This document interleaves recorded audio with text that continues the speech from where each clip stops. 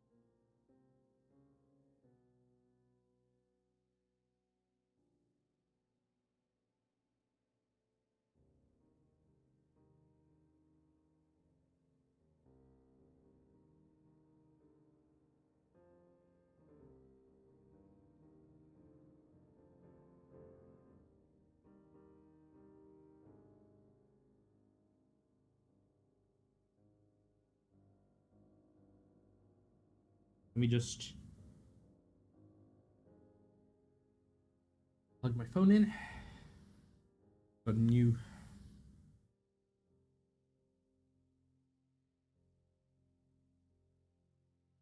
Here. Brain is hopefully not failing me right now. Lights are already on. But yeah, we're doing geometry nodes trees. We're not just doing normal trees. We're doing geonodes trees.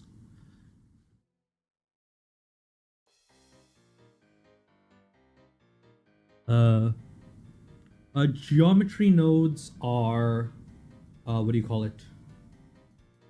Ooh, nice.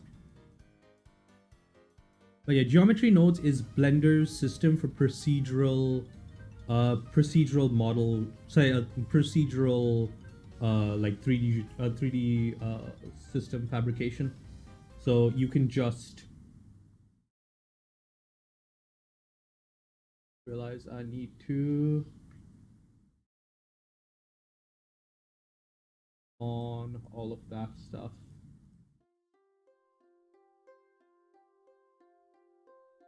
One second.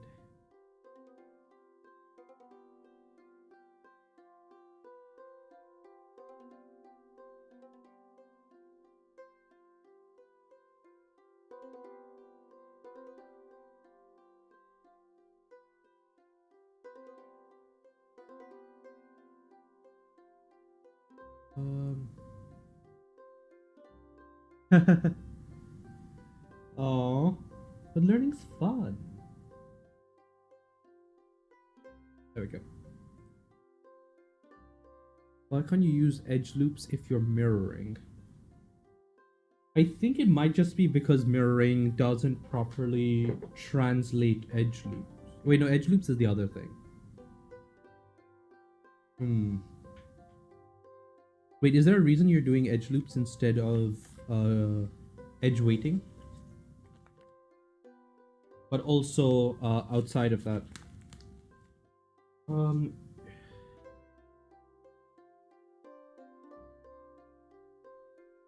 Let's say I take, I'm just gonna pull up Blender for a second.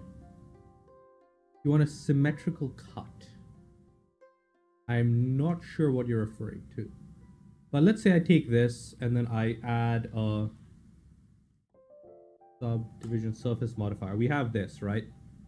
If I go into edit mode, and then I believe it's that in this, and then I can set edge crease.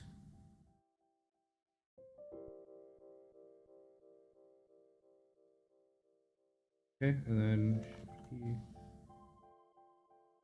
you can do that. Oh, okay.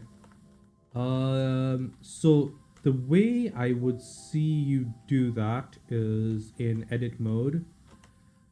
You would go here, and then you would say, I believe it's number of cuts, and then you do the, nope, that's not it. It is, yeah. factor. So yeah, this would be how you would do that. No worries. But yeah, we're doing trees in a little bit. Hopefully I'll be able to do a slightly better job than I did last time.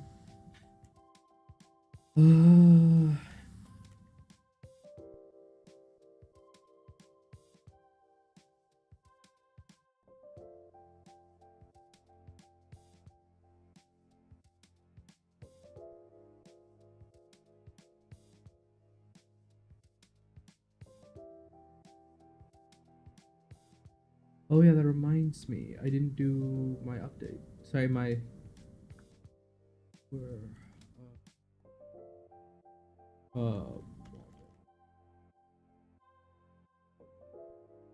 I forgot to do the thing. Second, so I can do the thing.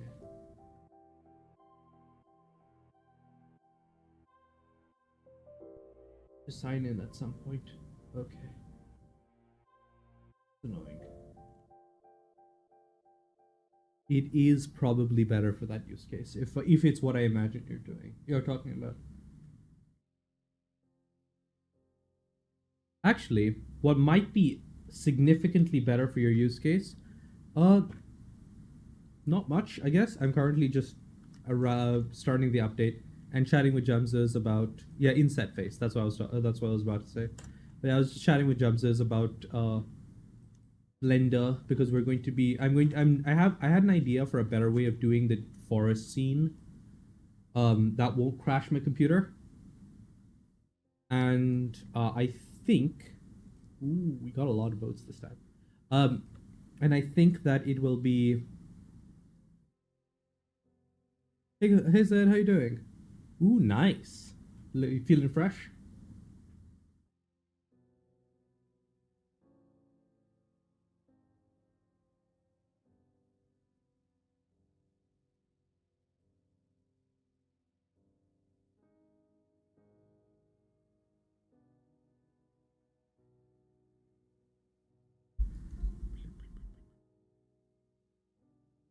No.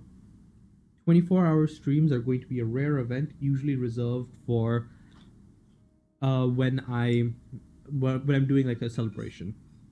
The winter solstice thing is say if I get a birthday for my next body, which I'm trying to aim for the spring equinox.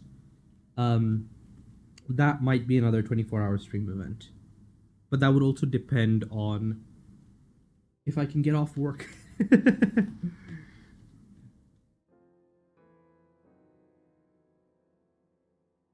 It does?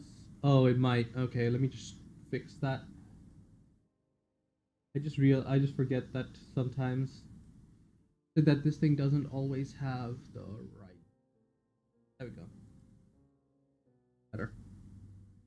Um, it does. The system does not always. So I switch to a different system for how I do how I start streams nowadays.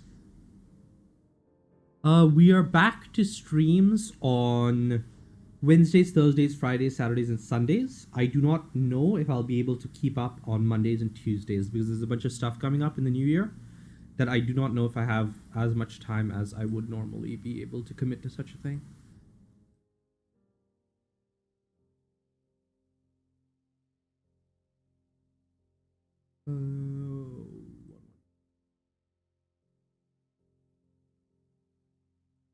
Oh yeah, that reminds that I should really update my. Uh, oh, that's really unfortunate. Okay, no, I need to deal with that.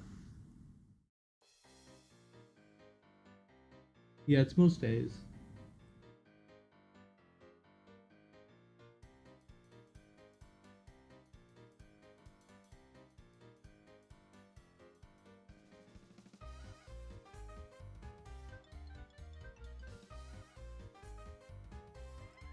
No, I need to log into Twitch again. It kicked me off, so I need to deal with that.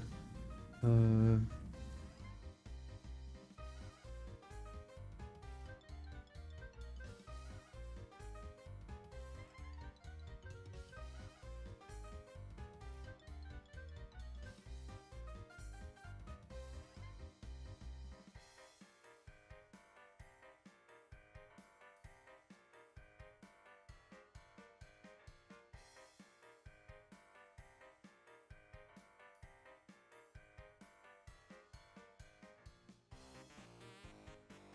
I have a far too long password for this. 1 second. I will be cardboard for a second while I check my password.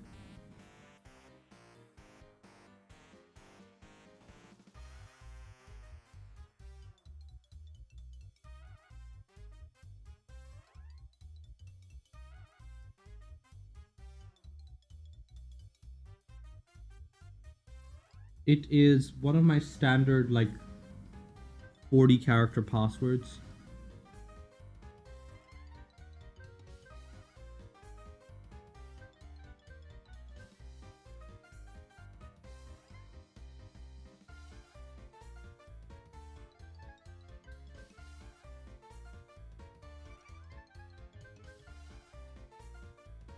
There we go. Now we need to off it.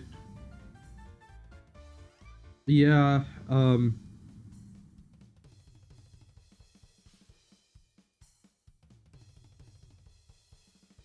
doing 2FA now. Well, I'm doing the first 2FA.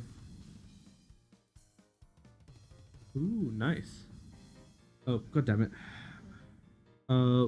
Like you said you're doing, you're interested in doing, YouTube. What the hell? Oh. Okay, give me a second. On read, apparently.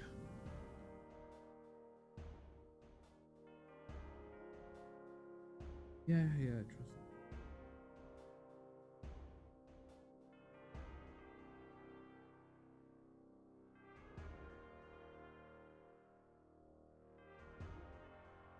Now I need to go into my other, more different 2FA.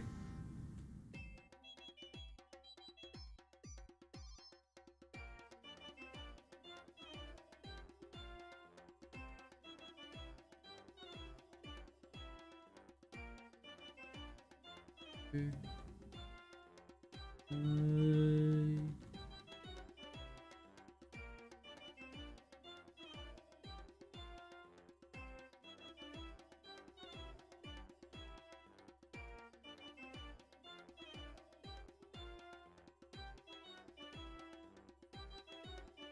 And there we go, logged in. Ooh. There we go, that's logged in, and I might as well also just quickly get this sorted.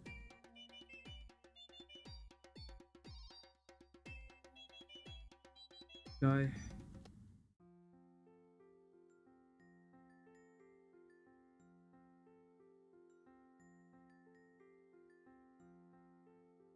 Good. Nice. Hey sis, how you doing? Oh gods. Drop that.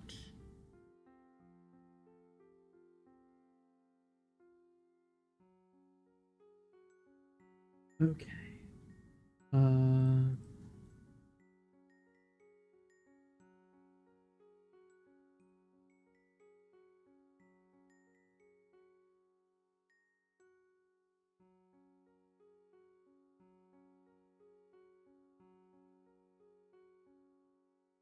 There we go. Nice.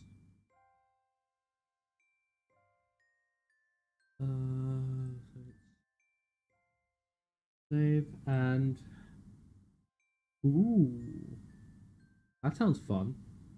I'm actually thinking of working on a new game starting early next month-ish, where based on some of the things I find problematic with, like, to kind of merge XCOM and Xenonauts a little bit, where you have the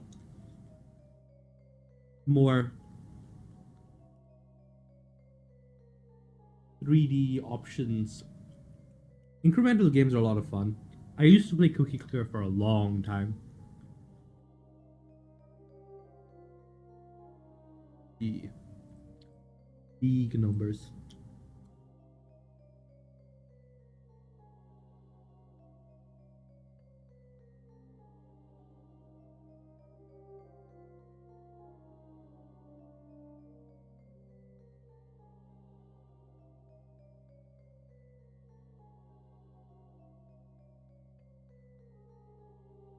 Okay. So the intention with this is to be basically a puppet that you can create. Ooh. Is it the orb? Are you pondering the orb?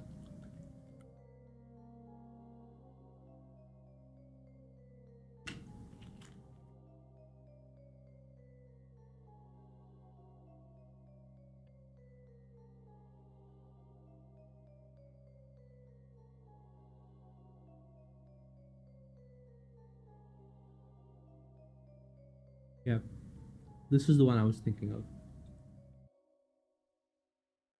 Would you like to ponder the orb with me?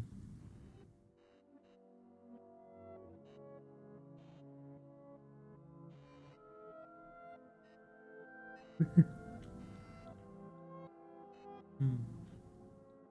But yeah, so this one is not a specific. This is a bird puppet that's intended to be animated through um wind magic.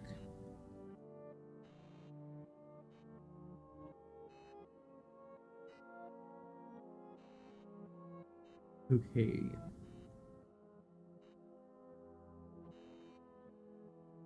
It's more of a training tool kind of thing. So each isn't. Ooh, will do.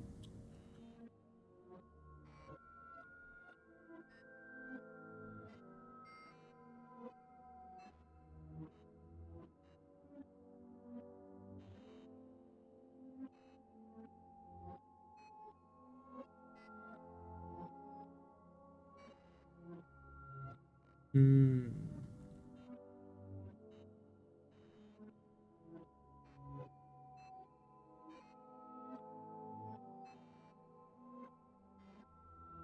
What happens if I just only break pots?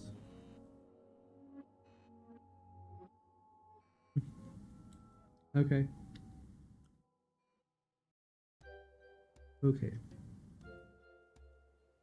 Okay.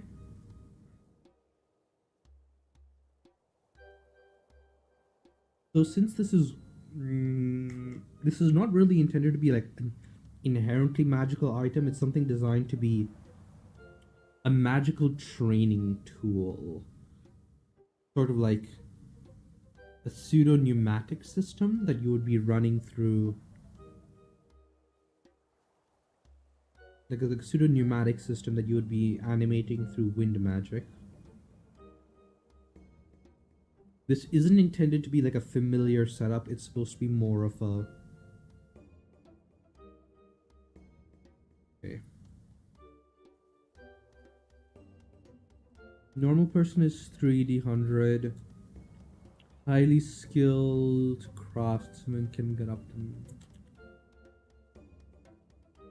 beyond the range of almost any craftsman. We'd want like a representative of a Karasumi buff.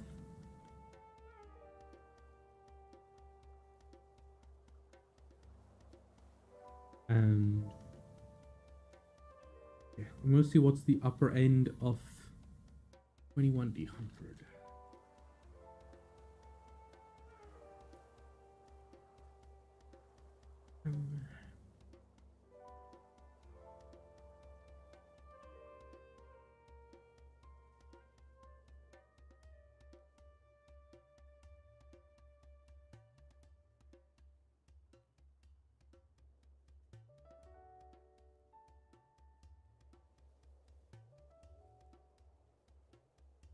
I'm gonna go.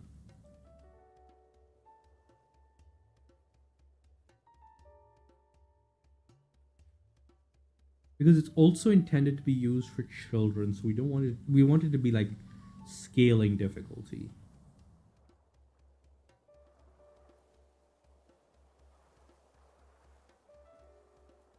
Okay. Let's get the construction buffs going.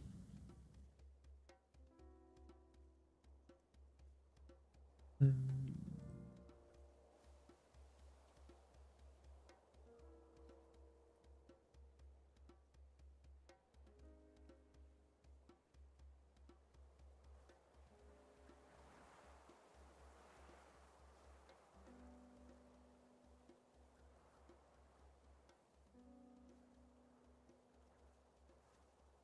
okay.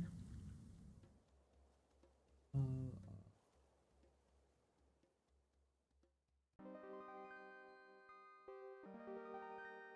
Oh, that reminds me. I logged into Twitch for a reason. I wanted to adjust my schedule.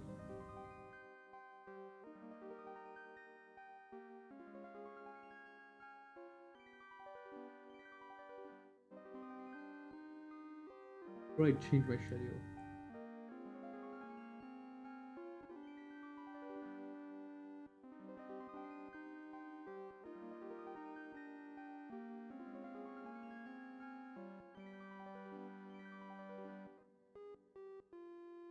There we go. I'm going to drop Monday and Tuesday. Everything else will stay. Okay, cool. I'm trying to treat this as a one and done kind of thing because I'm not expecting it to be the kind of thing that would be heavily, that would like explode in the same way that a normal research project would. This is something that you're creating as like a personal endeavor is how I see it. So I guess that won't, yeah. You're a really good crafter, so it is something that you can do, especially if you're not heavily worried about the magical aspect of it. You're just more concerned about the normal construction.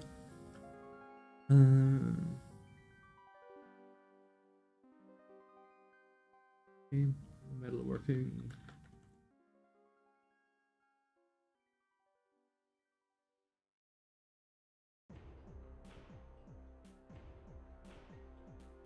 Wood carving. I'm going to say you still get fundamental magical theory, but it doesn't go past that.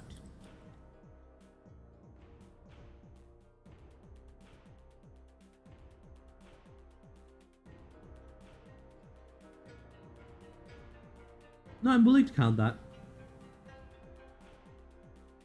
No, I'm willing to count that. This is the benefit of being here on stream. You get to adjust things, so you get to make arguments for including certain things like that. I'm saying you get win-focused research, and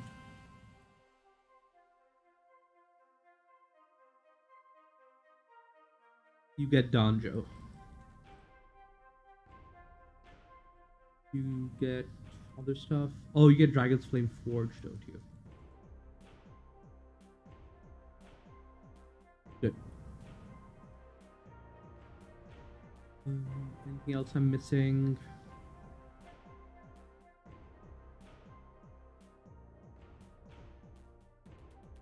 Oh, Yanjing. I forgot about Yanjing.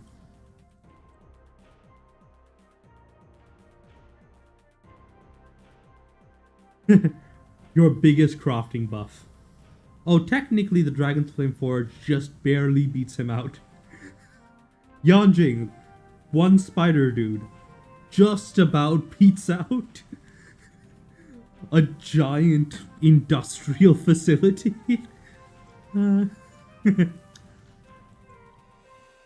He's just a little guy. Little guy can punch out a dragon.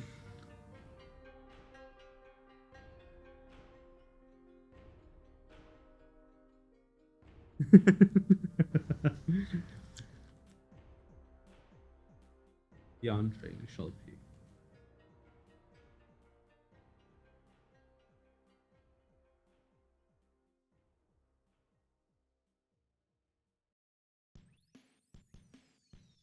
$47.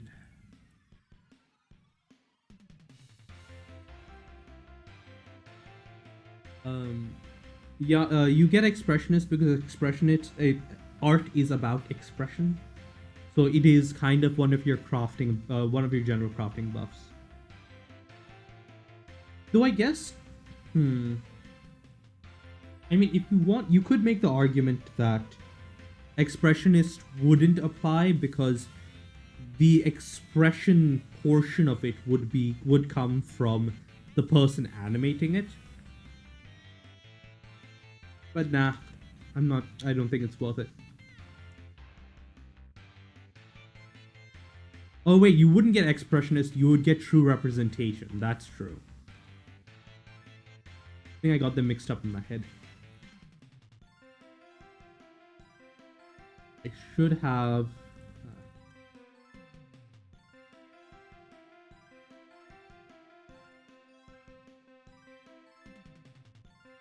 43. Yeah, so it says personal.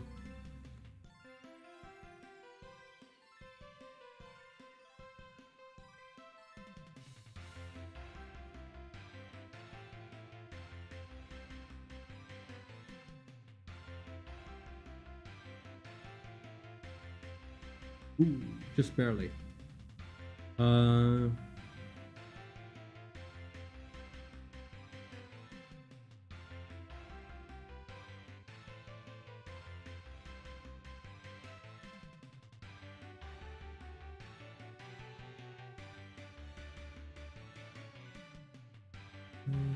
Fragments with me. I mean, you only just barely failed, so the outcome is just you didn't succeed, and you're almost guaranteed to succeed if you try again. But it just means that you have expended an action and gotten minimal reward. Yeah.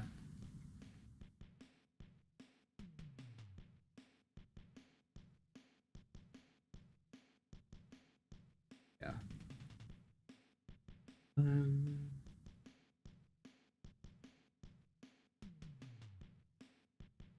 Political action is... Oh, it's the pigment exhibition. You know, yeah.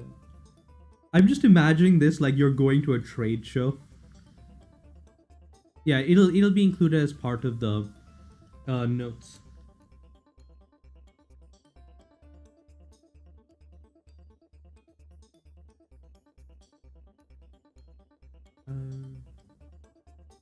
Where's the thingamajig?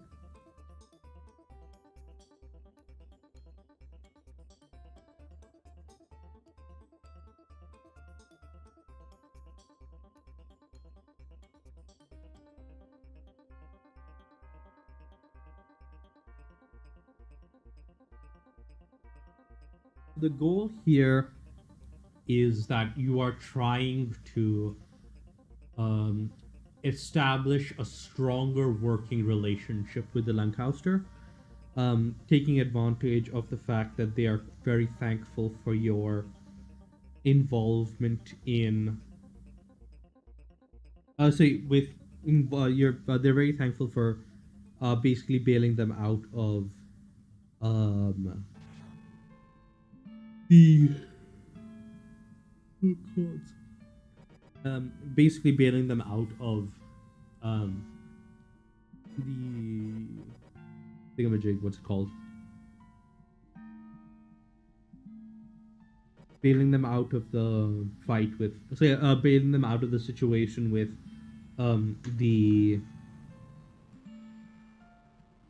it was the Sylph. This was the Sylph people. I don't remember. I forgot their name.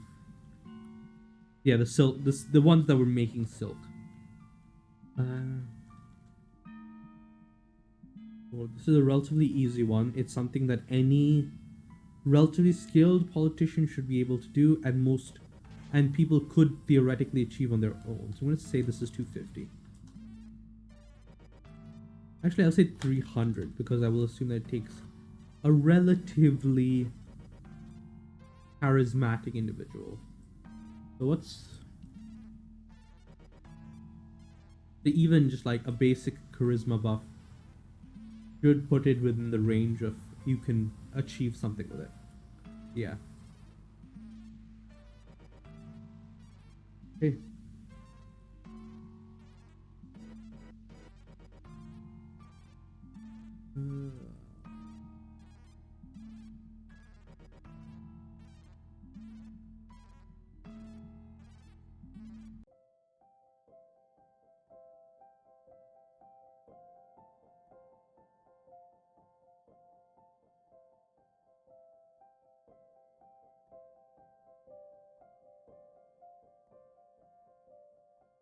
You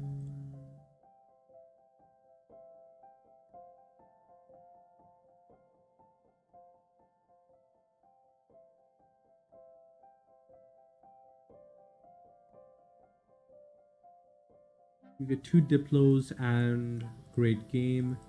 Actually, do you? No, you don't get Diplo. You just get Great Game. That's right, because you're not like in an active negotiation. Um,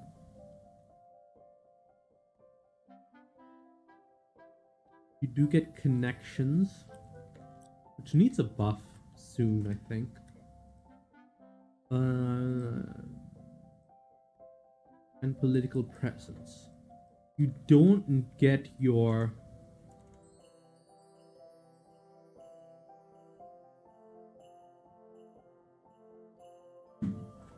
There is almost certainly a god of harmony and a god of conflict that would both be called upon in those situations.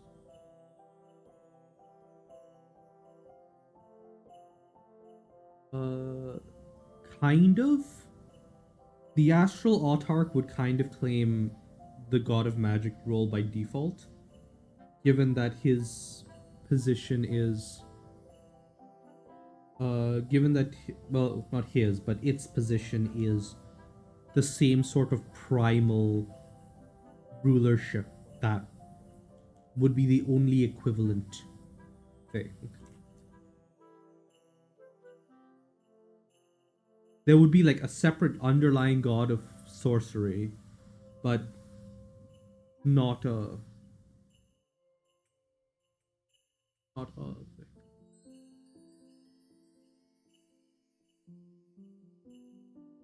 Okay.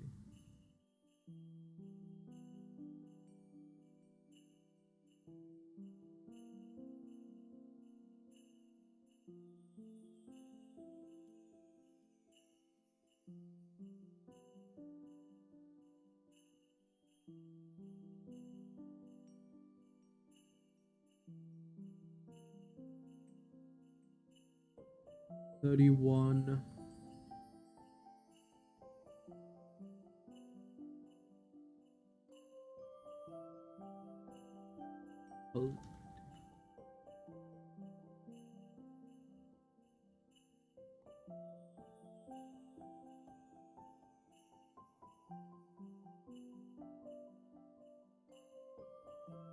And then we just have the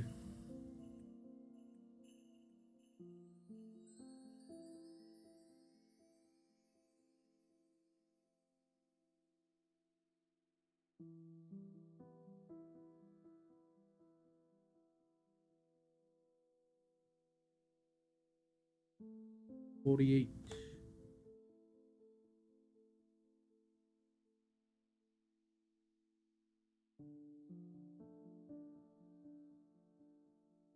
Got that.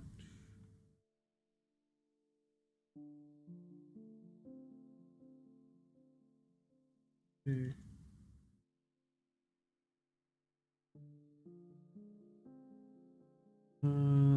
That's 29, so it pops up 30. And that is wrong, because I know the previous update had more progress. It was at 44 previously. So 44 plus 30 is 74. There we go.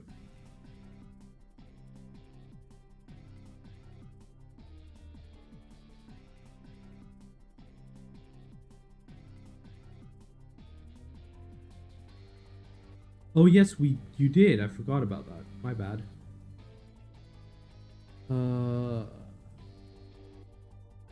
We should have enough dice for that later then. Give me a second so that I can undo this. So this is 44 again. We drop this back into the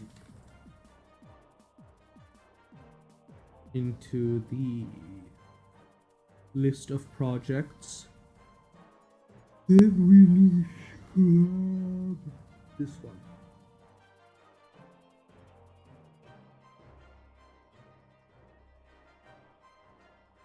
That is true. Okay, Earthscar Ravine is a more pressing matter.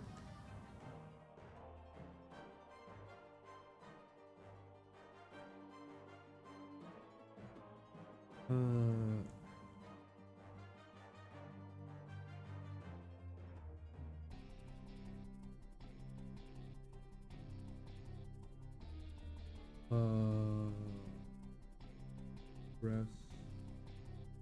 Zero auto.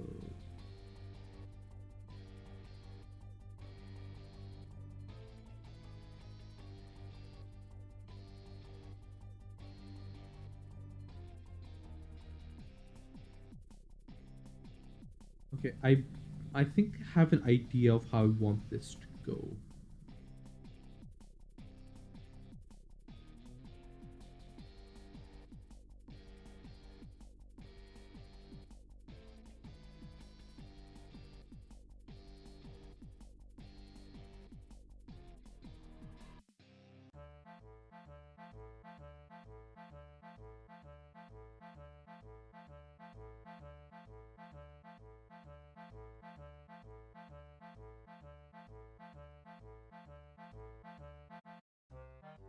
So what was the previous one?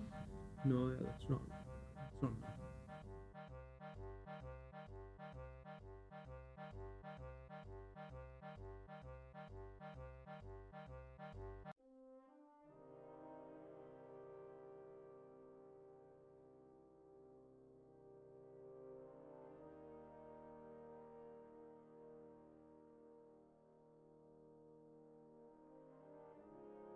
That's better.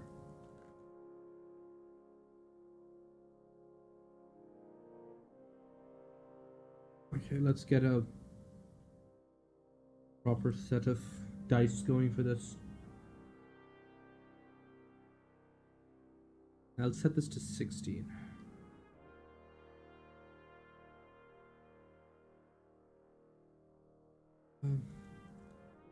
When investigating series of disappearances on the coast of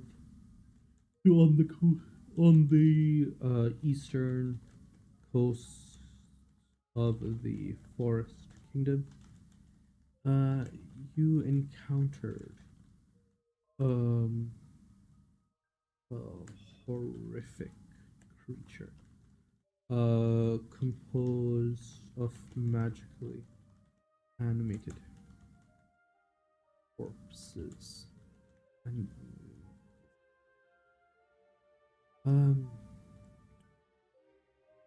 were eventually able to defeat it, but given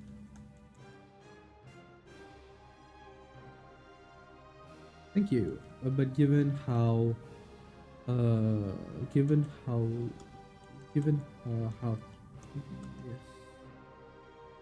yes, mysterious it is, and how little you know of it, suspect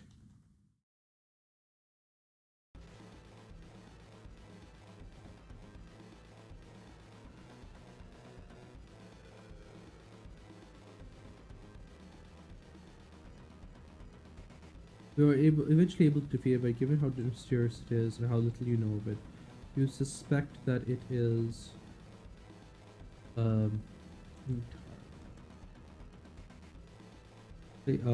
so you cannot um assume that not exactly. It is from the depths, but it is not specifically demon.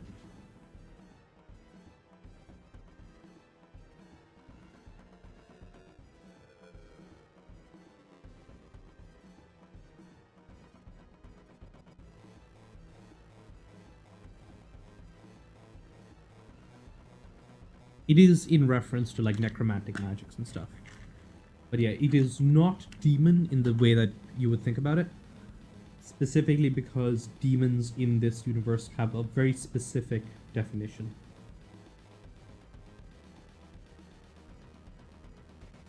Like we have the lesser shades that were summoned by the priest, which are specifically not underworldy, specifically not actually the souls of things that have passed. It's more like a magical facsimile of, like, specifically, if you aspect magic in the image of certain things, you can create something that has certain traits of being alive without actually being alive, and that's what's called a shade. Because it is an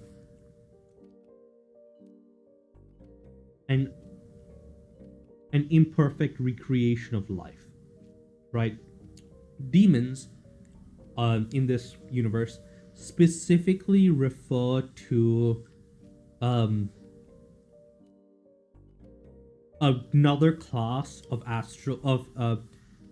ephemeral beings. I guess you can technically call them that.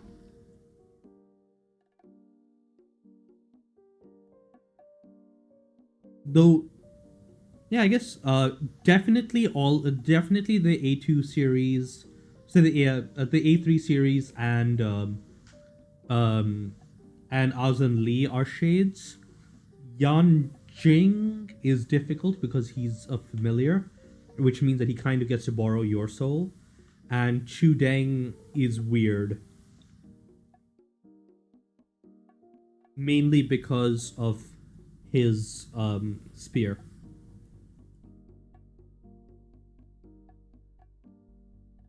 But yeah, demons refer to, like, just like gods are a natural, basically like an ephemeral animal. Chudeng is weird.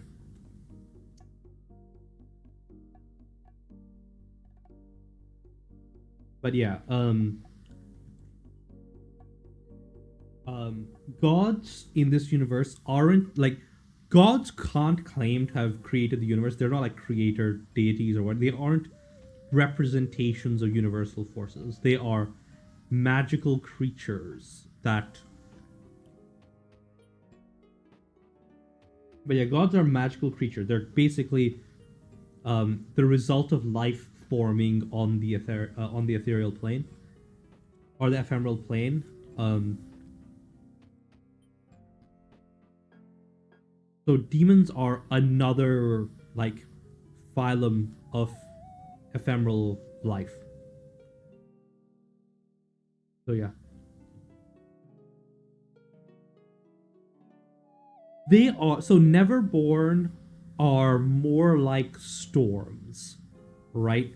They are self-perpetuating clusters of aligned magic. They can't be considered to be truly alive, in that really all they are is a sort of convergent series where there is a stable state in the ephemeral plane given certain configurations of aspected mana.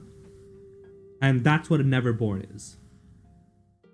A god is a life form that is composed of mana as opposed to being composed of matter. Does that make sense?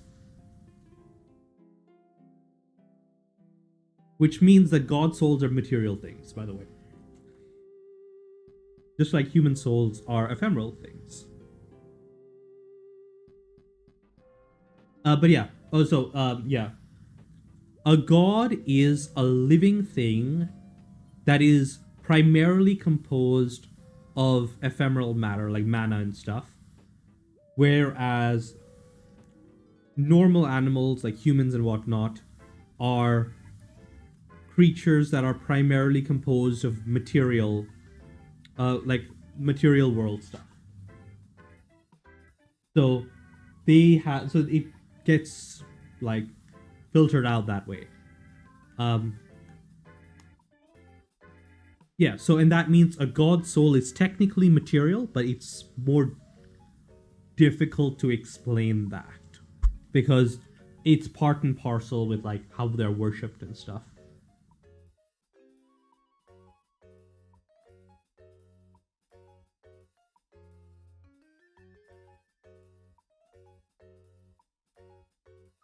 But yeah, a god soul exists on the material plane. And demons are another class of and demons are another class of ephemeral being. Just like humans and plants are two different classes of material beings, that's the situation with gods and demons.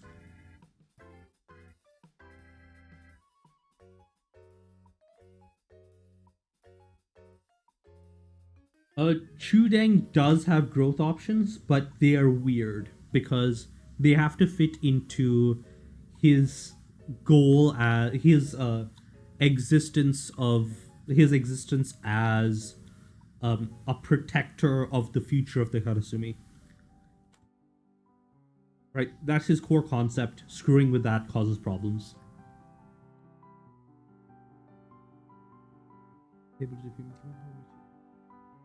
You know that you cannot assume that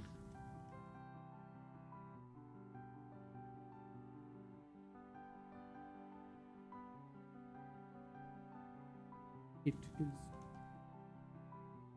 more that you mean the loss.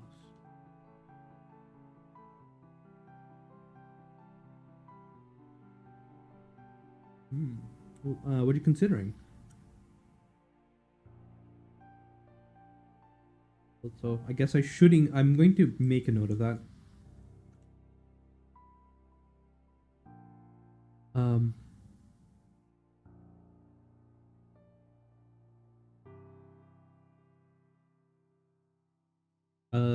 Notes on gods and stuff. Gods and demons are the other side of the coin from gods. They are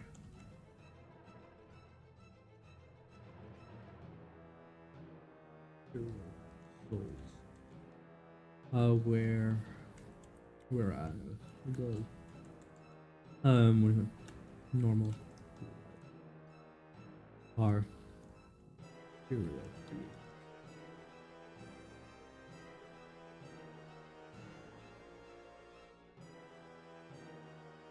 Also, shades are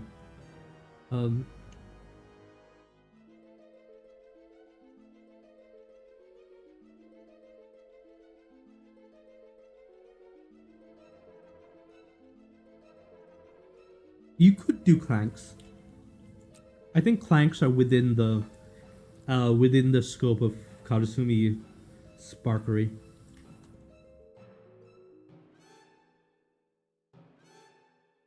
Those shades are of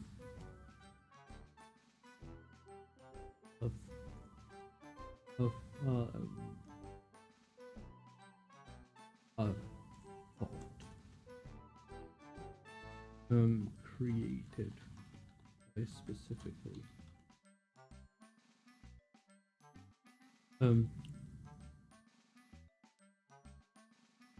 we got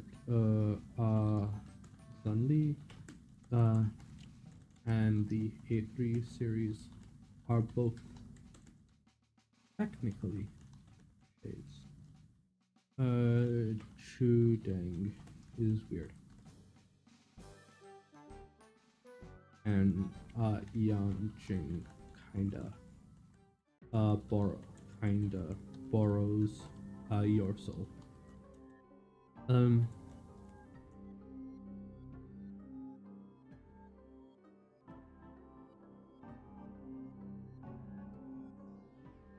So I'll add that to the lore thing later.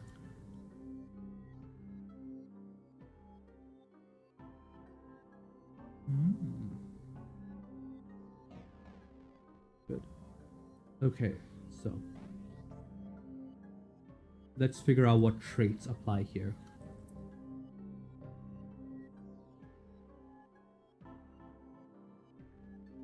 You definitely get that.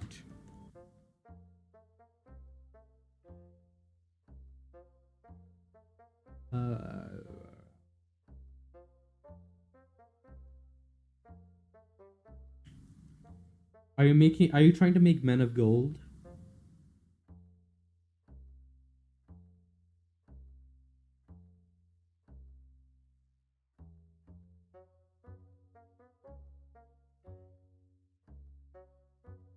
Have you heard the Warhammer theory that the Emperor is one of the um one of the Men of Gold that are spoken about in the um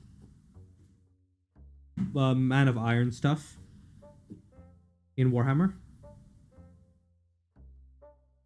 So there's this theory that because of how advanced uh, humanity got in the Dark Ages of Warhammer, their robotics technology was not like purely like engineering in the way we would think of robots. It was also like biomechanical and shit, right? And what what truly did them in was they created hyper advanced super soldiers that of which the Emperor is an example. And the combination, so, and this like advancement of psychic and say this like psychic and hyper biological shit made it vulnerable to chaos in a way that their previous advancements weren't. And that was what kicked off the end of the Dark Age of technology in Warhammer, because they created this hyper advanced next step in humanity that was able to be much more easily corrupted.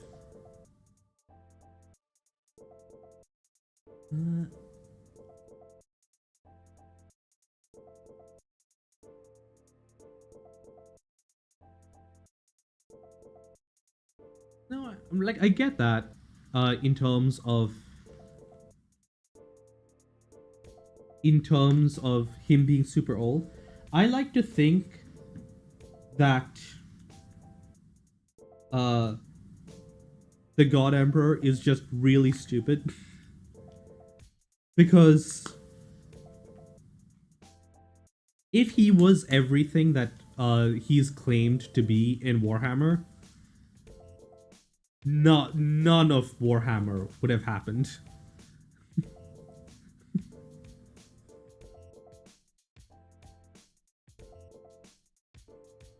Yeah. Hey Denny, how you doing? But yeah, my thoughts on the yeah, like those were I feel like the only reason he didn't keep Thunder Warriors was that they were too good. Right? Because they weren't designed in the same way as Astartes. And Astartes are, I think it like my understanding of why, like my theory on why he killed off the Thunder Warriors is that he wanted say the one theory that I kind of buy into, the what the thing that I buy into for that is the like Geom, whatever his face is, wanted to make a bunch of what do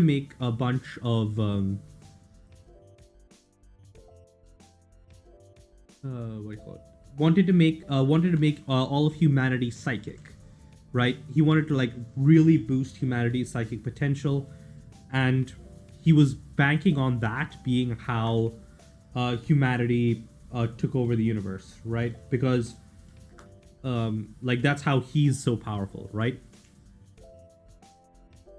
He's really powerful because he has psychic bullshit. So he says, "Okay, I'm going to I'm going to make all of humanity super psychically powerful, and that's how we're going to win Warhammer.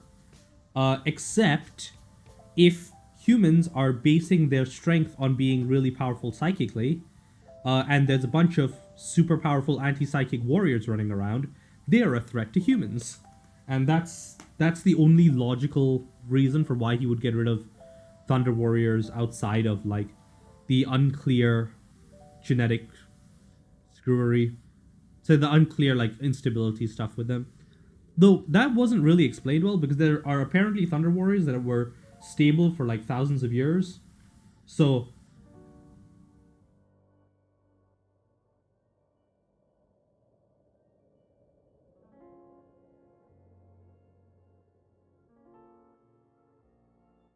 but yeah, my understanding is there were, say, the Thunder Warriors. The reason why Geom wouldn't keep the Thunder Warriors is because they're too big of a threat to his personal view on power, which makes it even more stupid.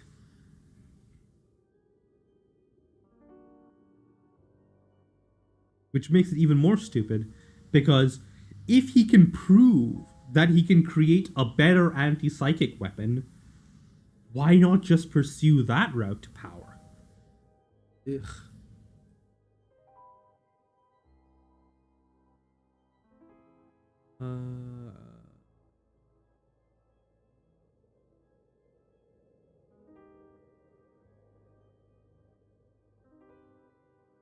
Yeah.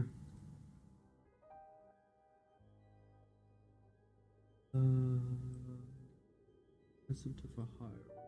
Not potion craft. Compounder would work. It does actually apply here. Oh, that would, like, imagine if he said, okay, fuck the warp, we're going to make every human into a blank. Well, not actually blanks, but into, like, a stable blank. Just friggin' nuke the warp.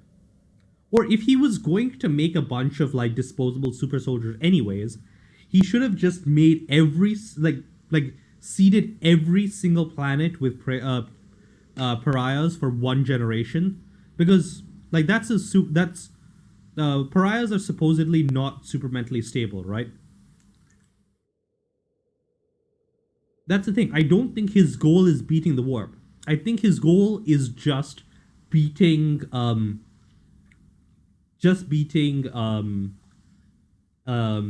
Chaos Gods. I think he likes the warp because he's got all the psychic powers and shit, right?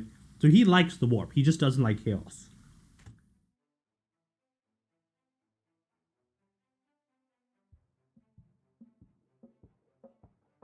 So yeah, they'd be a declining population for a while, but given how long 40k takes to go anyways, just, like, seed a bunch of pariahs on a few worlds, keep expanding the human imperium that way. Plus, it will also deal with the elves. Just think about how elves, who are, like, these pure psychic beings. Yeah. And the thing is, pariahs would also solve the orc problem, because orcs are only powerful because of psychic bullshit.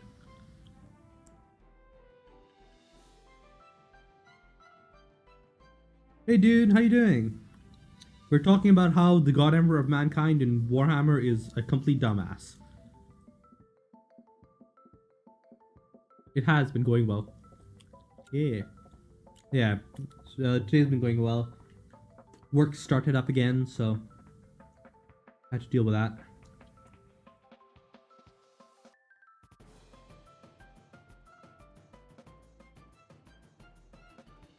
Dumbass.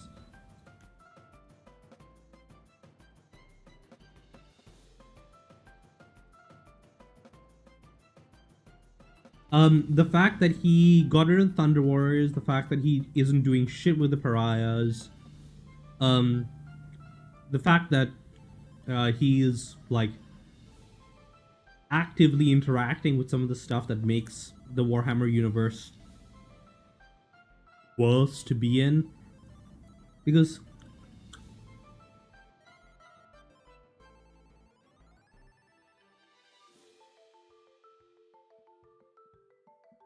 but think about this. If something can kill the emperor, right? If a chaos, say if a pariah can kill the emperor, they can kill any of the chaos gods. Because the god emperor of mankind is a chaos god. I don't care what anybody says about that. There is too much active faith and support going his way that there is no way that he cannot be considered a chaos god. Just just imagine a whole civilization of those guys.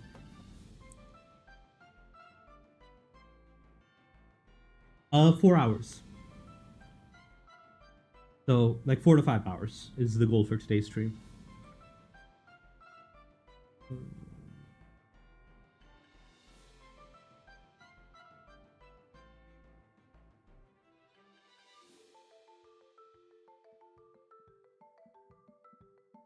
Wait, that is...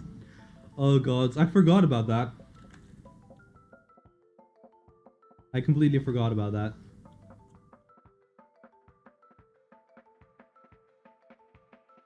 Hey Alan, how you doing?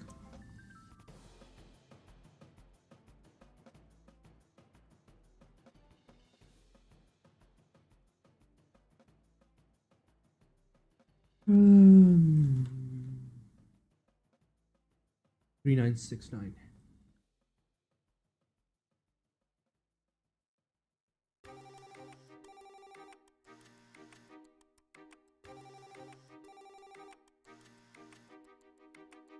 Hey. Oh wait, not 3969.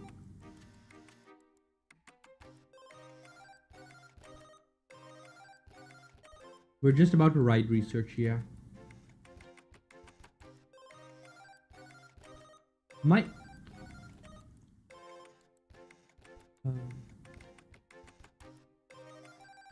okay, this is 36, so we can throw those two and then...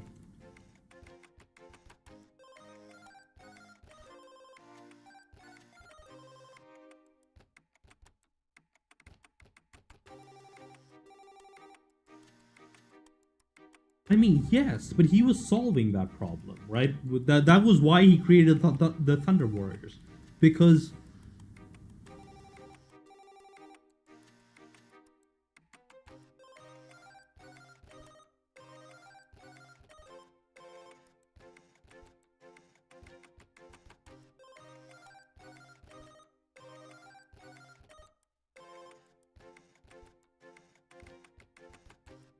it's like, you know, in how in every single sci-fi series there is like the precursor race that's the cause of every single problem.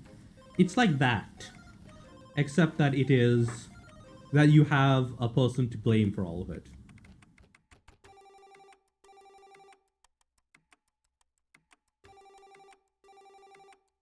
Yeah.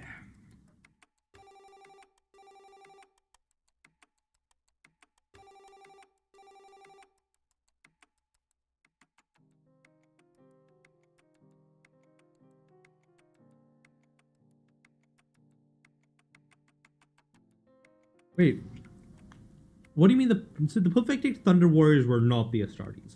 The Astartes were Thunder Warriors that didn't fuck with the war. Because, like, as far as I can tell, I don't remember which book it was referred to. But I believe it was stated somewhere that Jome wanted to make humans into a race of psychers like the elves, and the Thunder Warriors had one, like if you compared the Thunder Warriors to the Astartes, the Thunder Warriors would be better in every single category except that they have one thing that could be considered a flaw if you want to buy into the psychic tech tree, and that flaw is they fuck with the warp.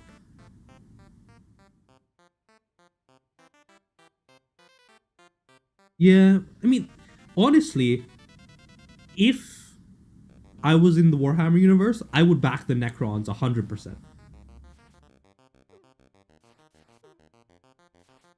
Right? I would 100% back the Necrons. I want them to put up their pillars of silence on every single planet. I want them to completely pacify the world. Right? I would love it if the Necrons completed their goals, because I think that is the best outcome for the 40k universe, because they're the group that wants to fuck over the warp the most.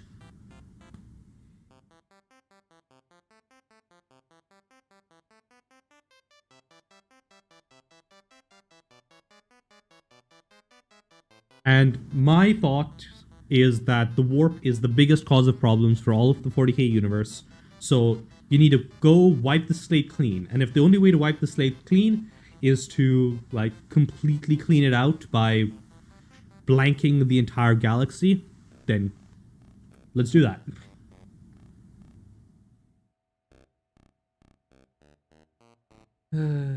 Yeah.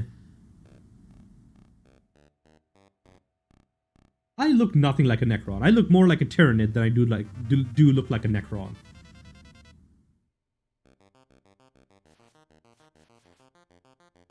Look, I'm perfectly supportive of cybernetic augmentation. That's fine. I'm just exploring biotech right now. The only reason that you say that I look like a Necron, I don't even look like a Necron. Necrons have dark, like, bone structures. I have way too many eyes and too many plant bits to be. Yeah, nah. I'm not even green. Necrons are all green. Tyranids are the ones that are covered. Tyranids are the ones that are covered in blood all the time.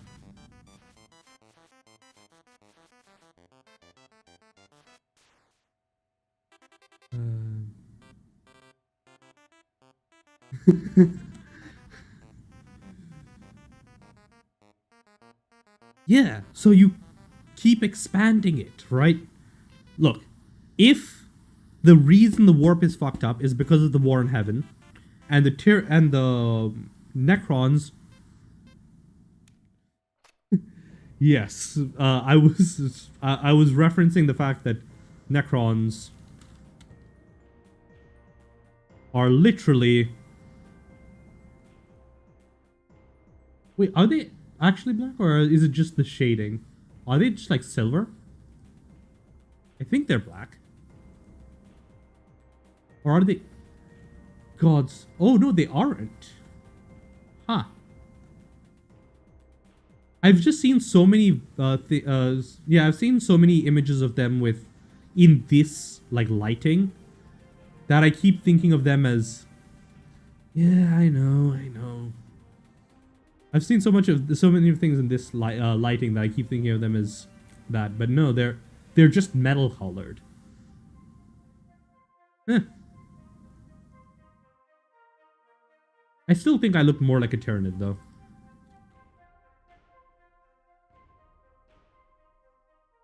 That's closer to my color scheme than the Necrons.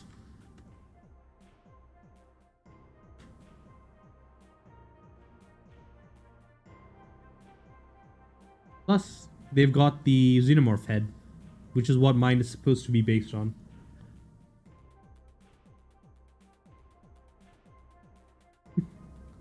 Yes. But I am a devourer of birthdays. I shall steal all of your birthdays. Okay, let's write the let's get into the text. You get stuck. Oh, turning. Yes, now you will be stuck at.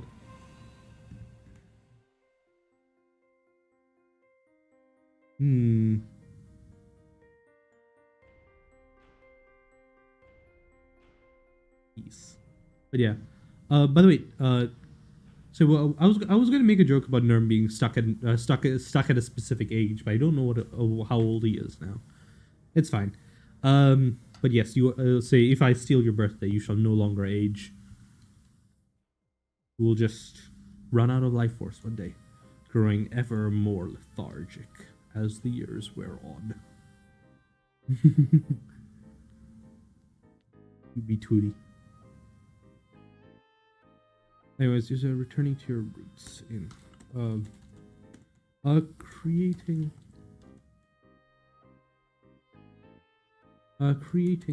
something without magic. Say creating that you aren't enchanted. Doesn't actually come as easily to you as it once did. You have worked so much magic in your day. Yeah. Okay.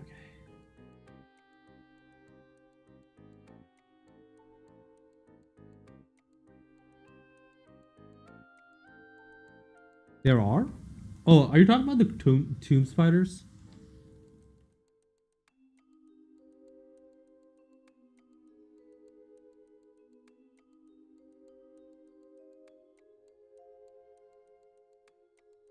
These guys? I mean, they've got a lot of eyes, but I think that's the only comparison.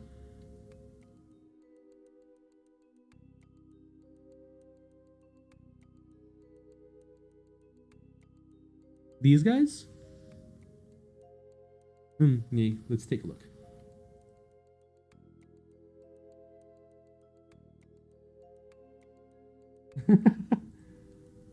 Oh. Yes, I'm afraid that I did indeed go to Prague. I left you a message, Gnome.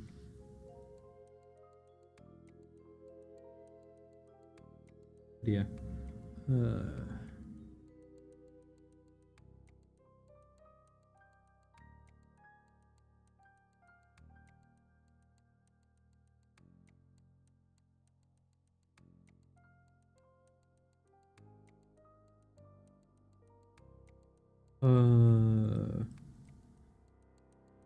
You have so much magic in your day that you... Oh, let's see.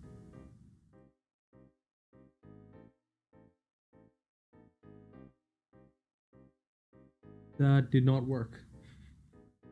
Okay. Returning fundamental is unmeditated. Your design is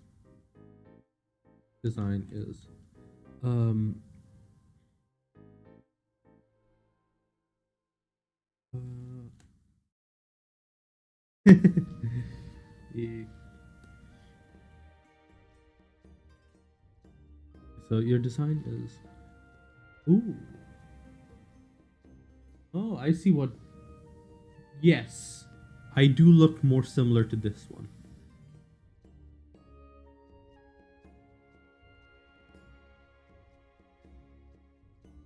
I do see the resemblance.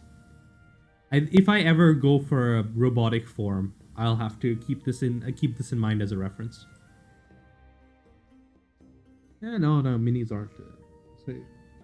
I refuse to touch any official Games Workshop's minis. I will only ever 3D print my minis.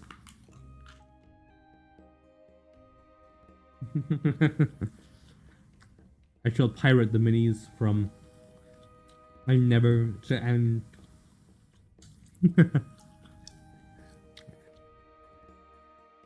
Okay. The thing is... Yes, I shall never give in to Warhammer 401k. I shall have the knockoff. Warhammer 4K.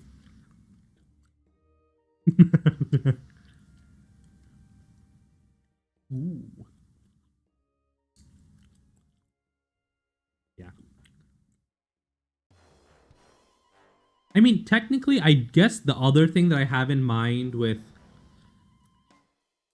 um have in common with Necrons from Warhammer is that my lore does explicitly say that I'm undead.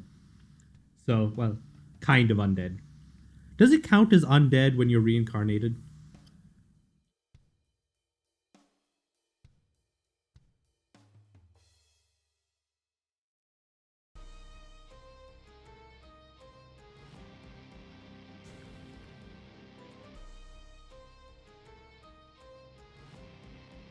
So I guess it would depend on if like reincarnation into a custom built body is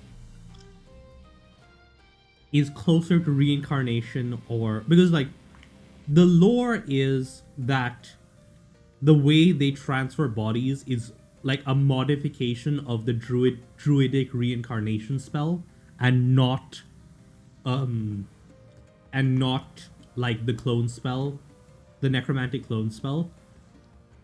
Like it's like a hybrid between those two, right?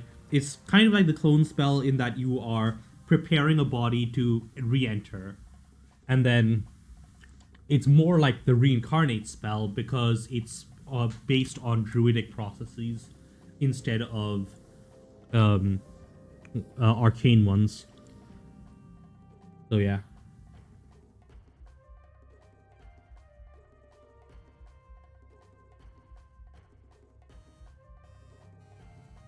But yeah, from a race that basically got into resleeving so early that they forgot what their race is supposed to look like. Yeah.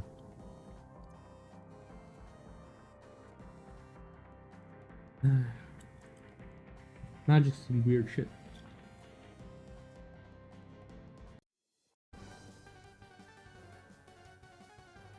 Hmm. I was a floating skull for a while there, though. Actually, do I still have my old floating skull? Um, like PNG? Give me a second. I'm gonna see if I still have it.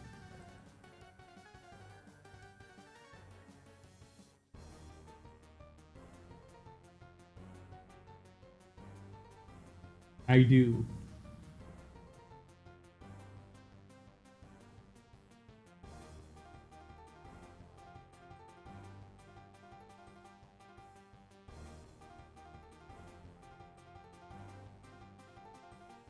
I'm gonna hide my model.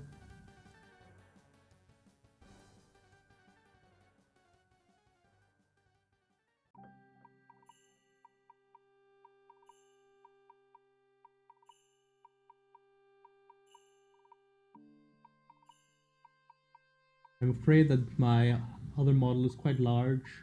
So my PNG tuber thing is quite large. So yeah, that's me. This is what I looked like for about 2 months, I think, before I figured out how to switch back to my main model.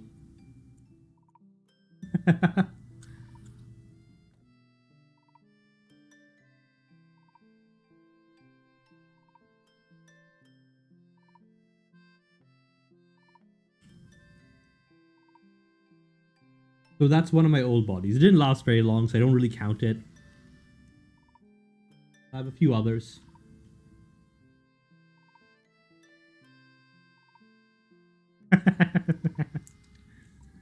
Yeah. That body was a bit of a derp. Uh,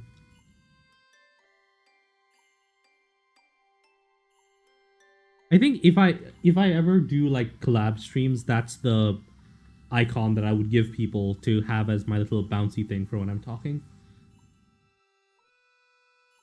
I still have it like lying around, so why not? Returning fundamentals is a meditative experience. Your design is deceptively simple. Oh, with link. Wooden bird that has articulated, so that has hinged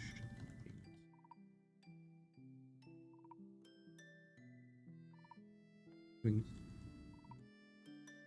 articulated neck.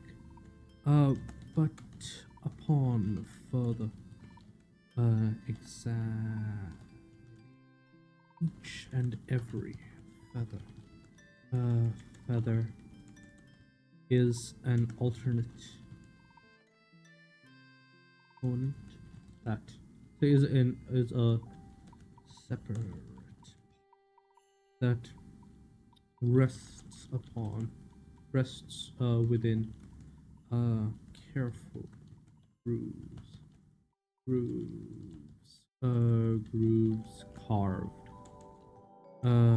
into the main body of the puppet.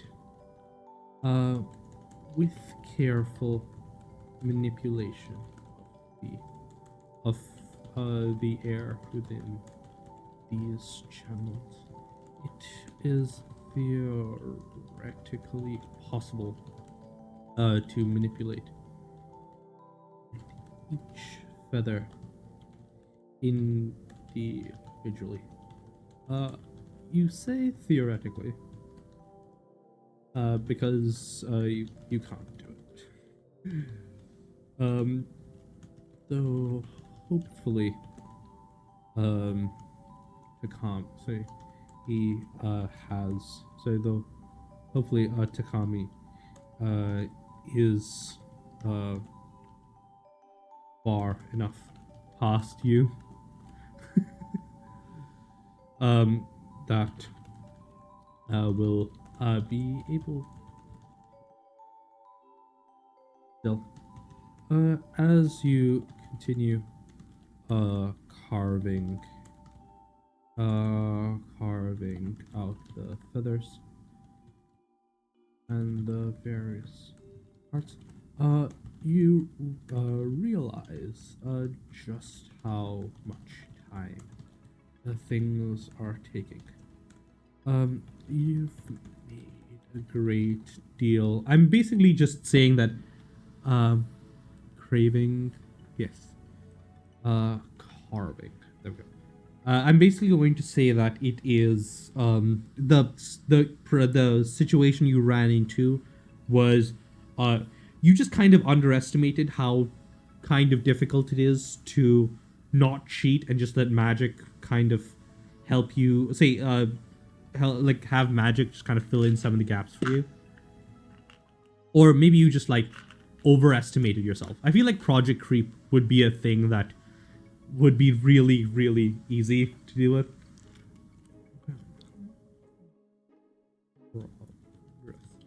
But once decided to make every feather table particularly you project kind of blew up on you. You caught most of the way there. With feathers down, with both the wings carrying. Say fully feathered, and the main flight feathers for the tail, but you still need progress up to say complete rest body. Thankfully, the task isn't particularly just consuming.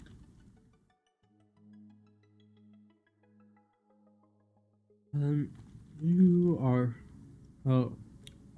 dragged away your by Takami when she finds you still in your workshop when you are supposed to be on the way.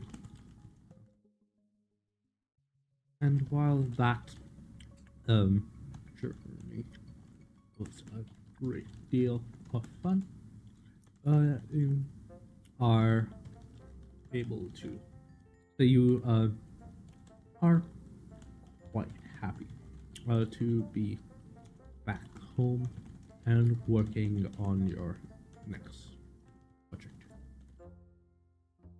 We're working and in your workshop once more. Finish up the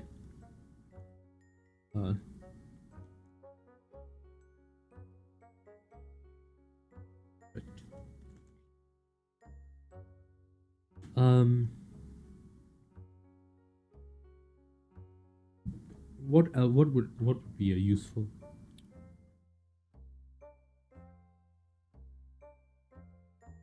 personal greenhouses?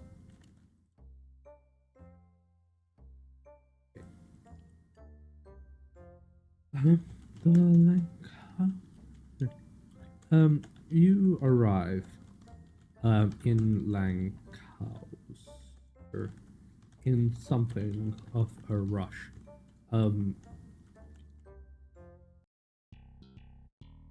Takami had to drag you here last minute since you got lost in your and missed your scheduled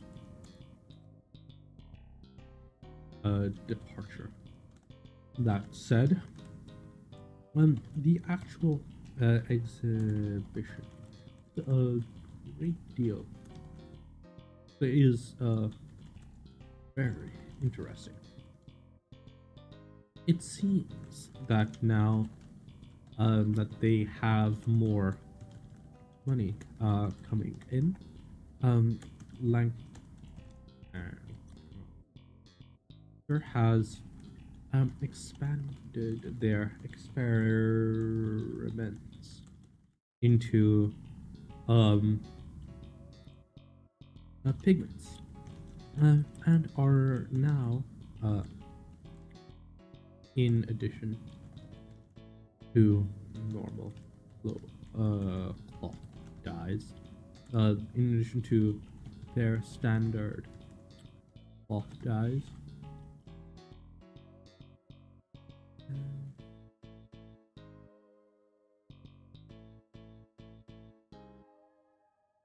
yes.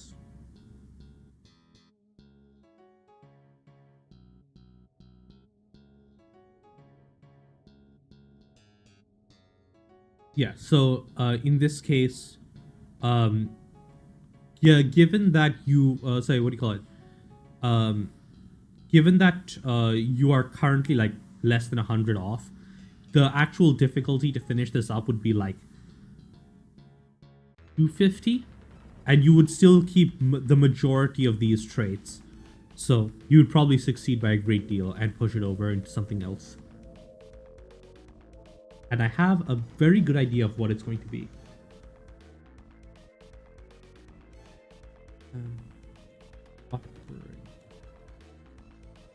Offering a number. Ceramic glazes. And offering a number of ceramic glazes and some of which are quite interesting. Some of which are quite unique. In particular, it seems that they have been in contact with some of the more wide-ranging gatherer plans.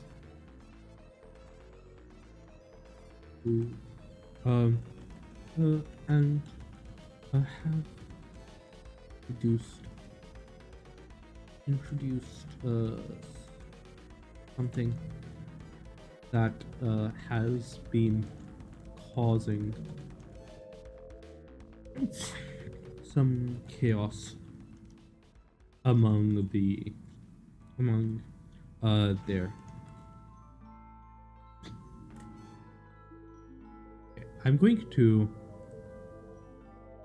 plan cow.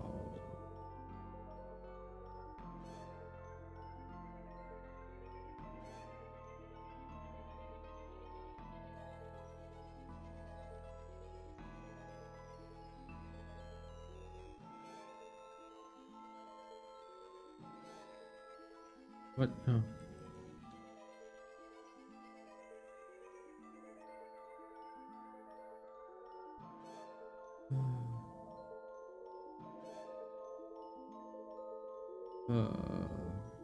Still country. That's right. Hey, Jumses. Yeah, we're making some progress on the update. Yeah.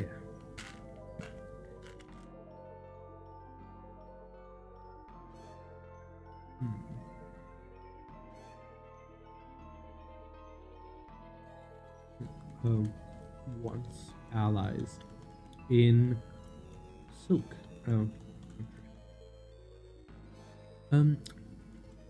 Apparently, they were able to breed an entirely mundane species of flax that will incorporate dyes into their fibers, depending on what they're if they are dosed with them while they grow. The result is a fascinating new material that has much unparalleled color softness and are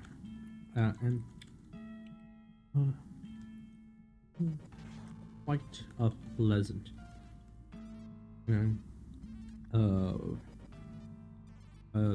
texture. Besides, not quite as smooth as silk, but still very still capable of achieving a fine satin.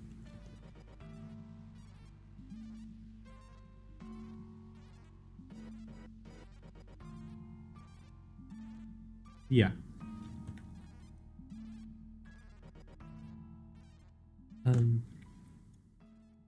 It is still something of a specialty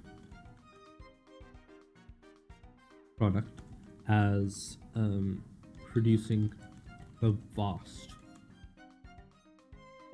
quantities of pigment needed to infuse the soil is quite expensive, but apparently, as the fields become saturated with the dye, future crops will need less dye during their lifetimes.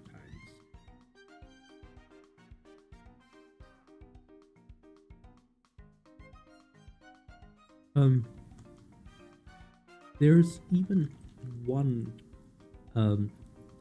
there's even a dark purple blue, dark indigo.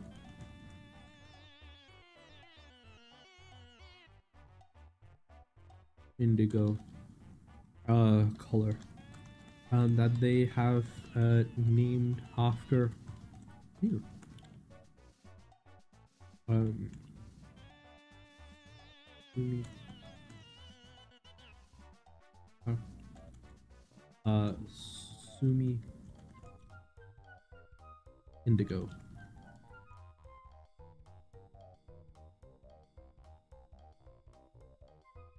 Yes, they are making already dyed plant fibers that produce so the thing is, it is very expensive to start up, and it is only their recent successes and their huge pigment infrastructure that allows them to do it. But they have produced but it the only reason say but yeah, they've created a um, say um your family. It's not actually. It's currently not cheap. It will get cheap, but well, it'll get cheaper than the other options. It'll still be expensive because you still need to source some amount of the dyes. But your found is um, first batch as of present for distance.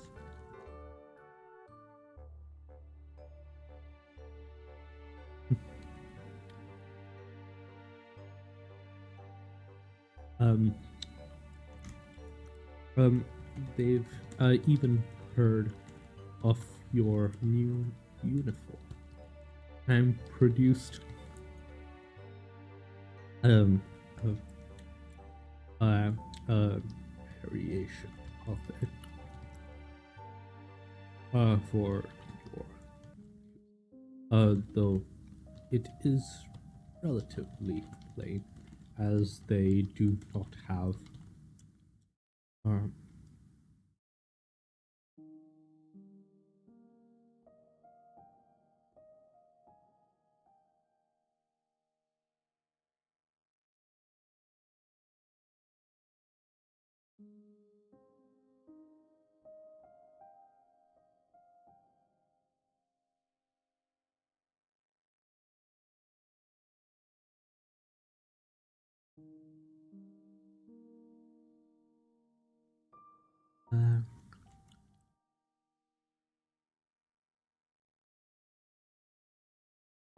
uh, the Lancaster named Sumi Indigo after one of a series colored flax derivatives that they can make pseudo silk satin cloth. Oh, please share because I'm kind of trying to remember what a good political action would be.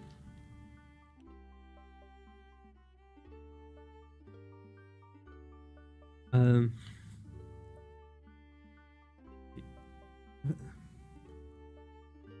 um, offer a joint project with the in order assist in the production. Die. Okay.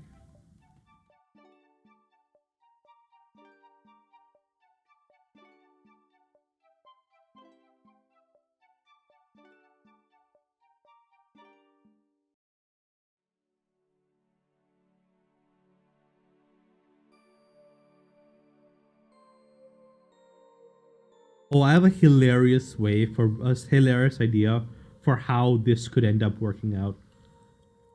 It will be so much bullshit.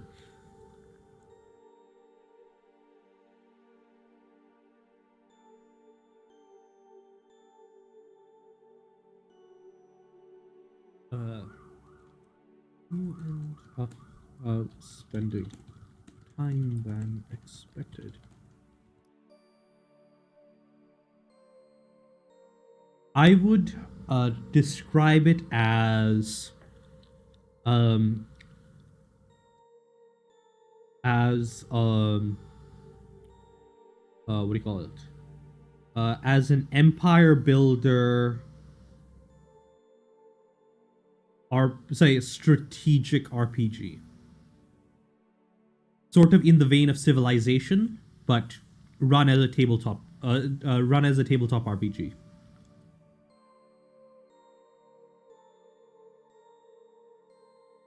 What time did it expect?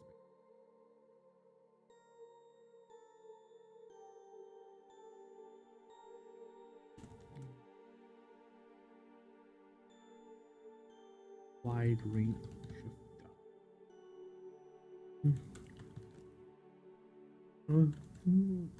also have a chance to see their own advancements in creativity. They're not full artisans. Are impressive.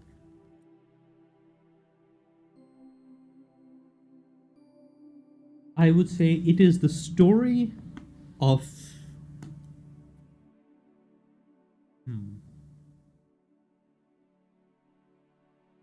I would say that, like, the thing about it is, whenever I want to describe the story of MCQ, it describes part of the story that hasn't happened yet. Because at some point we are going to progress from Tsukachi to Tsukachi's heir. We are at one point going to lose this character sheet, and we're going to get whatever the next heir of the Karasumi is. We're going to get their character sheet. So at some point we're going to at that point we will have the completed story.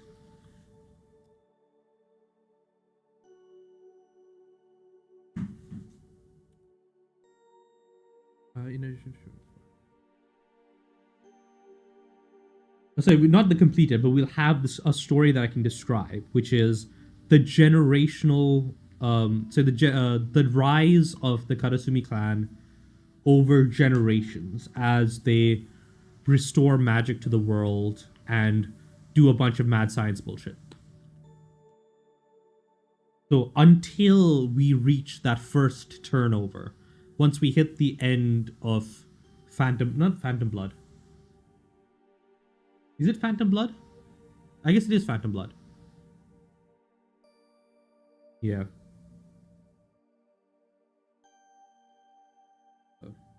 Oh, quite impressive. Let's go.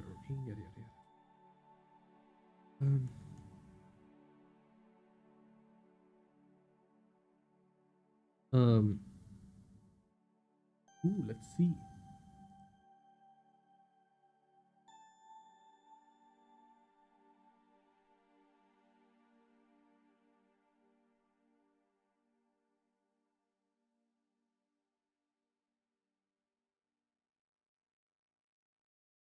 Okay. Ooh, nice. Are you doing a um, similar like Power Rangers style thing where you're going with like a different, uh, we're like a different team of people with unique powers and stuff? Yeah. They're going like part Power Rangers, part like a mini mecha, like bio armor Guyver. Is that right? Bio armor. Say bio booster armor Guyver. Have you heard of this?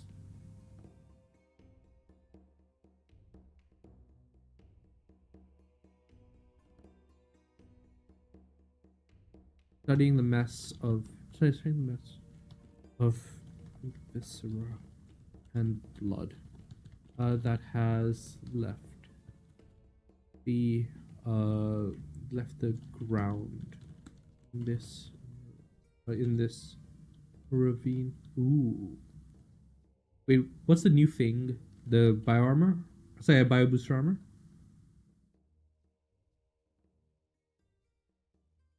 Ground. So left the ground in the ravine. Marshy. You can. Yeah. I don't actually know much about it. The only reason I know about bio booster is that I used to run a quest a long time ago, back when I was even worse at running quests. Right? So, if I go into, I believe it was a quest. Yeah, it was Rise of the Towery. Oh god, you can see how many times I've tried to do stuff and it's just not great. But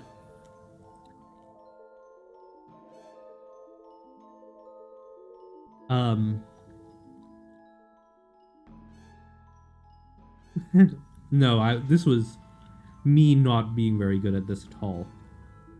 But oh, it wasn't even Rise of the Tower, it was before that. Where is it? Was it on SB?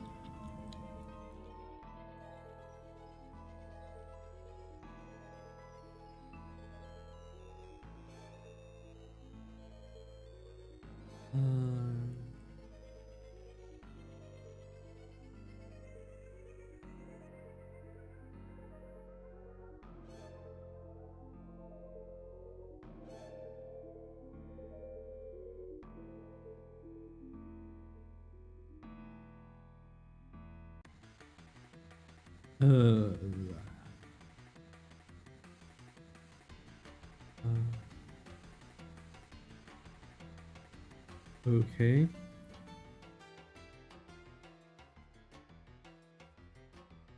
Where is the...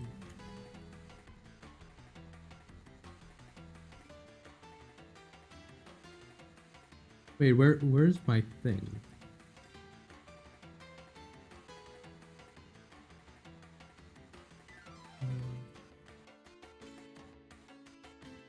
I know I ran it for a while.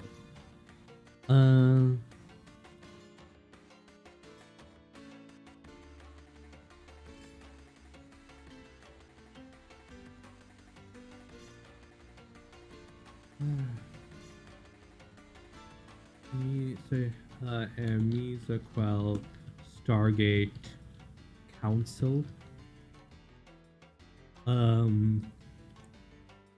Spacebattles. I think it was Spacebattles.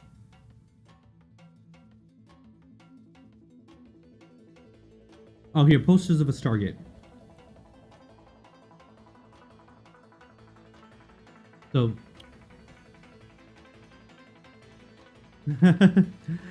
but yeah, posters of a Stargate was... it was like a council story where someone, I believe, grabbed a Guyver suit. Oh, was it not from here? I don't remember where it was then, but someone grabbed a Guyver suit in a quest that I was either running or playing a part in, and that was how that's how I remember it.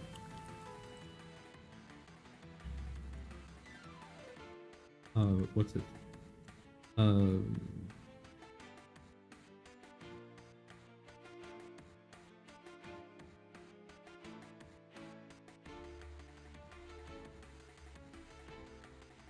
But yeah.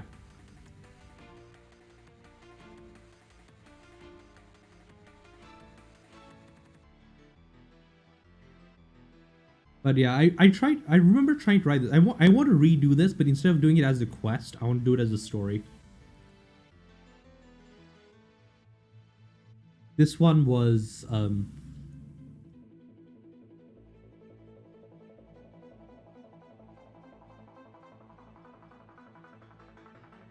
this is like where I did like my early version of Stargate but not stupid.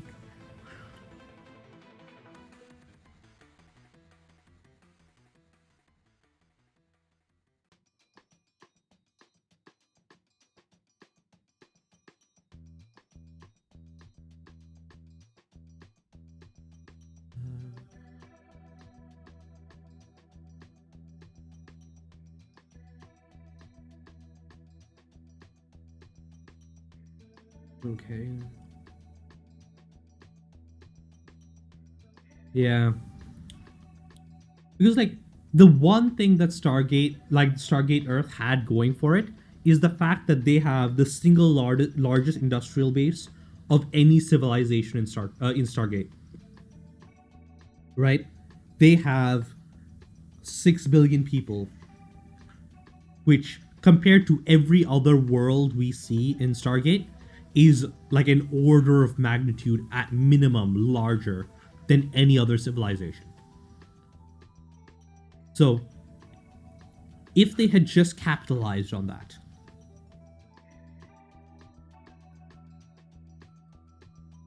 like they would have gone, it would have been such a different story. But no, we need to do secret government experiments where it's only the USA. Studying the mess of viscera and blood that has left the ground marshy. You start to so you start to you try and compare it with the composition of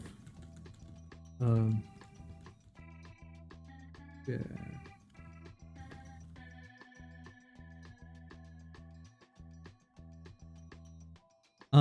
So the Asgard technically have a better industrial base than Earth, but only because they have basically replicator technology plus teleporter technology.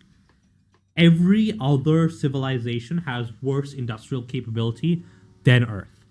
Even the Goa'uld, like unless you count all the Goa'uld together as one faction, which you really shouldn't, Earth still has better industrial capability because they have more technical skill, they have more people, and with even minor improvements to their tech base, like just have them capture some death gliders or whatever, they would immediately surpass anyone that isn't like one of the great ancient races. The Asgard are the only people who could beat them, and that's just because their tech has gotten to the point that they have functionally infinite resources. Because they have like teleporters with the ability to reconfigure matter in transport is their industrial base. That is their entire industrial base.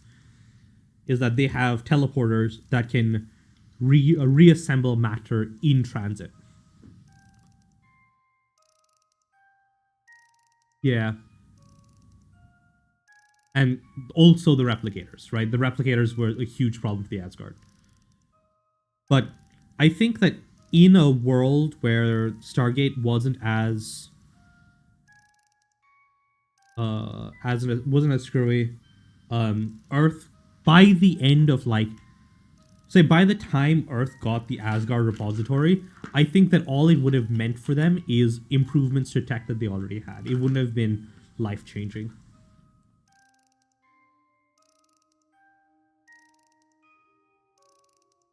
Mass.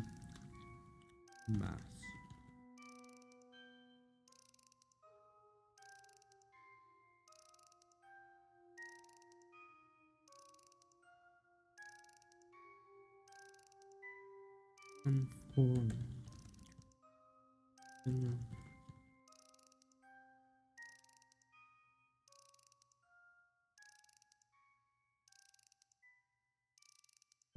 Without I would say without some force. Preserve what?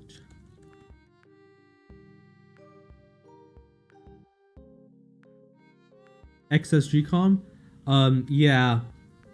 That had a difference in the sense that they had XCOM be the international support that Stargate needed, but if you really think about it, ignore any concepts of like any masquerade. The entire Earth, all 6 billion people, know about aliens, and the tech isn't being researched by like a small group of scientists who are really good but are only able say on that, but they're only like a few thousand of them, right? You have the millions of scientists that are available across the entirety of humanity. That would that is the kind of industrial capability that I'm saying in that is Earth's true strength in Stargate, and the strength that they never use. Because they just have manpower that no other civilization has. The Tolan have jack shit. The Ashen, they technically have a large enough population, but they still have jack shit. Like, compared to Earth, they have jack shit. I think the Hebrideans might technically have like a few million people, but I believe they are also like described as not that huge. But no, Earth with say Earth being able to turn like the full globe's worth of manpower towards the problem of Stargate. Yeah, Earth just has. They have all the dudes. They can send dudes for the rest of. They can send dudes to stand up to literally anything else.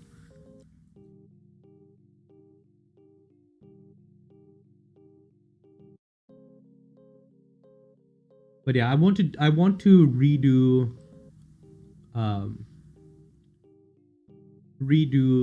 that version of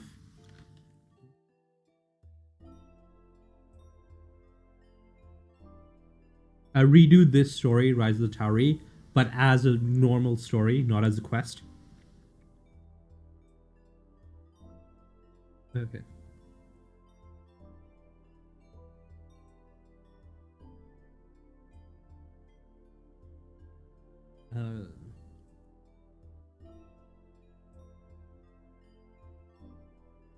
But yeah.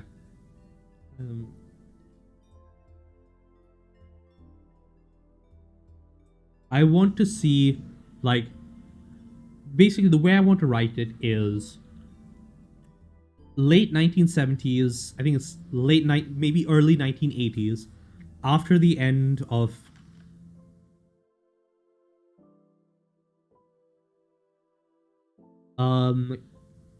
it depends. So Mach 1 has a benefit of Mach 1 has a certain mystical component to it because it is the speed of sound, right? And that is important. It is magically important. I believe that with enhancement, she would be past Mach 1, but it gets a little screwy.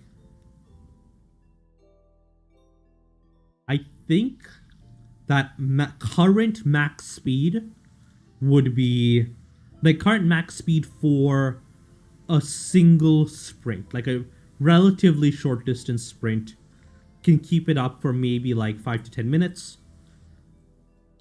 Mach 1.2.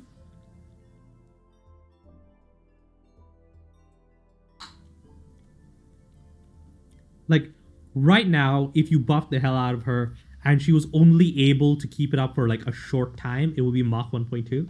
But any sort of long-term running, she is still definitely subsonic.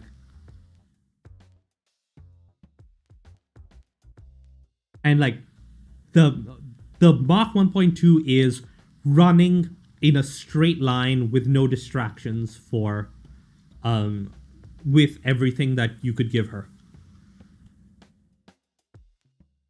Actually, she wouldn't even be running. She would have to be no, she wouldn't she would have to be running. She can't fly at that speed.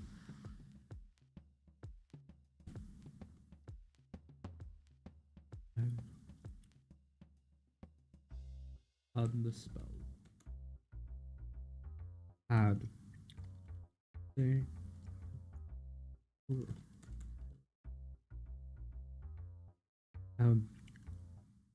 Even as you try and compose.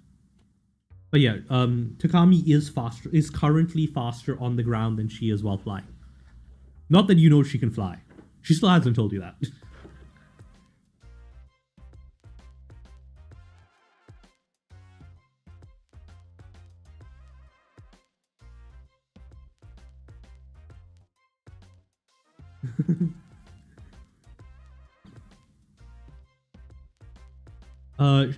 I think she'd probably need sound magic would work, but it would keep her at Mach speeds. She would need like some sort of pure speed magic in order to have something that would bypass normal speed limitations.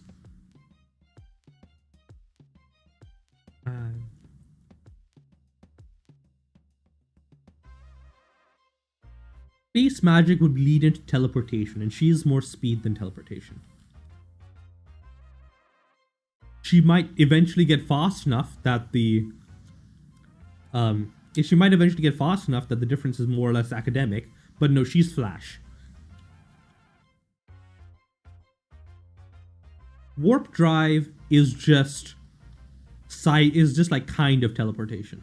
You're not moving in a warp drive. You're moving the space that includes you. So warp drive is just weird teleportation. Yeah, like an Alcubierre drive, right? Yeah, that's just weird teleportation.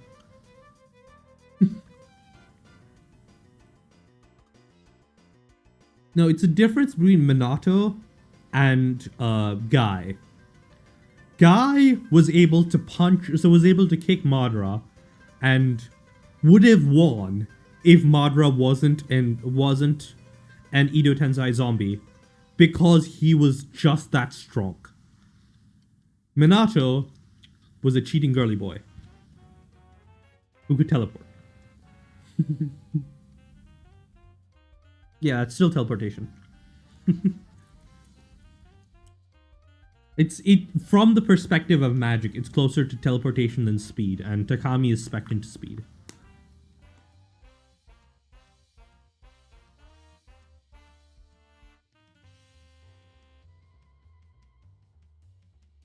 I mean, I guess you could consider it speed, but like the way that you would, I guess the way that I think of it is that there are two ways you can think about. You think the way you would think about speed is distance over time, and you want to go more distance in less time. Your solution is make it so that the distance you cover is more distance per distance. But Takami's solution to the problem is just, I will travel more distance.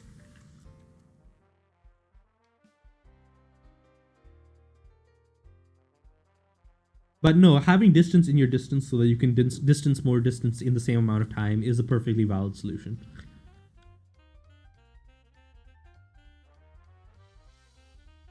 I mean, it depends on how on if you can make dual casting more of a thing. Actually, did I give you a dual casting buff? I forgot to give you a dual casting buff. Give me a second. You need a dual casting buff.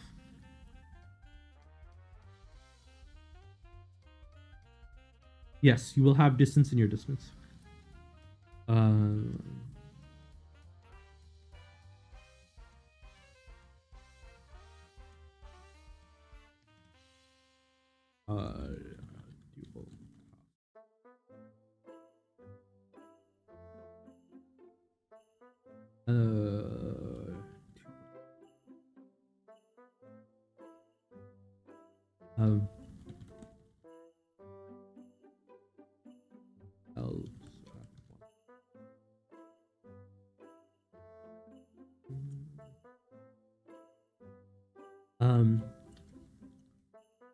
Wind face. With over threats, you pushed lost. He accepted limitations of humanity.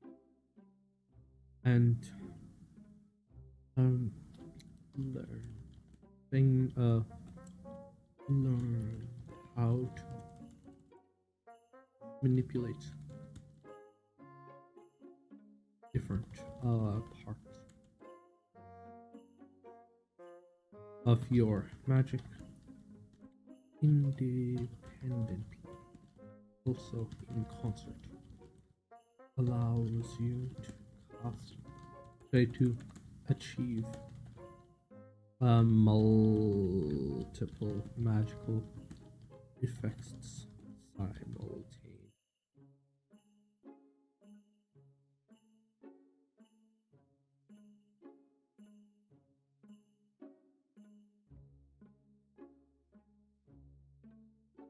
When you try and preserve some of it in the cradle or with soul cloth. Still, the fact that it is degrading is it is extremely worrying. It suggests that the yeah.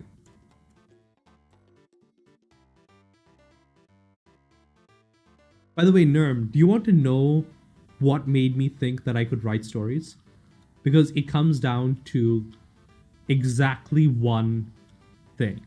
Because for a while, I'd fallen off writing. Because I didn't think that was very good.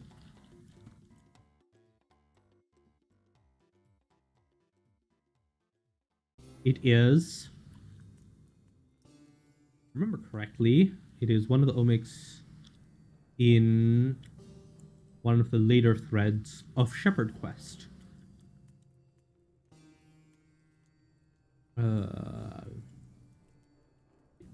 Let's see.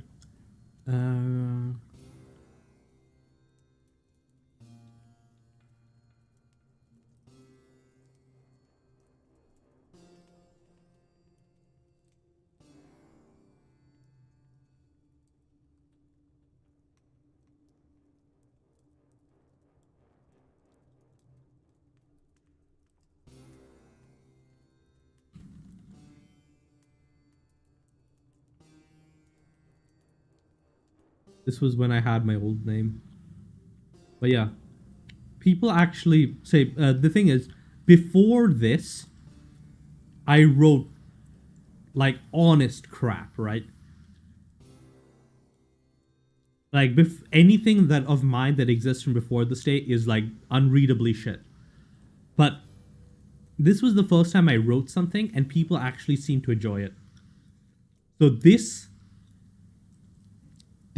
tiny little like partially formed omic is the reason why everything post 2014 of mine exists on the internet.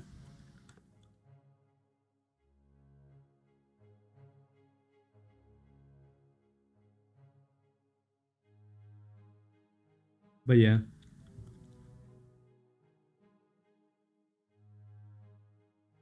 I think there are a couple of stories on fanfiction.net that I wrote that predate that. But yeah, it's all compared to but like I wouldn't suggest you read it.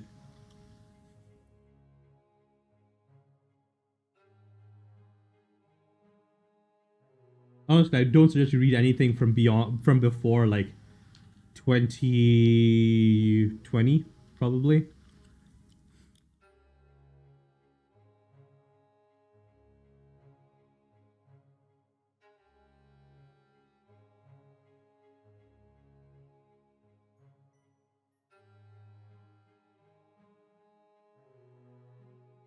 But yeah.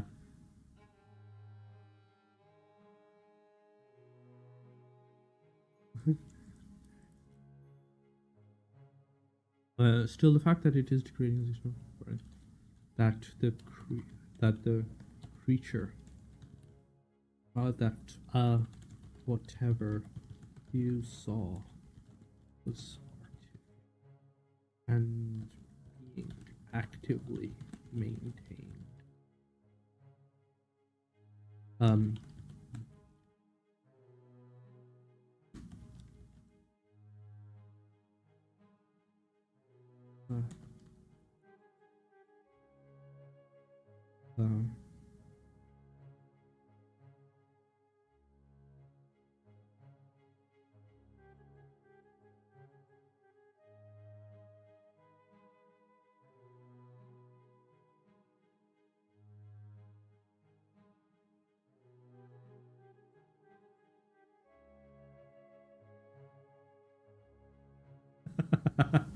Oh, you posted to our HFY. Mm. I remember that phase. I was really big into HFY for like a good year or two. Humanity, fuck yeah.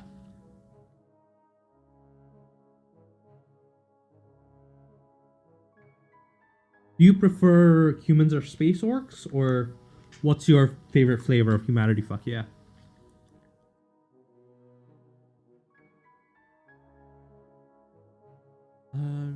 So just the whatever you saw was art. That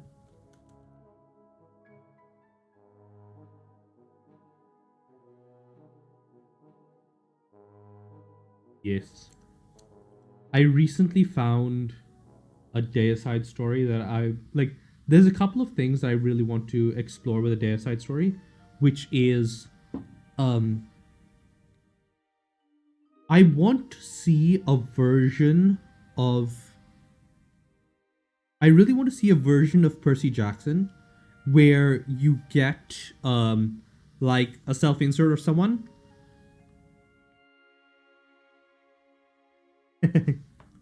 Nice. We all need to do. So we all need to get into that. I was really big into that. Like, I think for a few years, one of my like 100 like one of my top favorite stories of all time was Coney Cat's Housemates series. Still makes me a little emotional sometimes.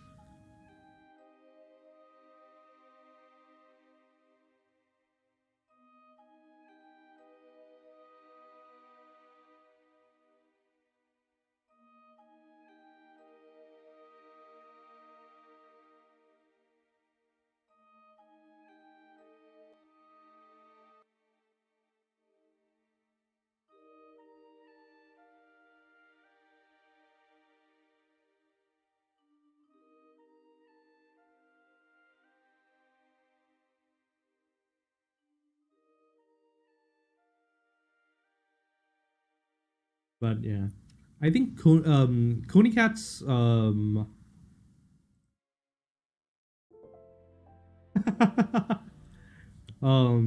no that's just the kind of thing that happens to some people. Like yeah,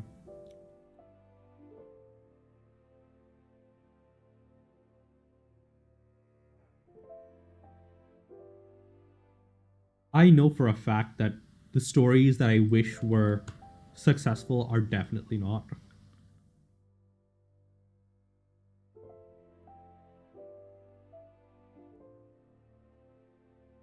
And then we're gonna name this um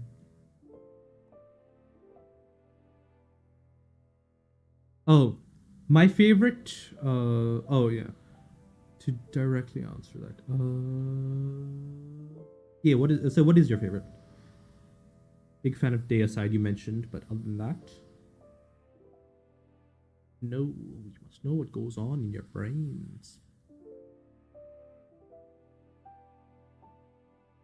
Uh,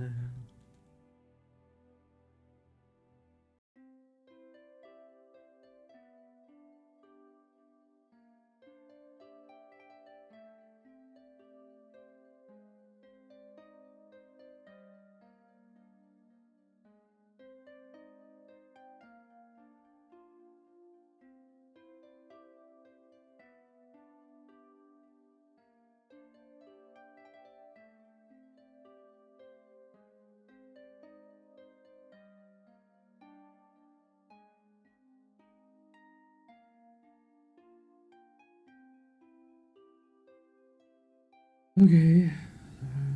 You're all.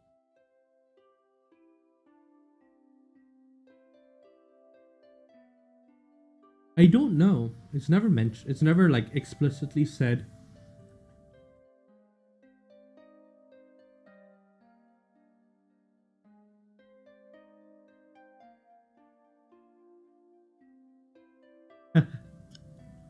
Oh yeah. That's always great.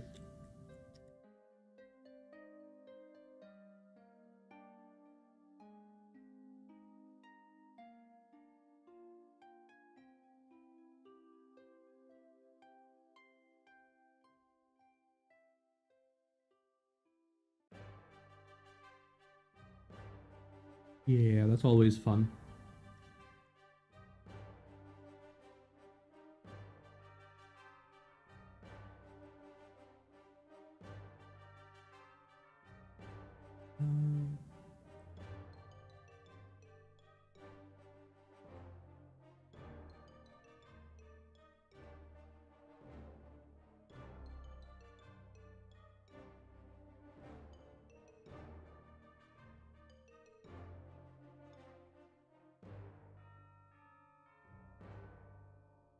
Okay.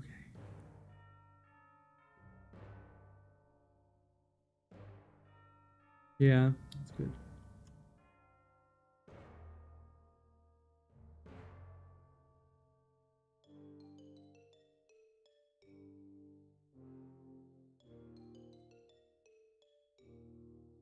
The balls of steel guy? Are you oh, yeah. For a second I thought you said you were referring to the claws of steel quote.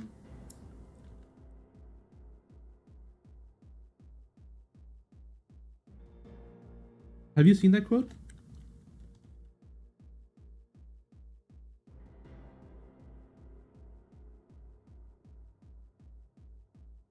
Hmm. Yeah, that's always fun.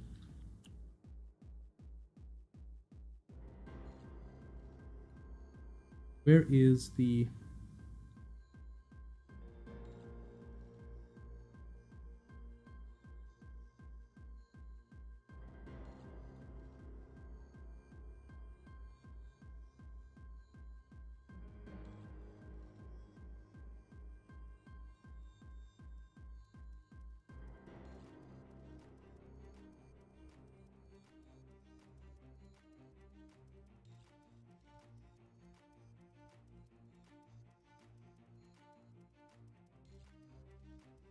No, that's not it. Oh, gods. My apologies for the flashbang.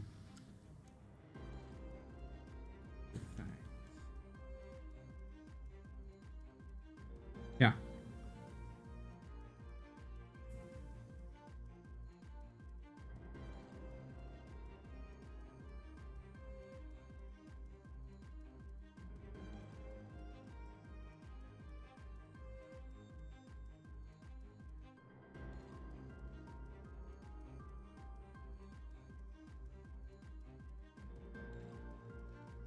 Humanity, fuck yeah. It's a sort of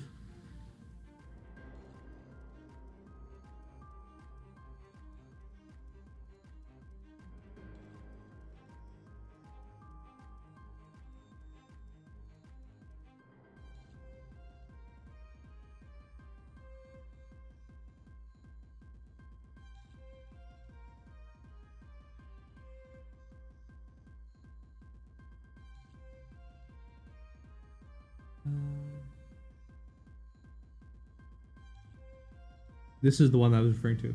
I was born without claws, without fangs, without scales, so I forged them in fire and crafted them of steel.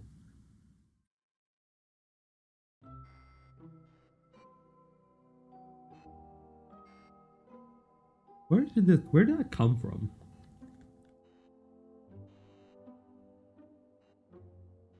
Why is there no, all of these other ones are referenced.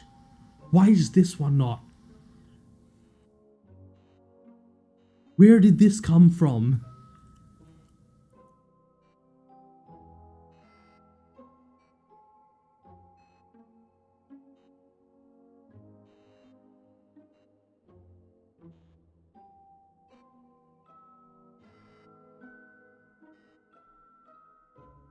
Oh.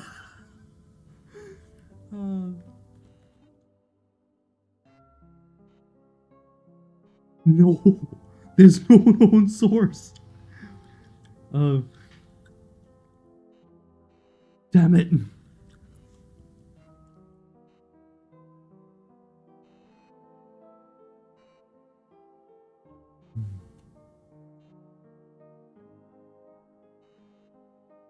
Uh, but yeah. Let me pull up Blender and switch iCurrent to art.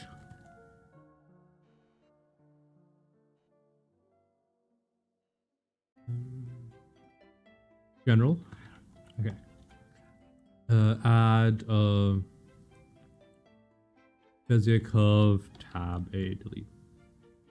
But go here, go into geometry nodes, new. Get rid of that. We can add a grid.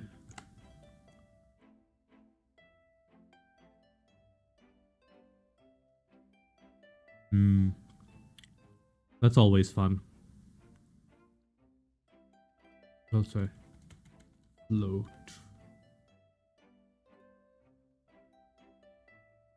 You.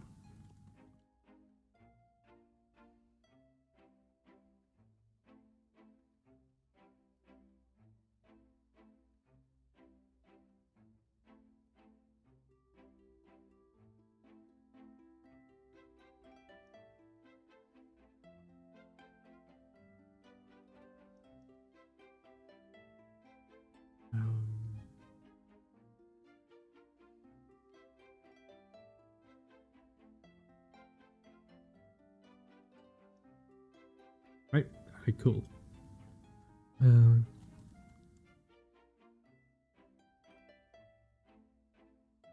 Integer.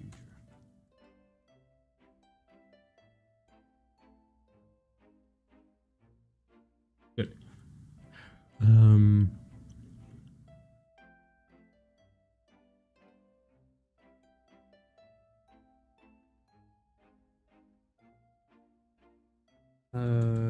Just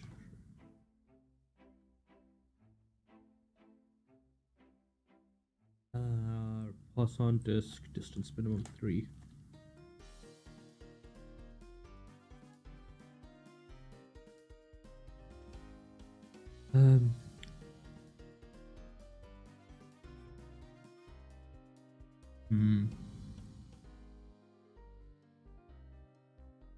Always a lot of fun.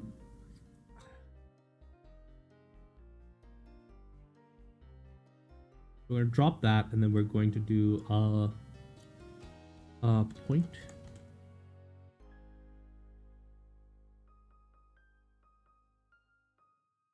And then we're going to do an extrude.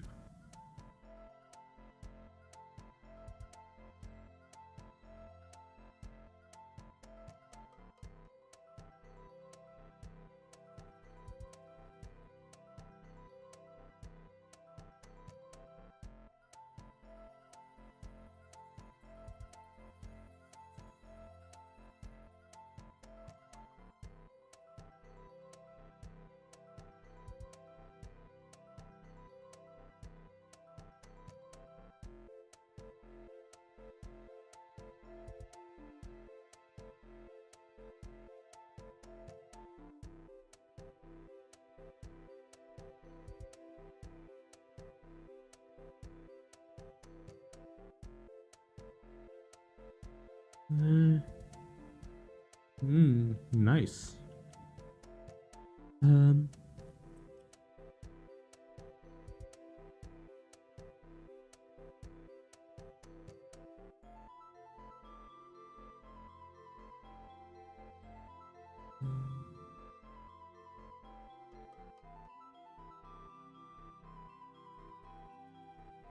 No, it would be curve, wouldn't it? Curve. Line? Okay. We have a line. We want to...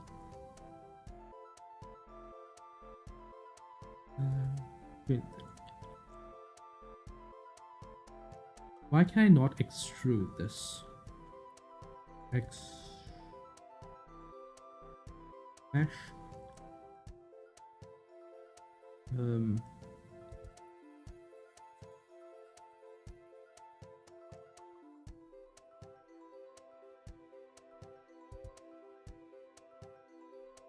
Endpoint selection. Okay.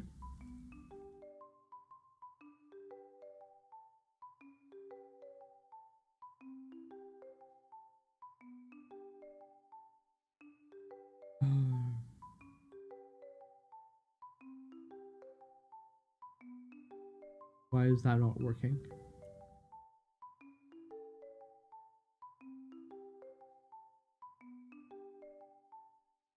Nodes.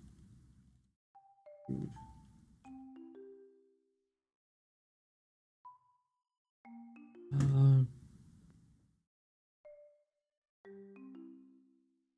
um,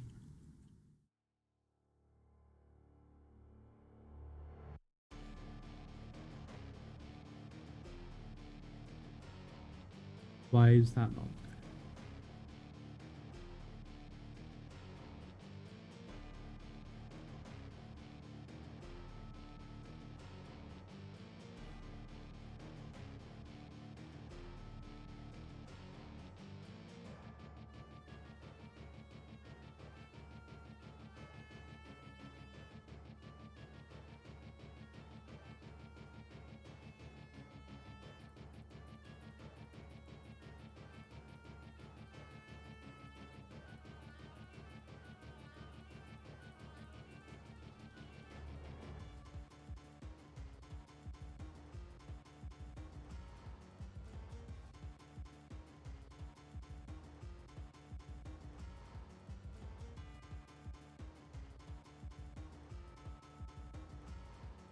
Okay.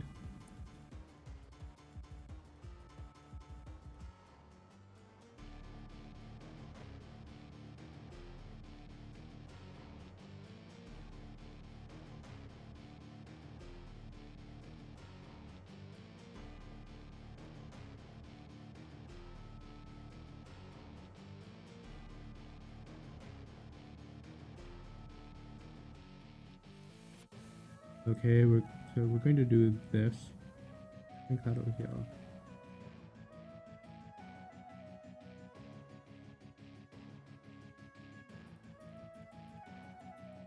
And then we're going to set this to 0.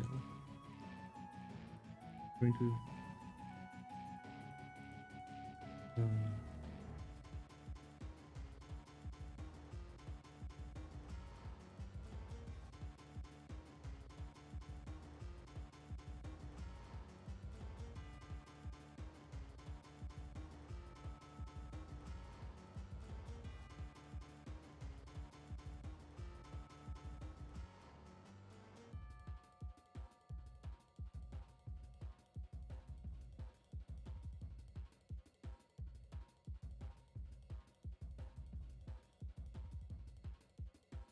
okay.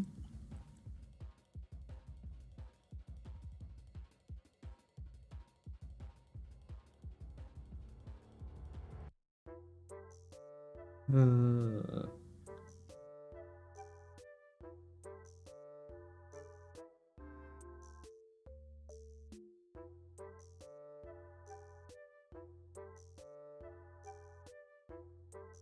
um,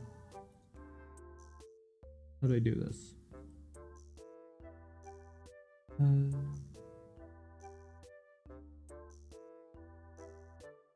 to figure out what the best way of approaching this would be. Basically, I want to see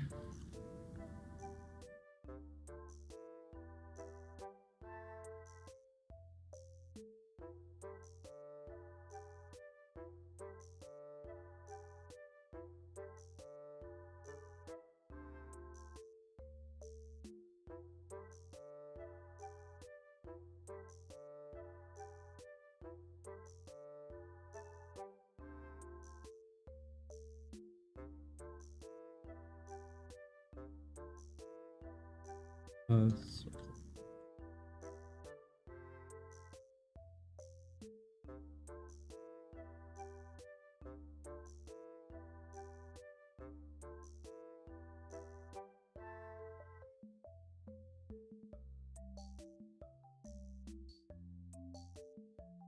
um,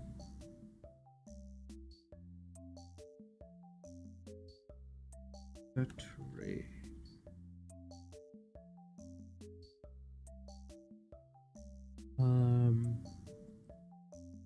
Curve.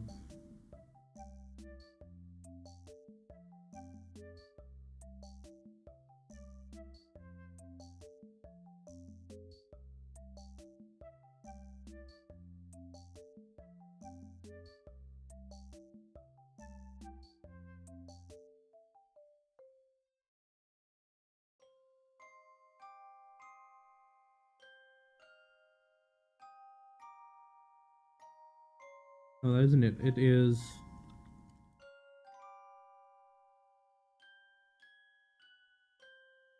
We're gonna save this.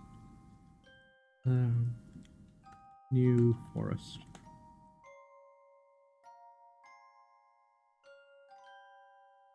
Okay, I'm going to open recent, my old forest. That needs to remain invisible on account of not being able to see shit.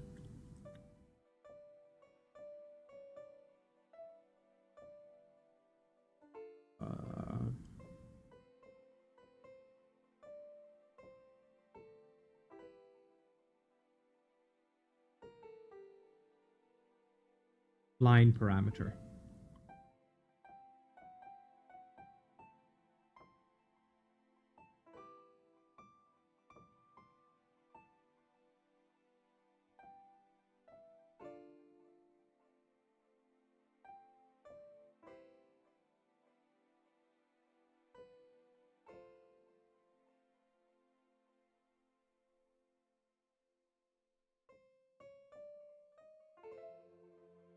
No.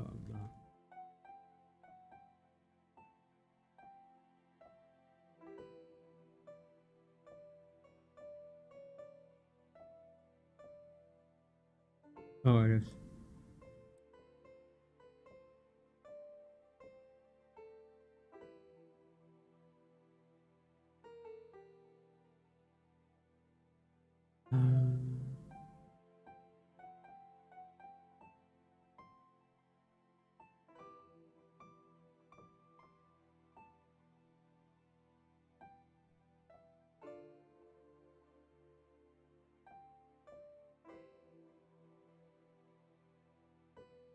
Okay, before we do that, we say you.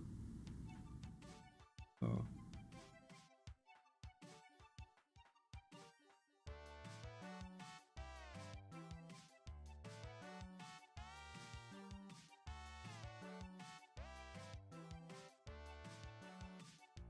Then we're going to say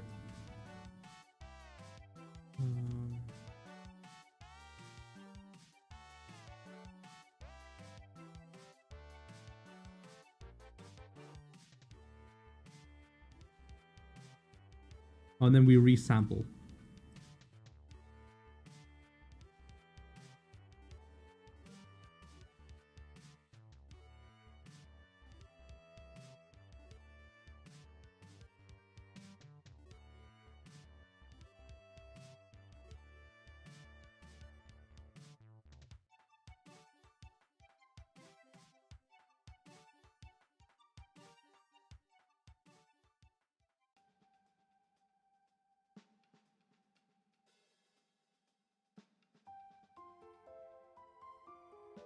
That didn't work. Okay.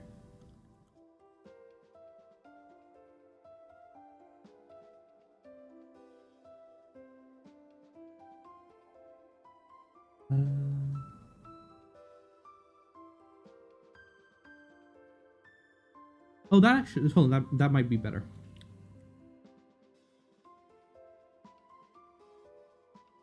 Let's try this.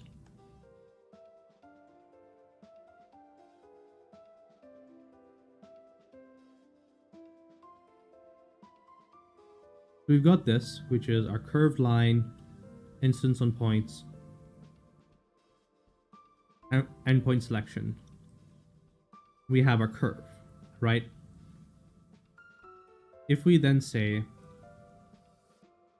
set curve radius here, and we say this is a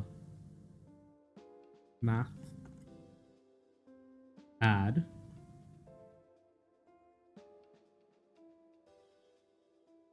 um, add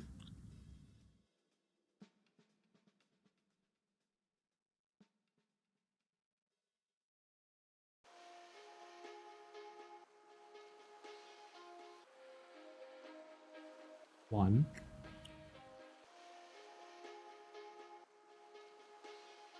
And then we do a spline parameter.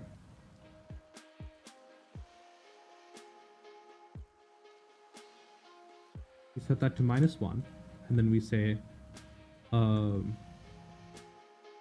to mesh per circle,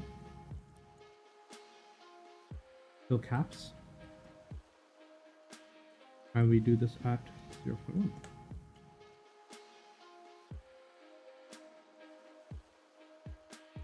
Okay, 0.01, whatever. Or I guess 0.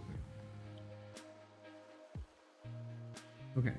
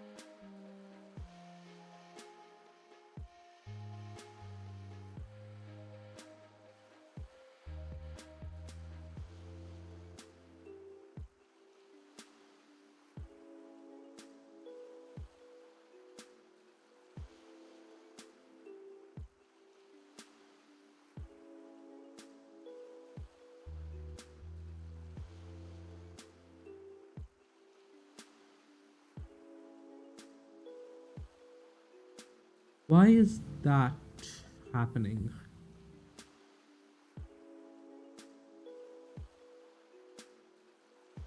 We need to subtract.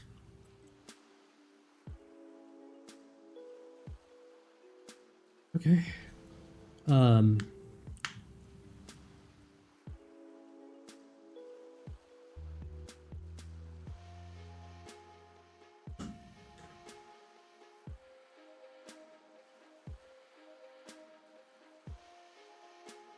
Okay.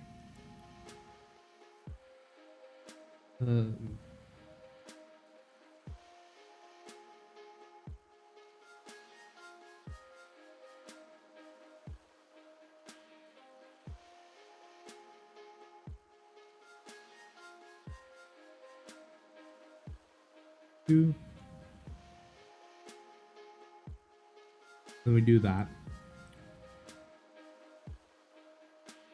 And then we add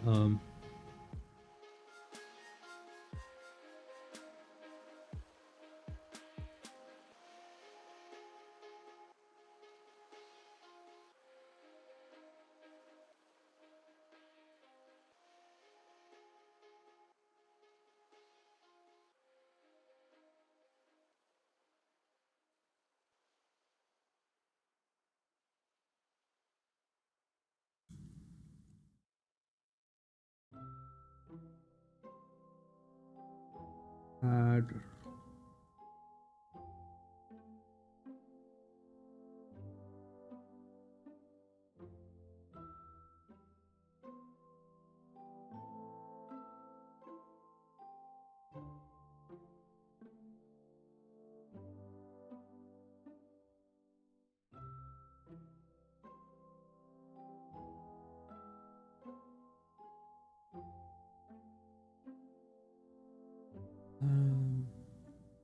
instead of a curved line, this is going to be a sphere.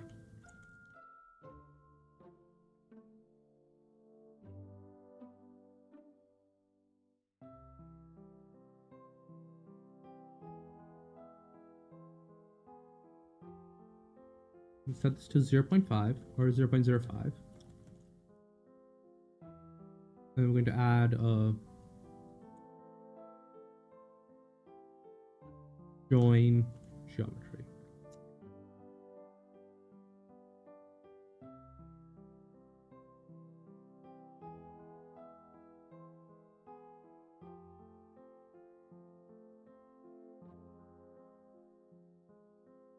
Okay. So it seems to go from 0 to -1.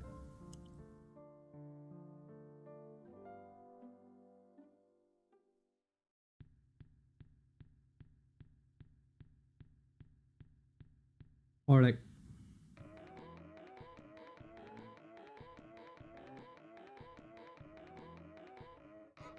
-1.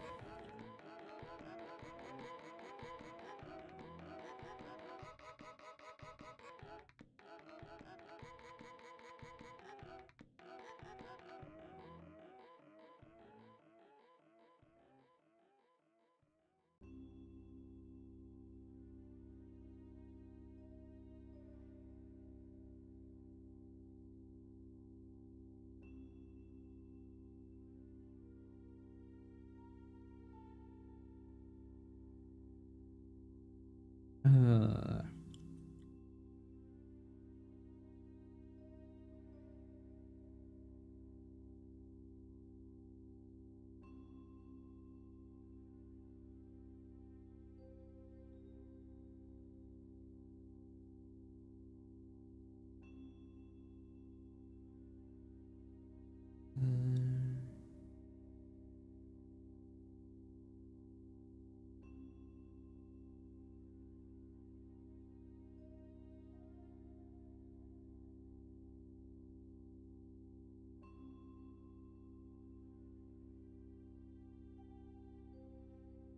okay, I'm trying to think of what the right approach to this is.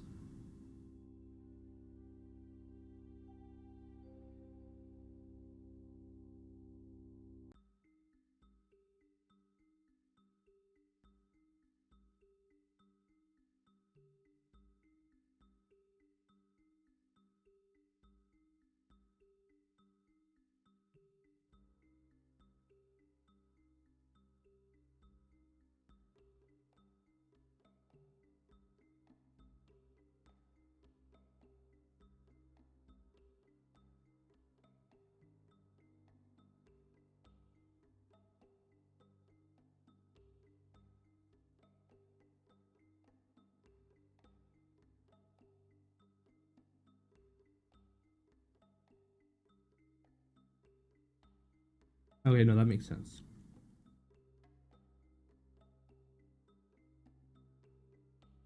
Um,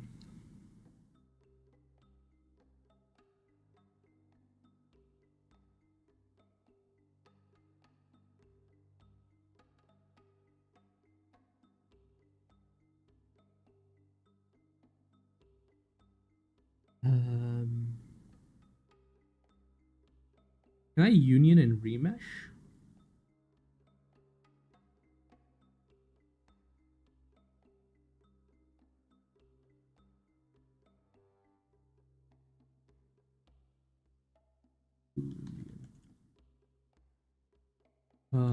Boolean.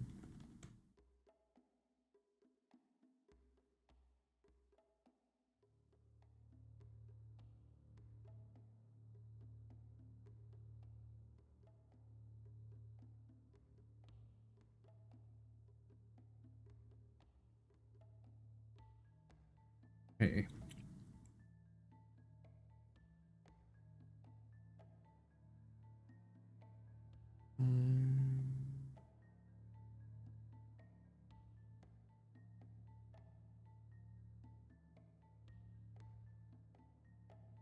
Wait, hold on.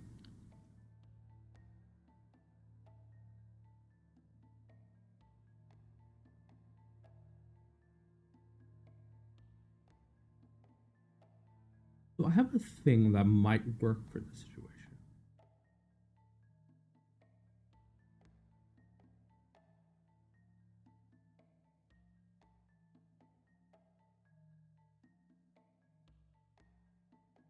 Yeah, I'm trying. Like basically, what I'm trying. What the issue that I'm having right now, is that my old forest is too, like, it's not organic enough. So I'm trying to get around this by, um, a replacing like a lot of the backdrop forest with a painted background that I'll do as a future stream, and I want to switch to a more like unified system, right? Um,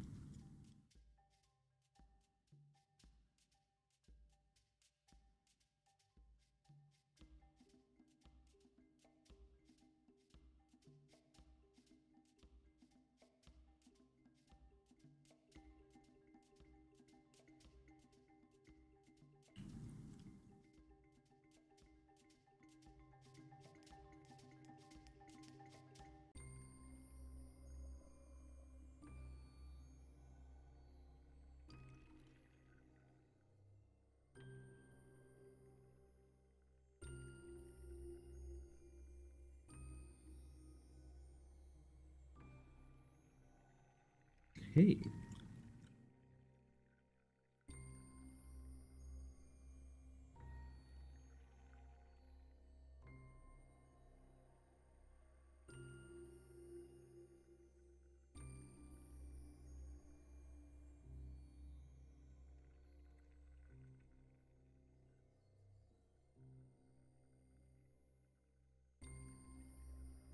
hey, I think I have an idea of how this will work.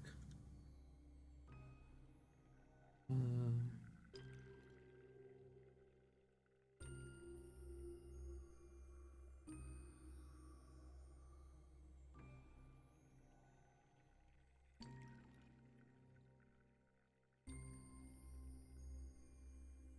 um,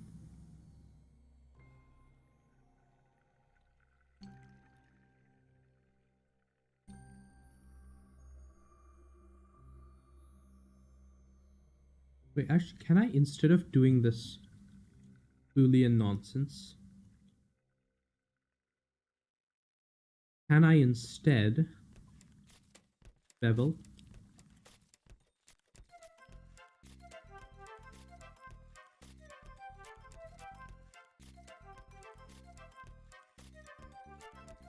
Or I guess subdivide would be the correct answer here.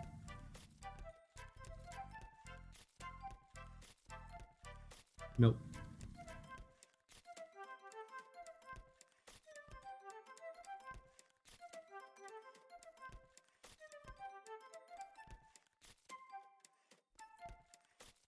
Uh,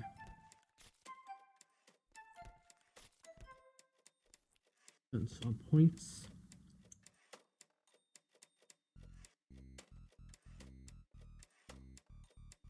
Endpoint selection.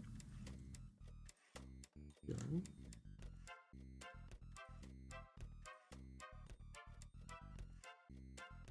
Go.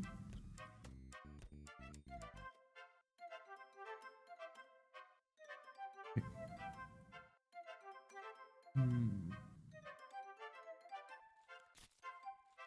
Okay. We want to have a constant here.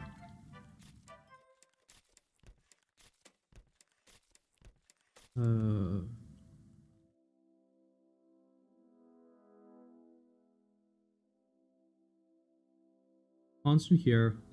This is going to be thickness,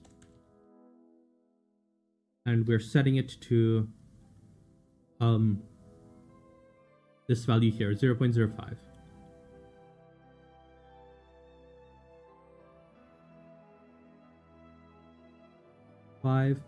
We're putting it through a reroute.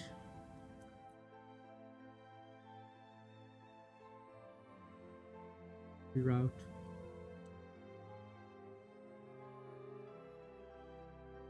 And then we're also going to apply it to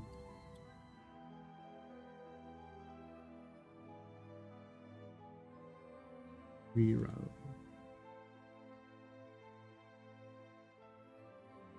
Okay.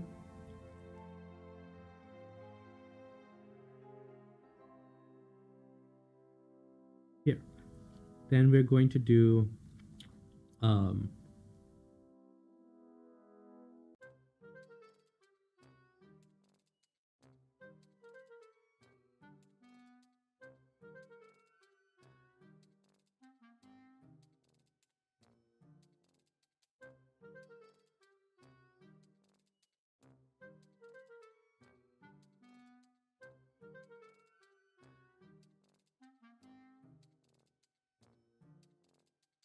uh,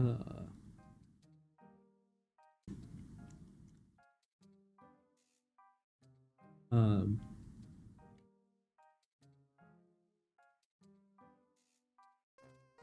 value. We're gonna name this thinning,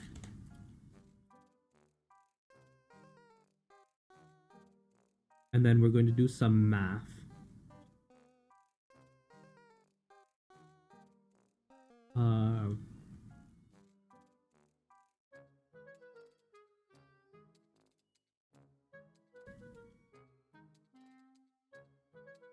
So we need to make it so that for thinning is um,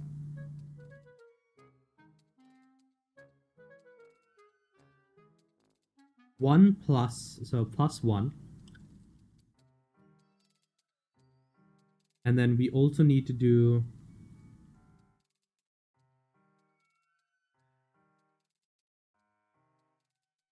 if I set this to like -5, and it'll match up perfectly, right? So this is the rename. We're going to call it the add end, right?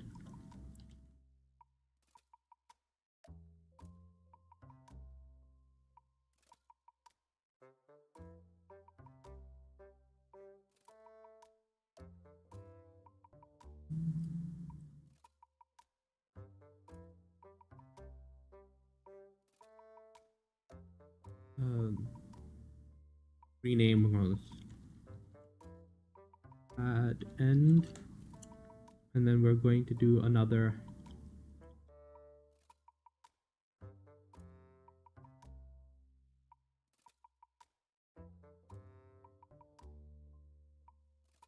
rename multiplier. We're going to add 2 reroutes. Reroute here, reroute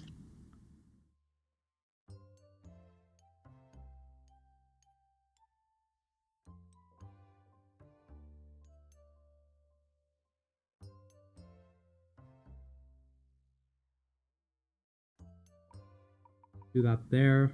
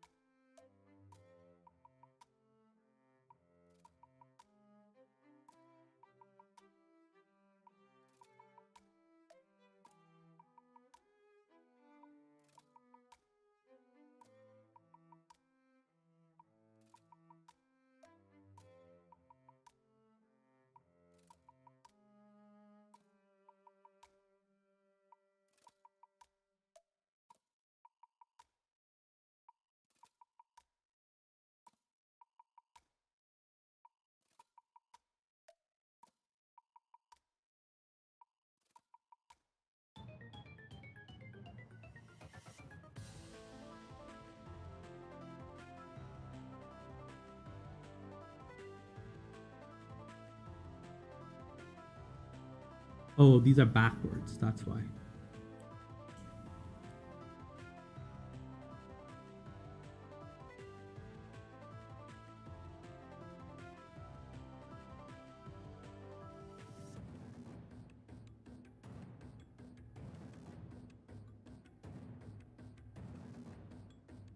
Perfect.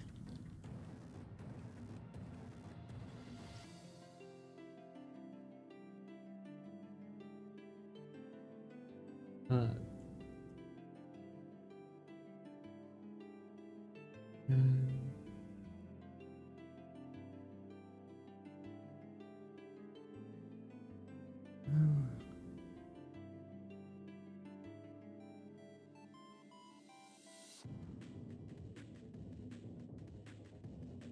um,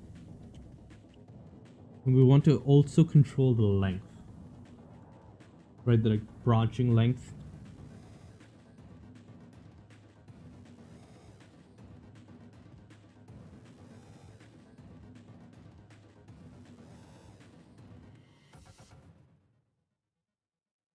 Length.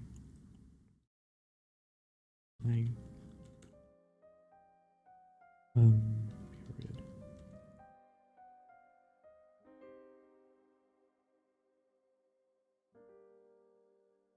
Add.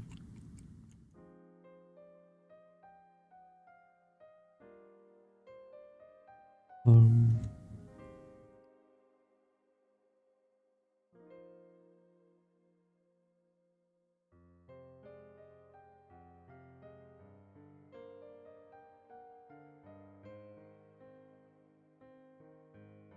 Okay.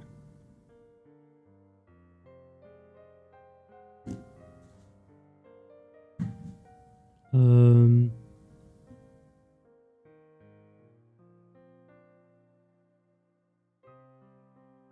Uh.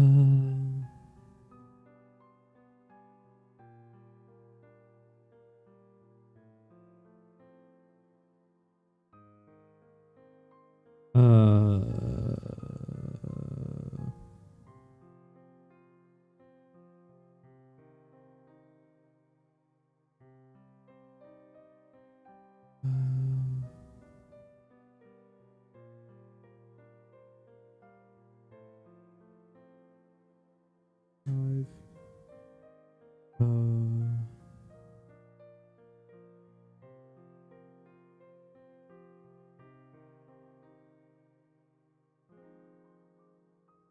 Okay, so wait, we have this. We have the multiply. Here, add.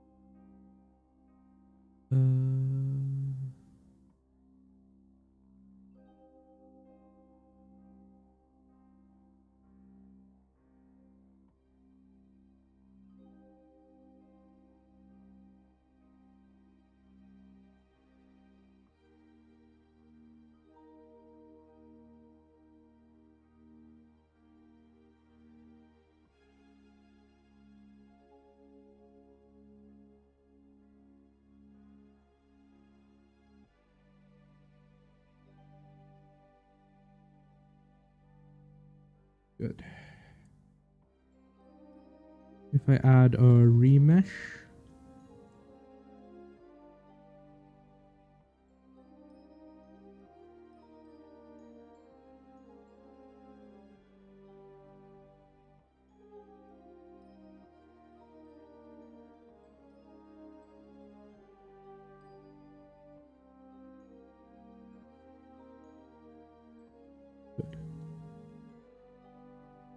I think that'll give me what I need.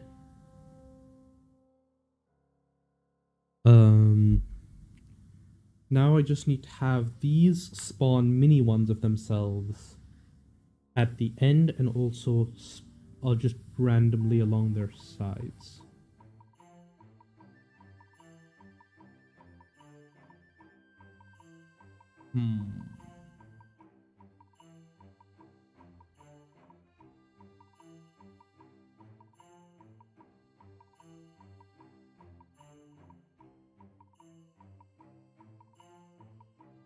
Okay.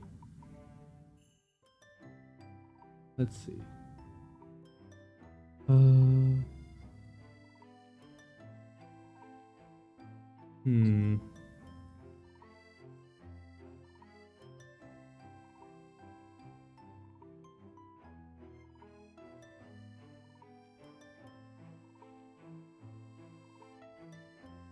Uh,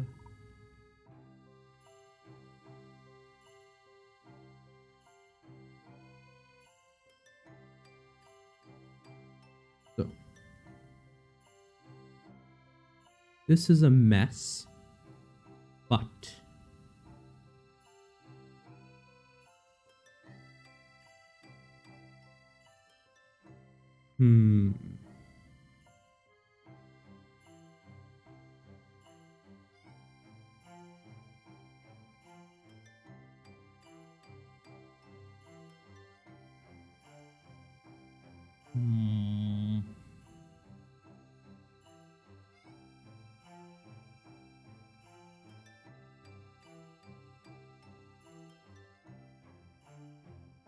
how would I do this?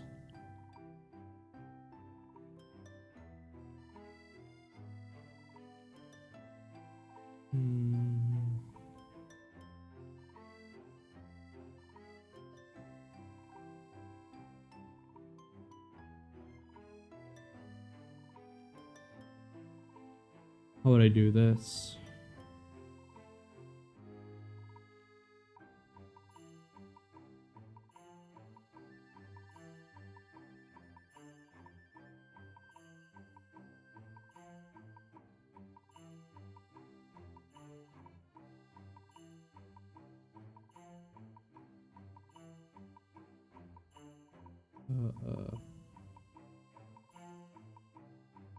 How would I do this?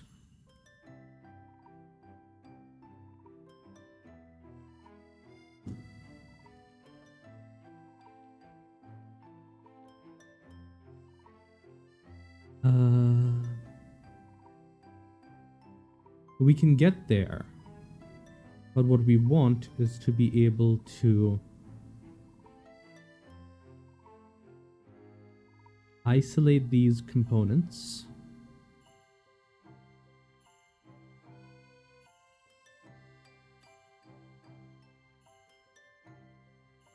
Just until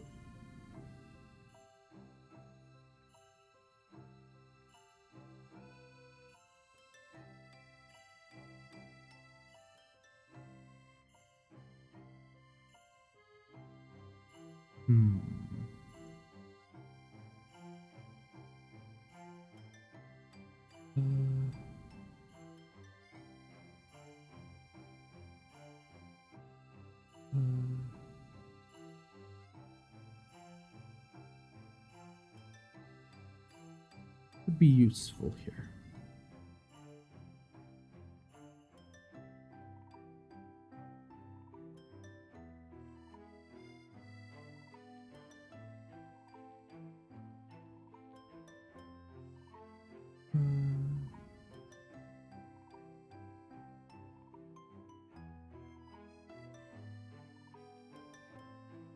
This gives me one segment. I want this to have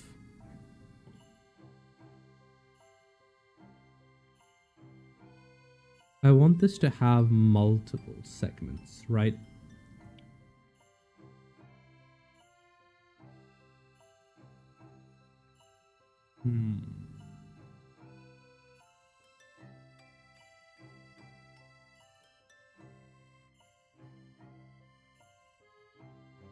Okay.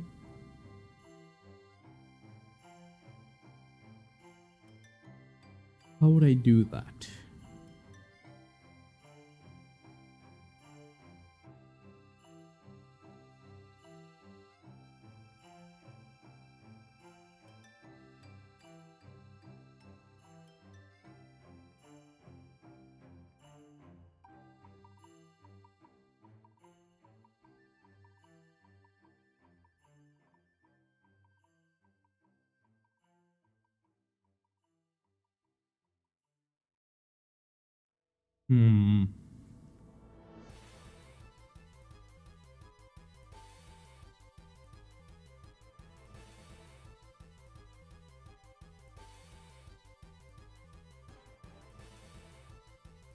Okay.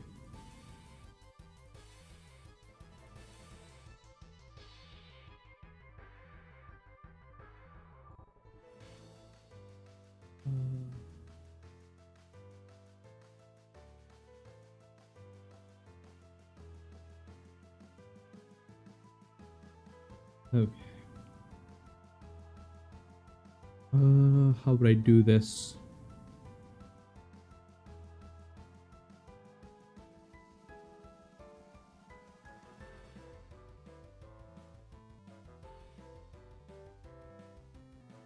That can go away.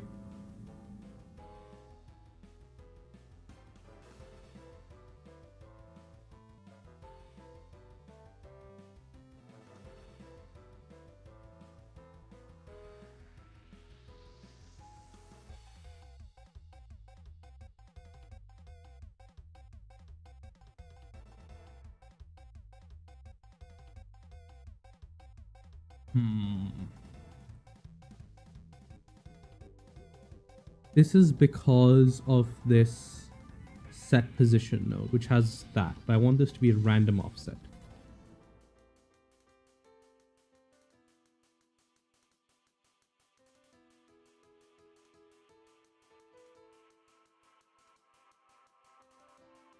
Actually, do I need to set the position now? If I just set curve radius, that's like that.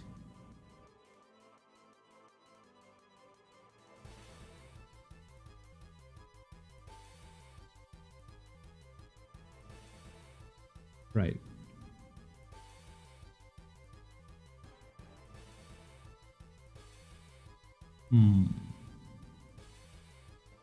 Okay, what if I get rid of these meshes? I know I've done caps, right? So that's fine. But what if I now remesh?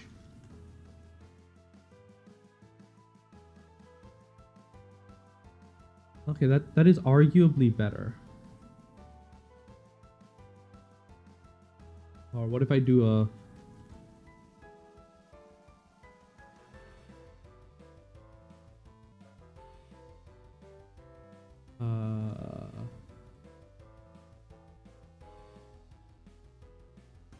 Yep.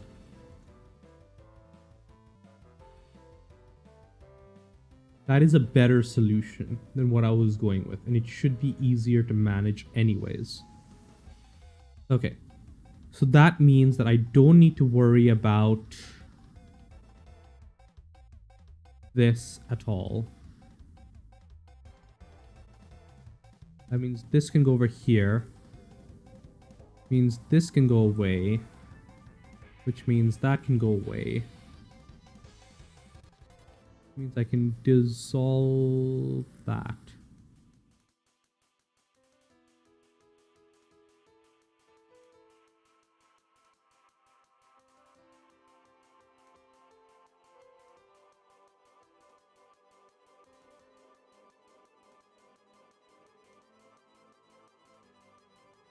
Okay.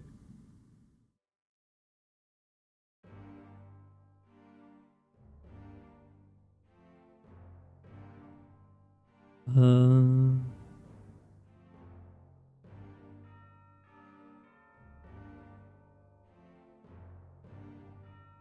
Okay.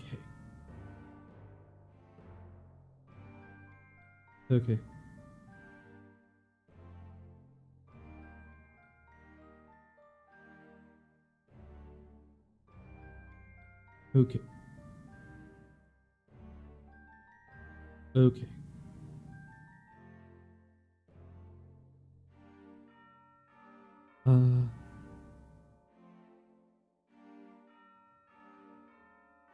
Okay.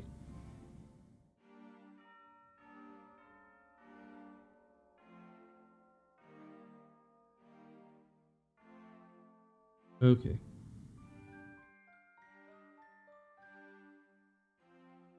Uh.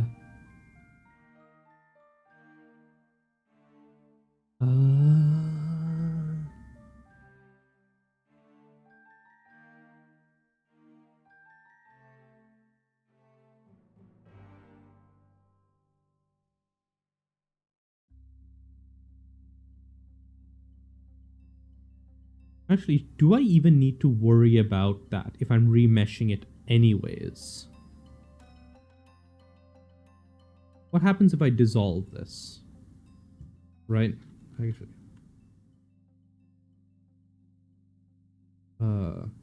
I'm going to duplicate this section. Give me a second. We're going to do that here. We're going to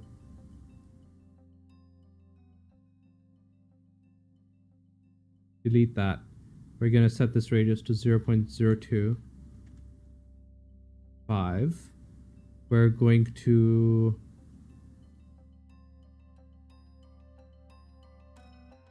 we can get rid of that.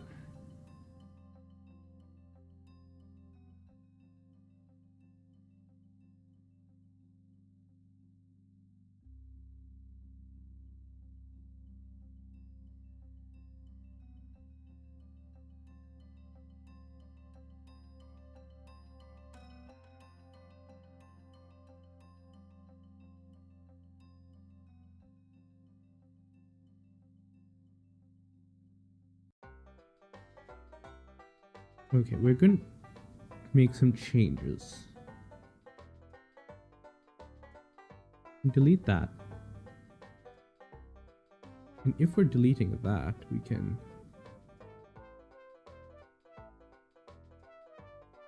Oh, that's the UV sphere. We're not doing that anymore either. Delete that. Delete that. Okay, so now we're just doing thinning and branch period.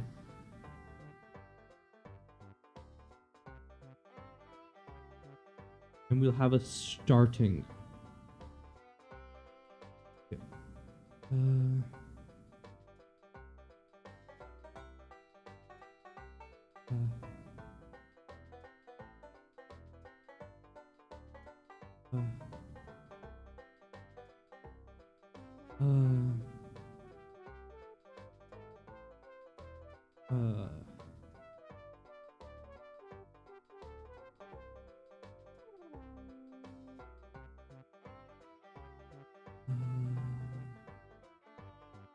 Okay, good. So now that we've greatly simplified that and gotten rid of this as well,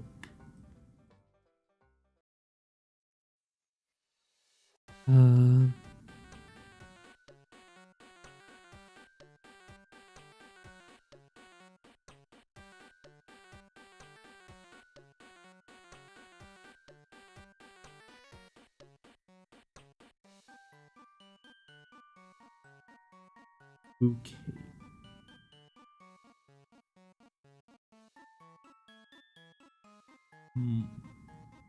Okay.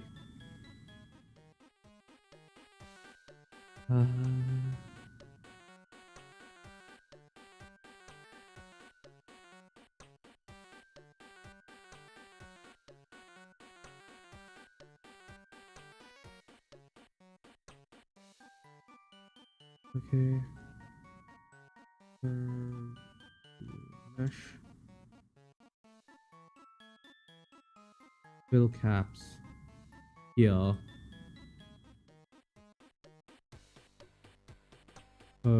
Join geometry. Do that. Do that.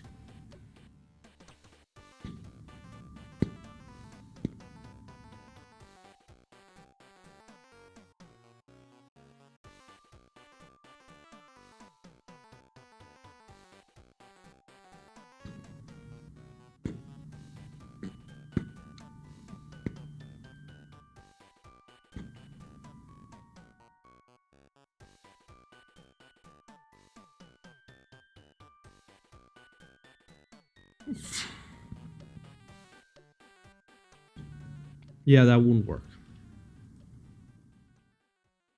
So there does need to be a separate curve mesh thing.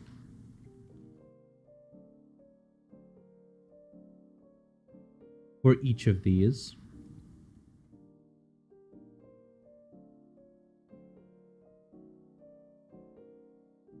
Each with a different radius. So this is 0.5.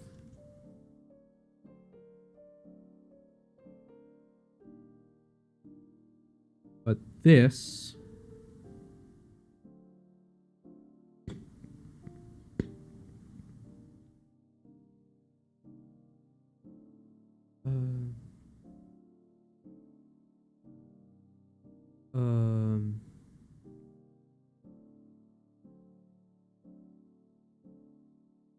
Uh,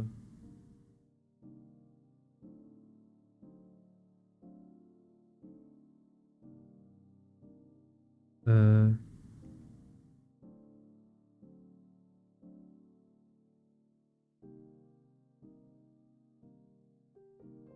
hmm.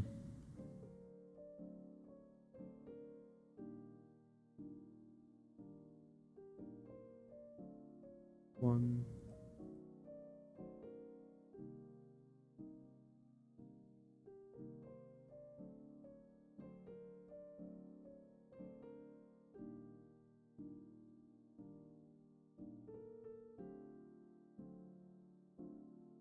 Oh, that looks really nice.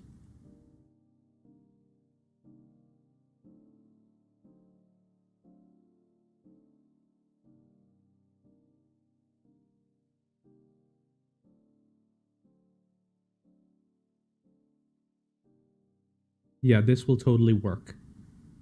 So, basically,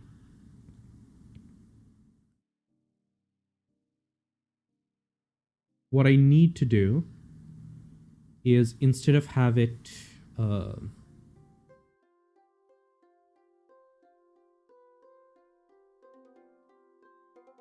okay.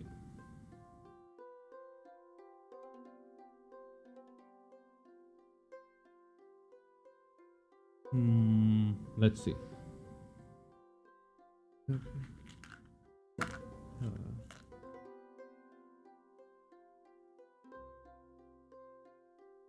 Okay. Um.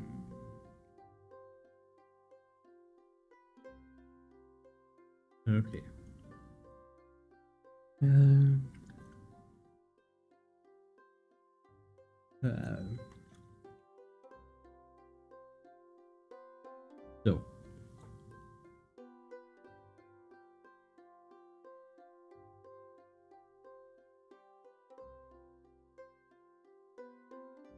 Hmm.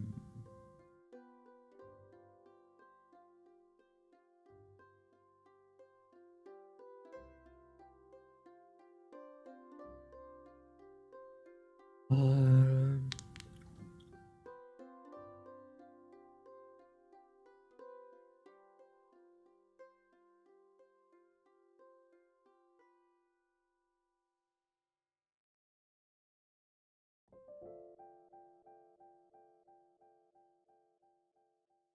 Um. Okay. Uh. Uh. Um. Um.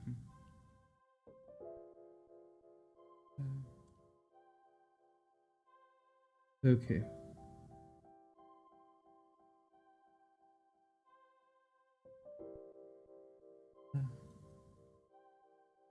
Okay. Okay. Um.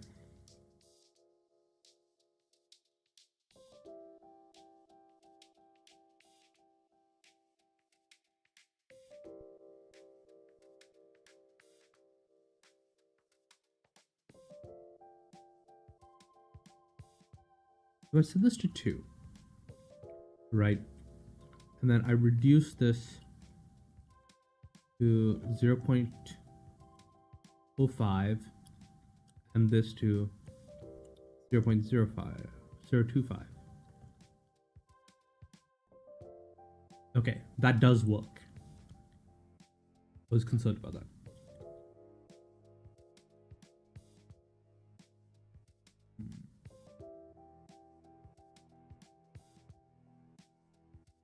Uh,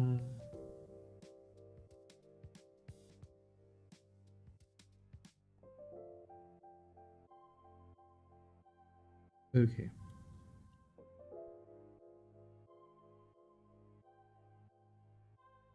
Uh,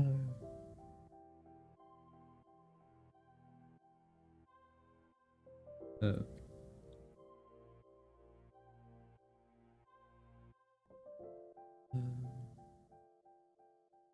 Hold on.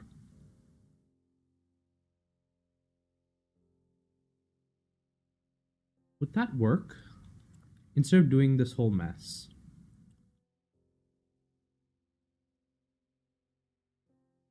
We start off with a home. Right? And we say radius top is 0.25. And we say radius bottom is 0.5. Or 0. Yeah, 5. We've got that. And then we say top extrude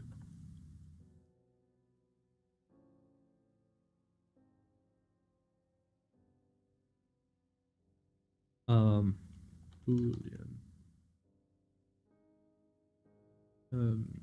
union mesh and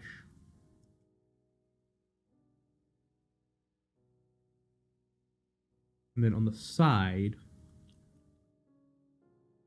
that would work better.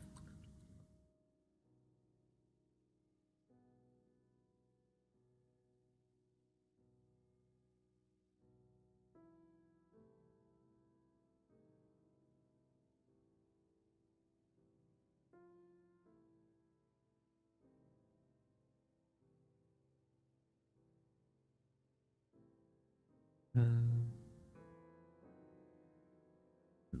points.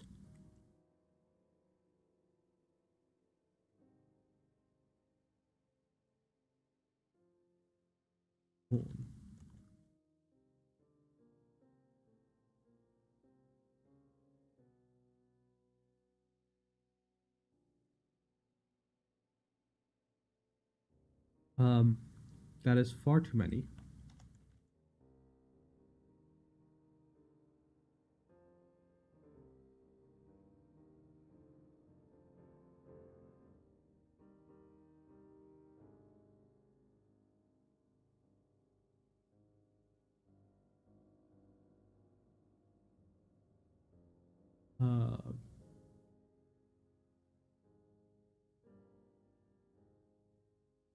Good.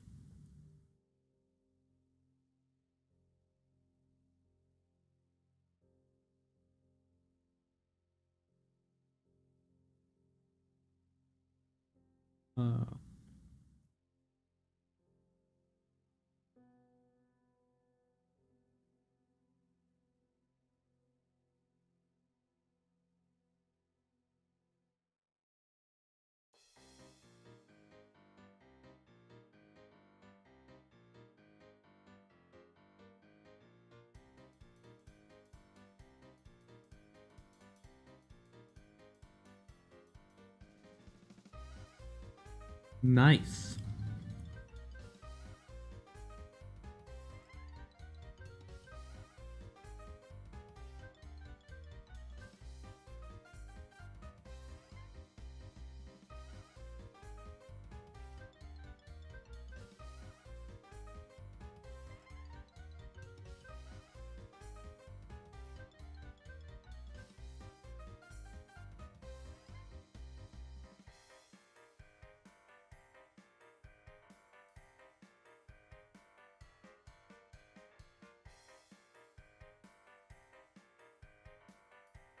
That works. That works. That works really well.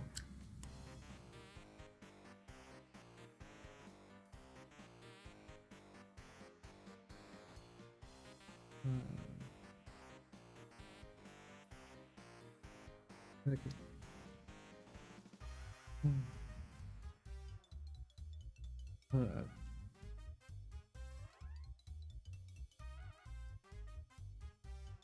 Okay.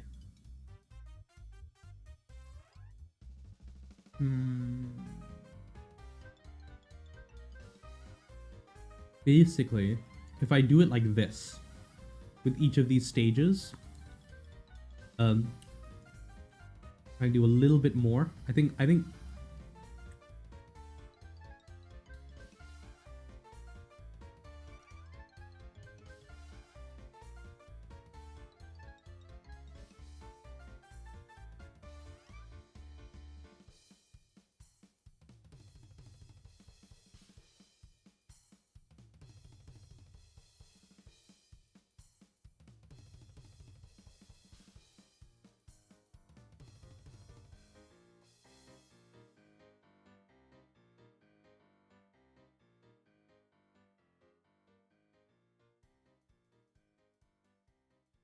Okay.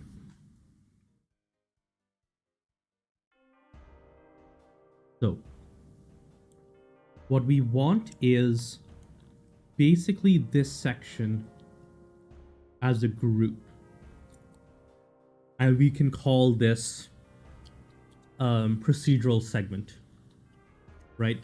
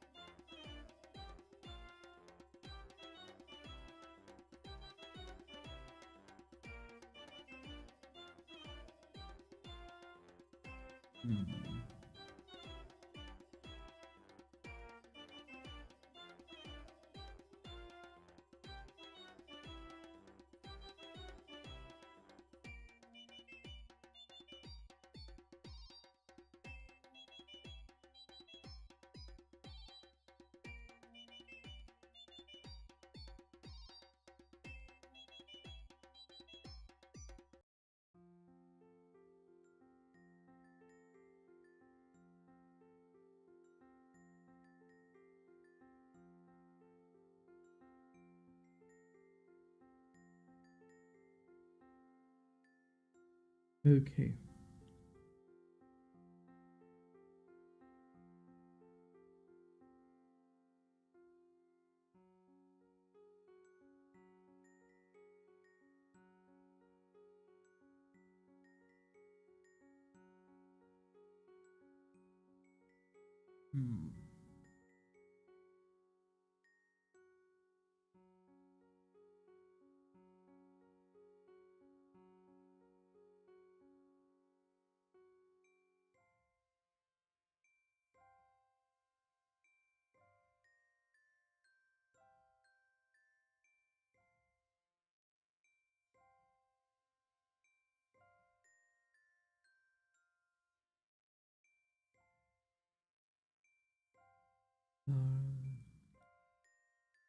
Geometry nodes select by normal.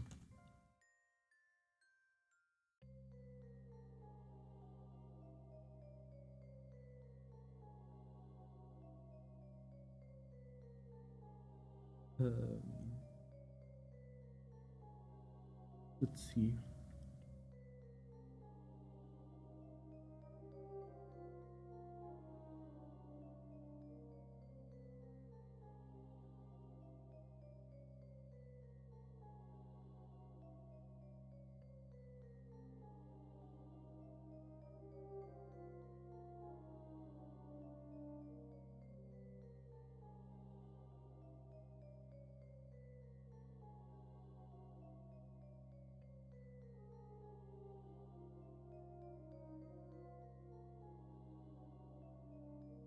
Points on faces.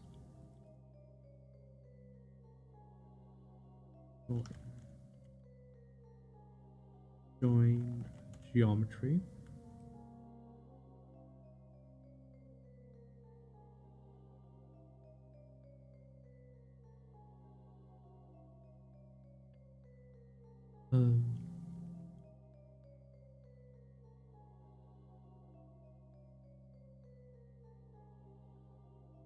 If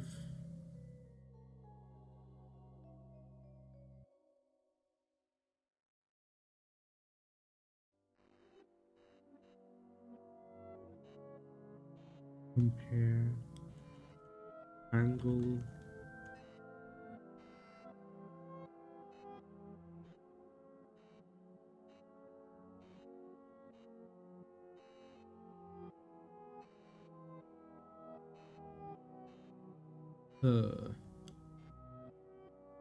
YouTube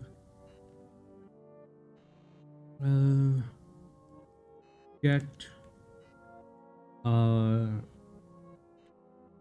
faces where on top of object with upward pointing normals. Blender geometry nodes.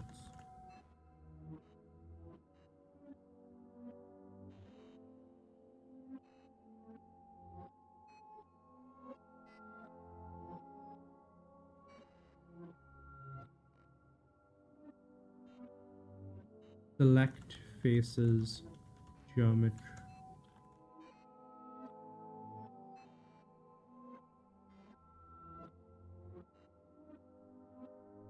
Okay, let's try this. Blah blah blah blah blah. Go away.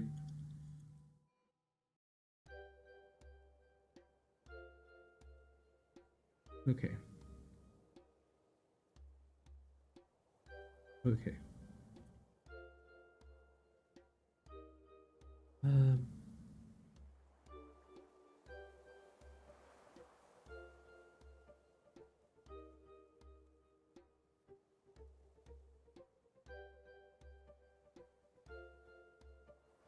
Okay, that's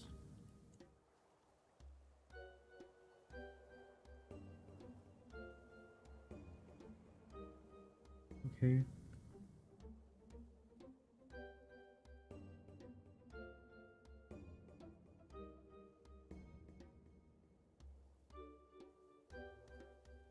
There we go.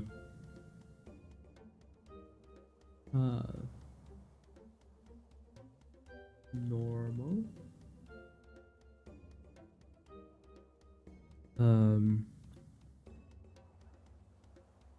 Tap. See.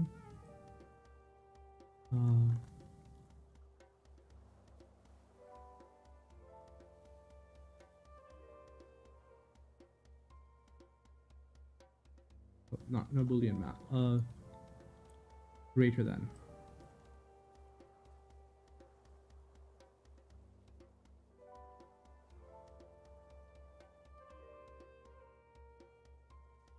Good, good, good.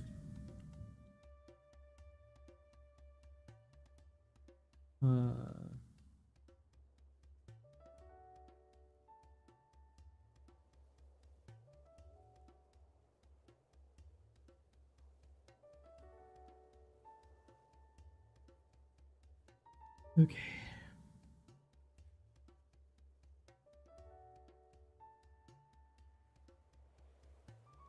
Okay.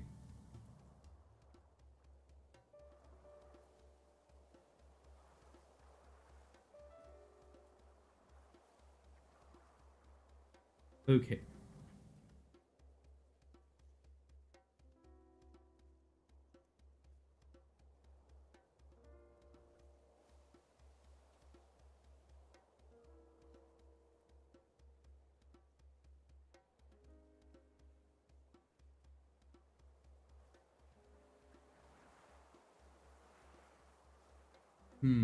Let's see. Okay. Okay.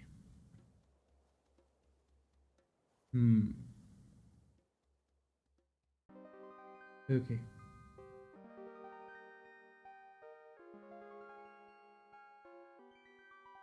Okay. Okay.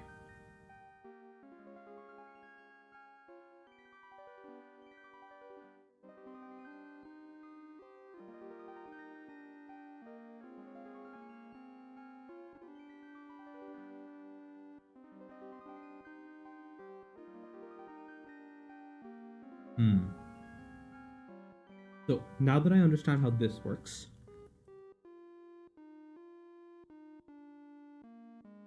I'm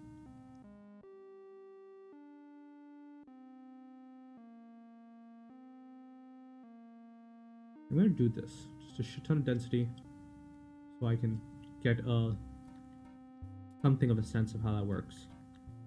Less.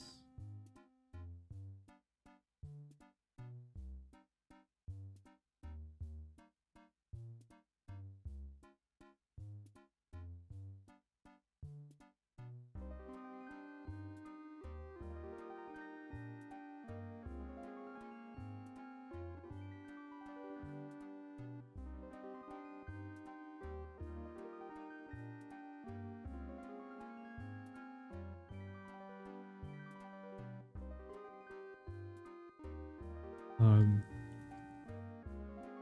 Oh, that's right. Less. And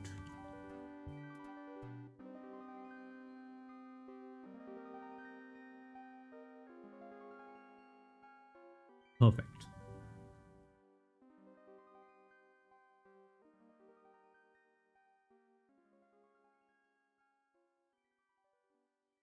Okay.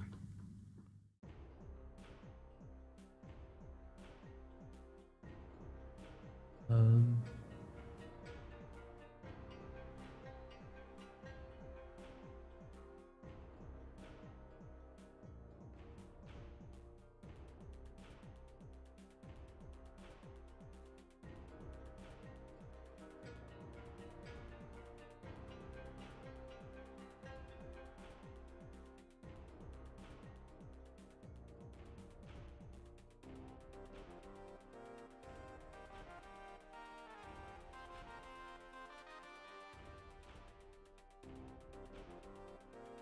Okay. Okay. So I am currently working on a different system for generating trees, which is based not on curves, but on cones. The theory is that I use this system to create an alternate core structure, and I'm going to use this selector to generate to place this primitive, which I think I can swap out for a different style of primitive anyways, to place the branches on the tree. And then I do UV.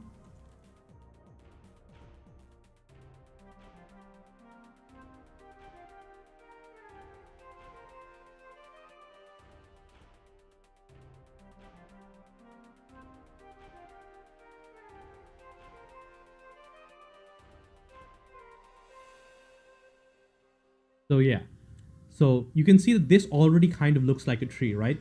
Because by combining the shape that's generated by the this weird ass shape that's generated by the mesh here, sorry, by this mesh here, with a remesh modifier, I get something that looks more tree-like.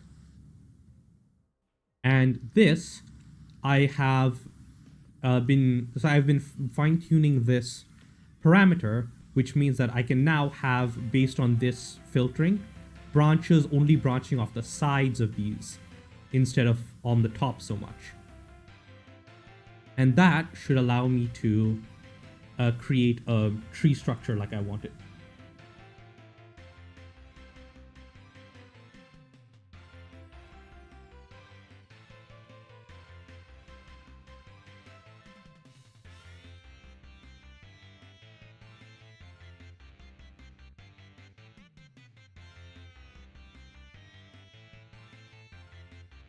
So yeah, so now that I've got this proof of concept done, I should be able to say,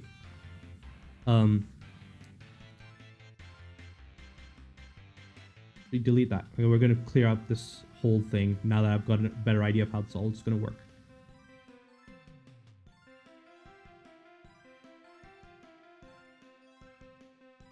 I do want to keep this as a reference though, even if this is not going to be a thing. So, figure out the instancing later, but this stuff is going to be set up differently, and we've got this cone structure which looks like this. Actually, I do kind of want the initial extrude, and we can get rid of that, but yeah.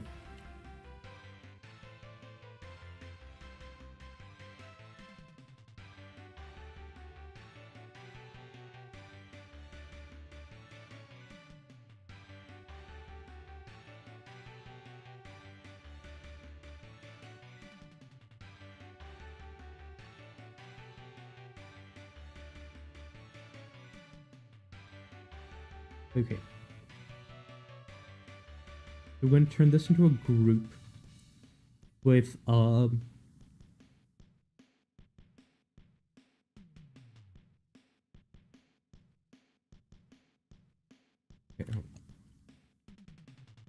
So what do we want as outputs? We want this mesh as an output.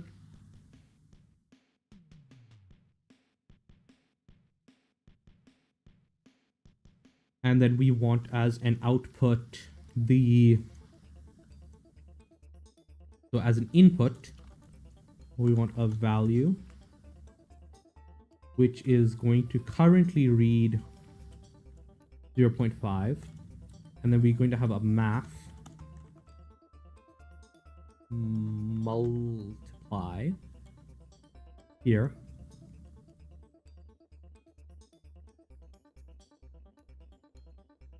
Here. Here. Even if that is kind of janky. Actually, no, here. This looks better. Right. We've got this neat little setup here. And then we can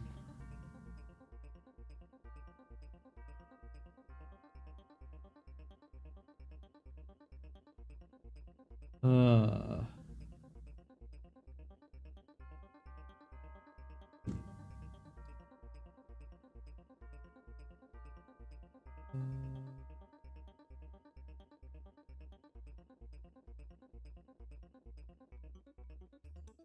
now that we have this and we know that that's going to be a thing, we do want to export this value, right? Because we want to be able to see this coming out, because we want to be able to reference this in the next stage of generation.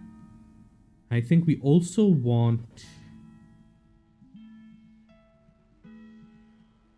Actually, no, we don't need to worry so much about the thing. We do want this, though. Okay.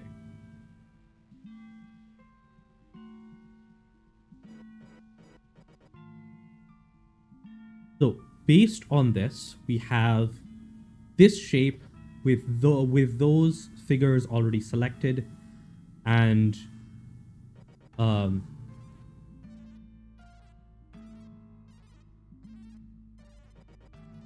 I think I can also filter in this thing. That should make it so that the trees don't branch off too early.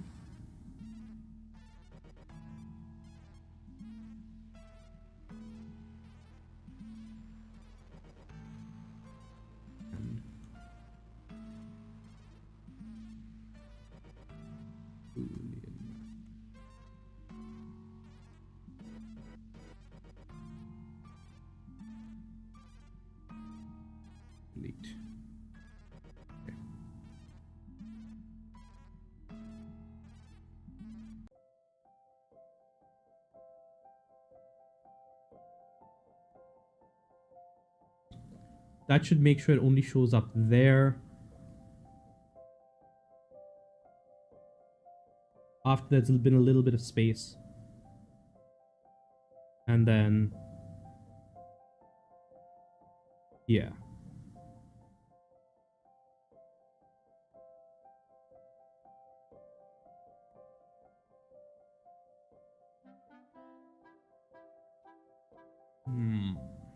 So if I make this into a group and then instantiate this group onto the latter group repeatedly, I think I should get the branching structure that I'm looking for.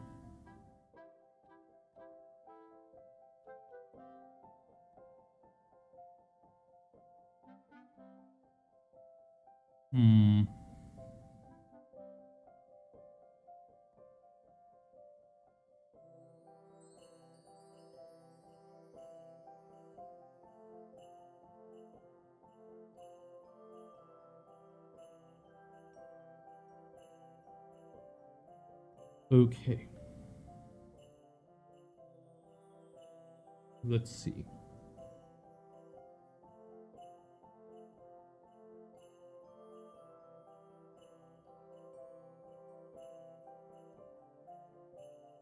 So if I make this into a group,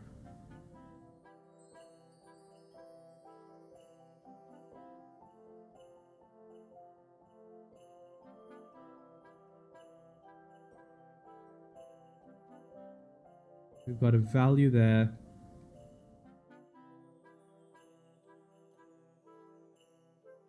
This value. Oh wait, no.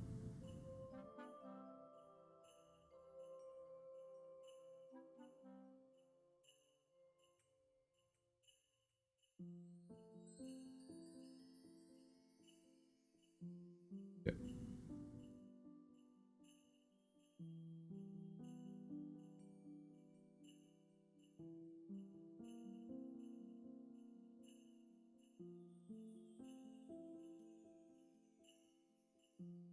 Point is, we get that. Uh,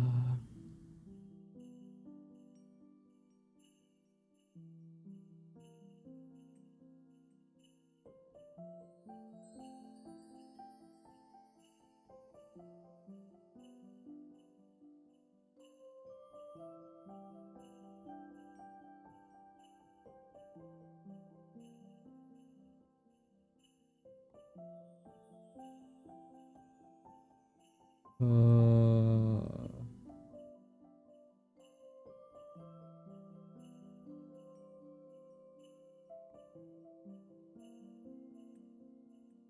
keep things neat. That's always useful.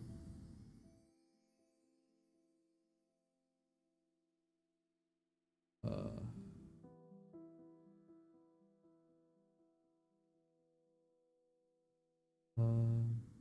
delete that. Okay. So we've got an input value there. We get an output value of a selector, which is able to select four things on the side.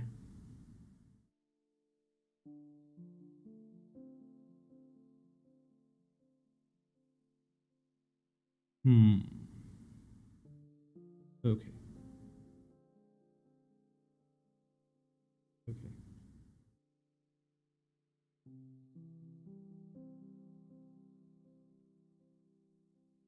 Okay.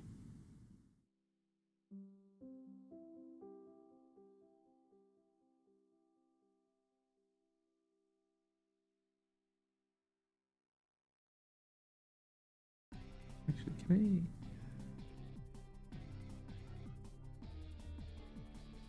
I? Whatever.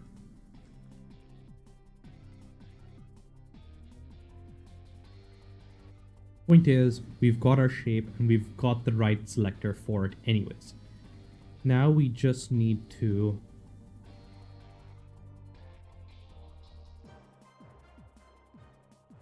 okay.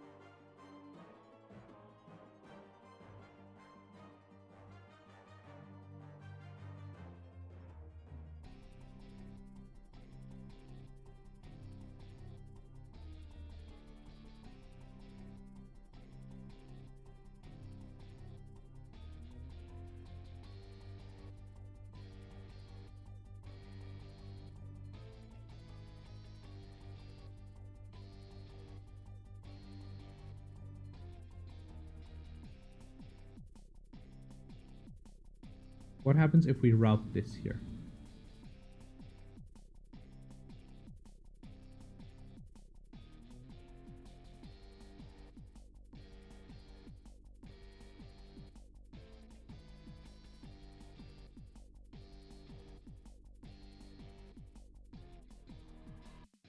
That makes sense.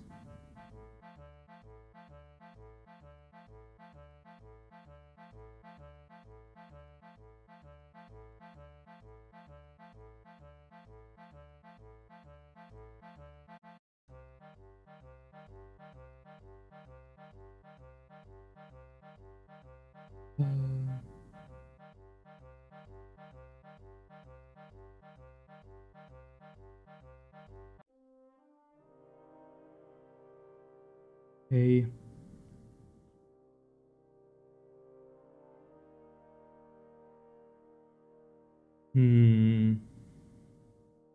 Okay.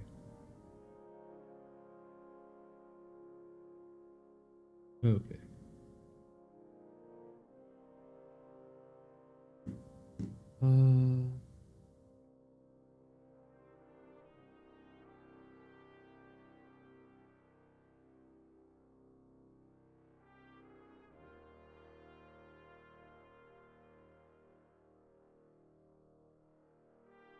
Okay, let's see.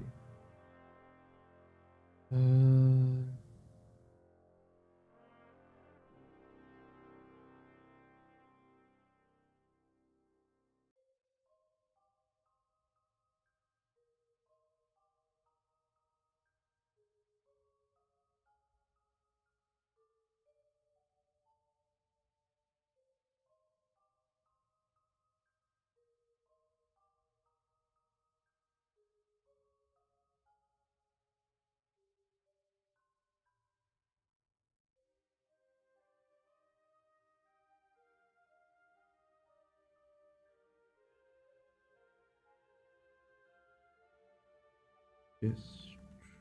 It's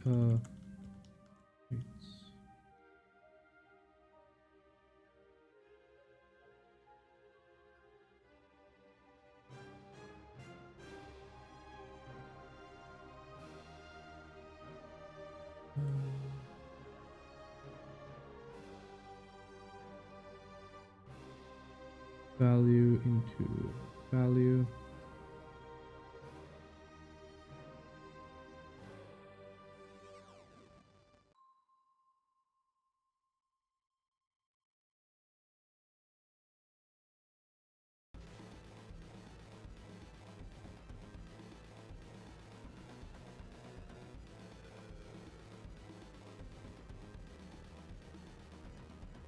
How to remove sockets from group input blender.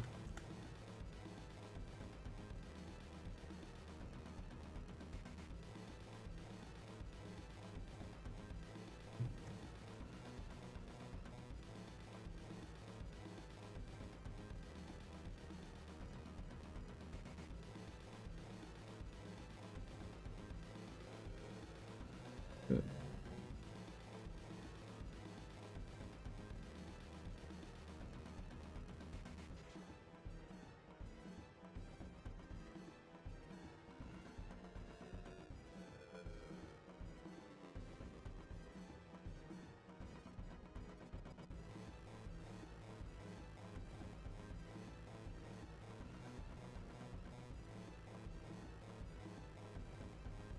Hmm.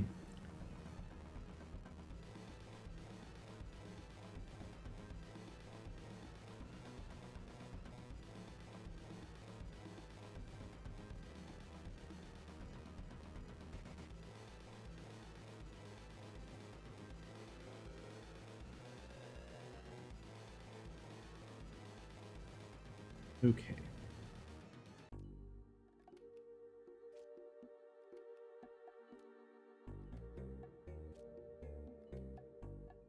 Hmm.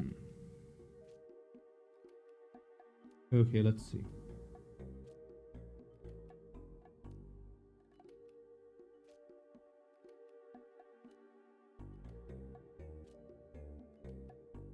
Hmm. Let's see.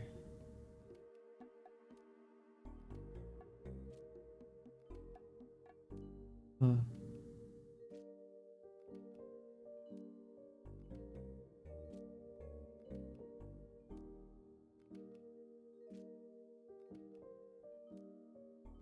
uh,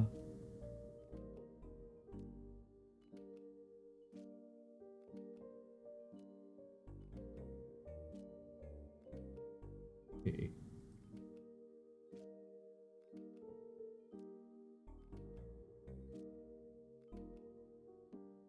Hmm.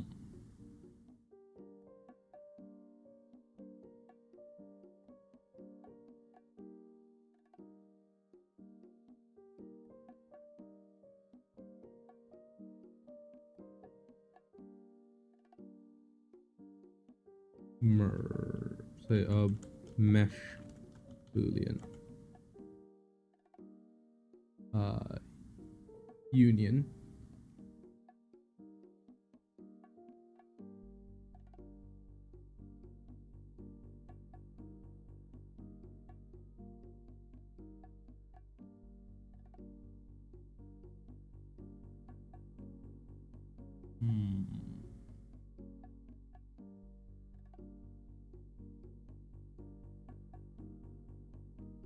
C.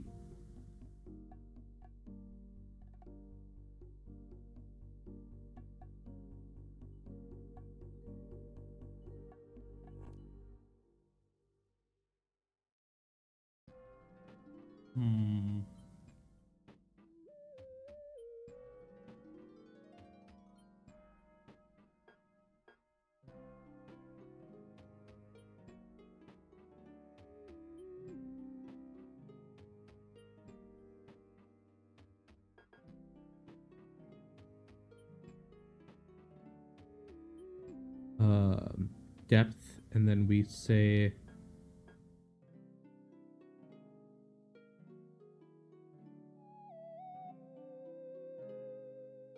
multiply, and we're going to say is 0.75. You can adjust that later, and we're going to add that as a trait.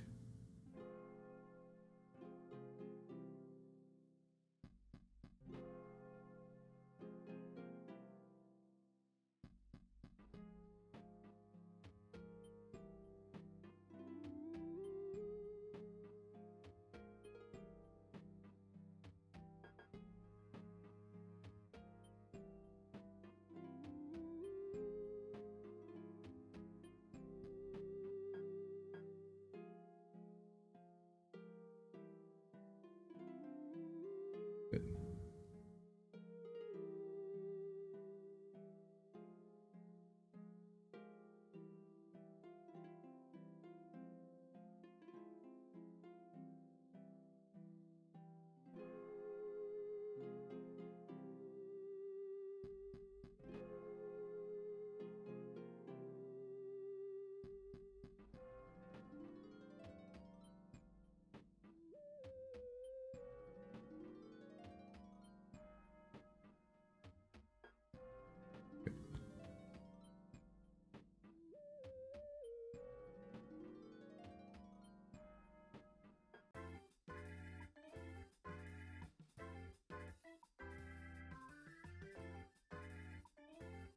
That won't work. Okay, this is wrong. Can't use this.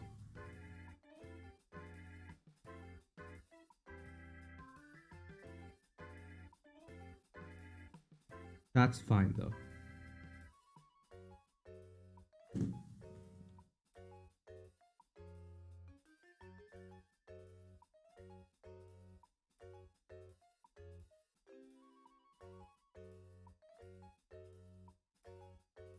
Points on faces.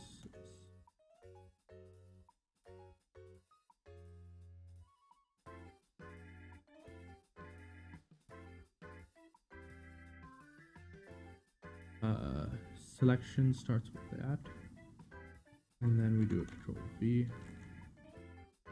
We add normal, math,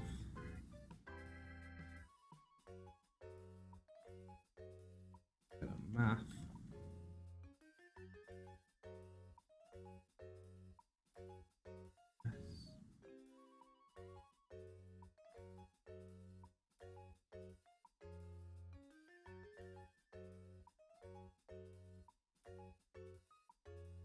And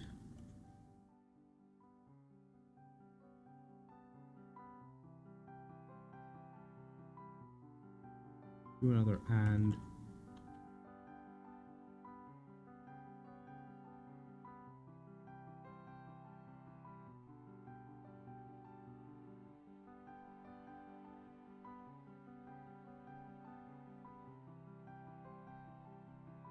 Then we just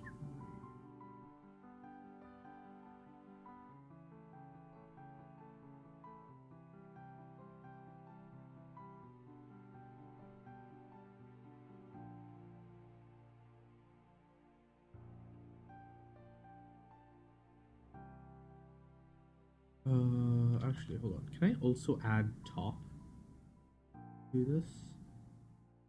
Yeah, I can. So I can do it or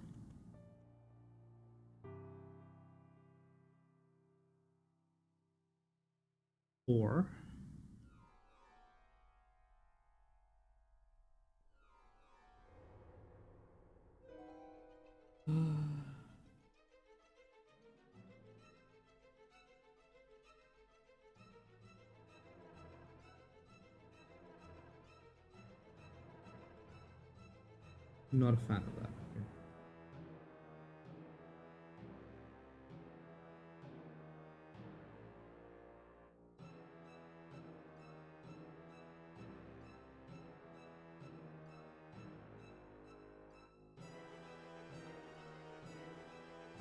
Yeah, I don't like the way that looks.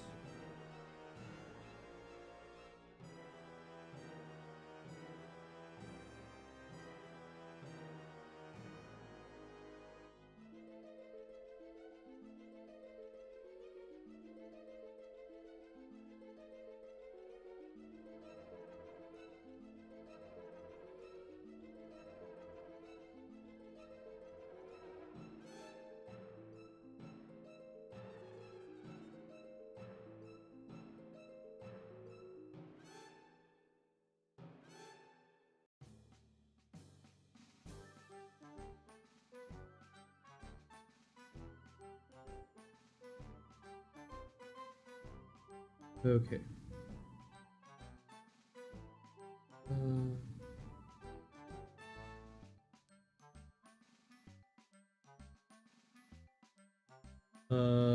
Okay. Uh,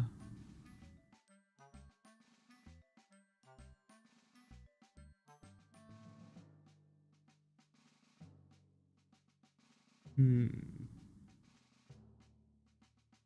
Let's see.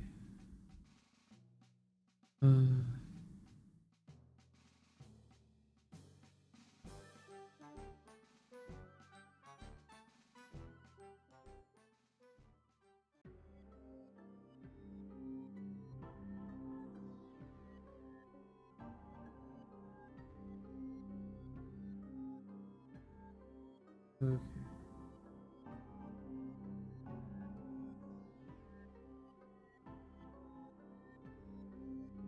Uh, uh,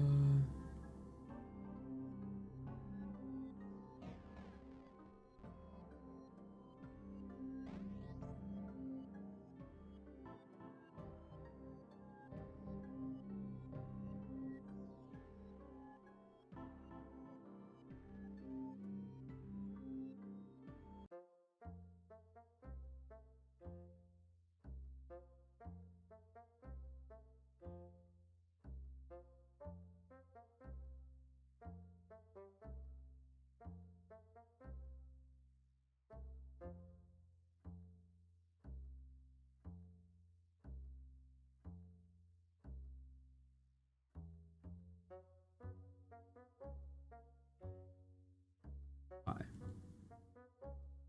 That's better.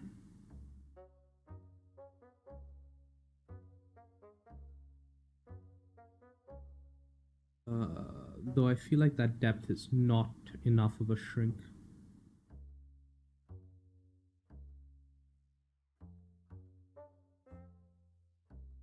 Also, that depth really should filter into that offset somehow.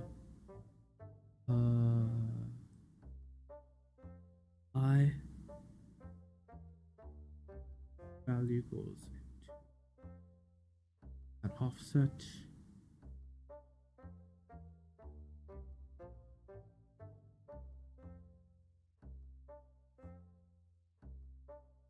And multiply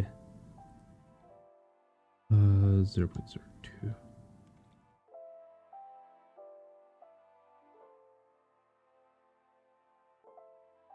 Nice. Okay.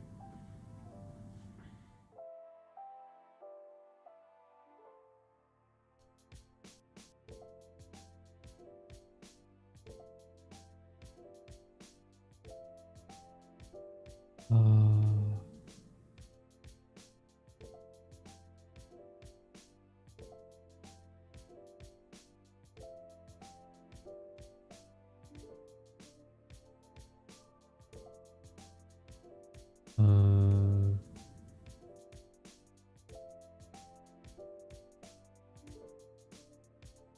uh,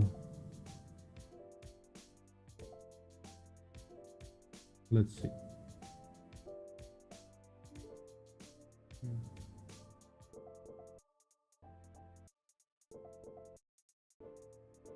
Okay.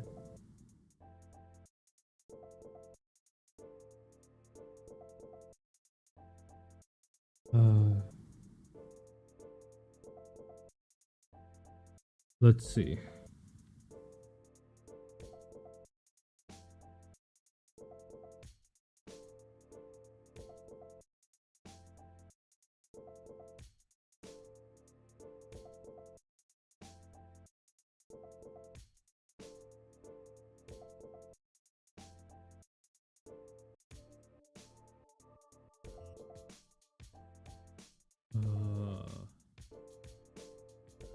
Oh, that's right. This should be a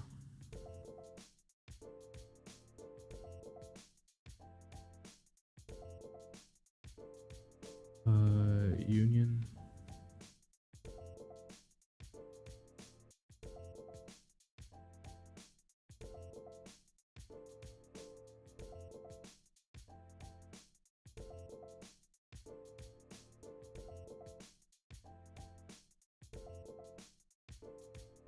Okay.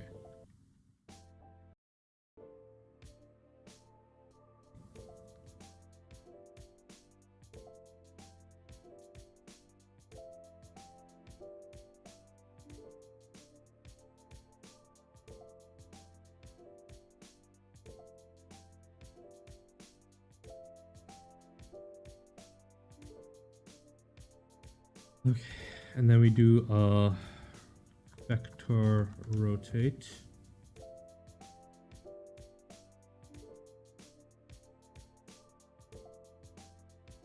Oh, wait, no, not vector rotate.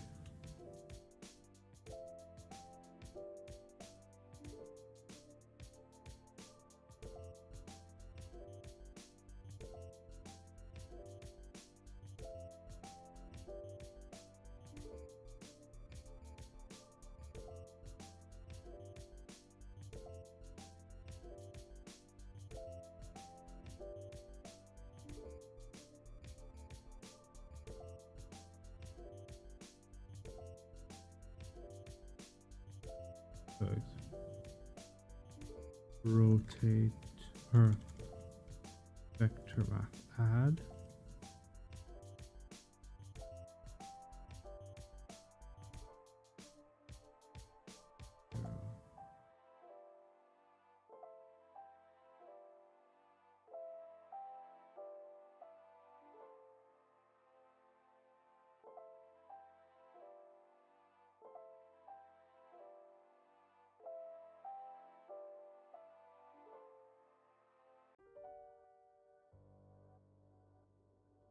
There we go.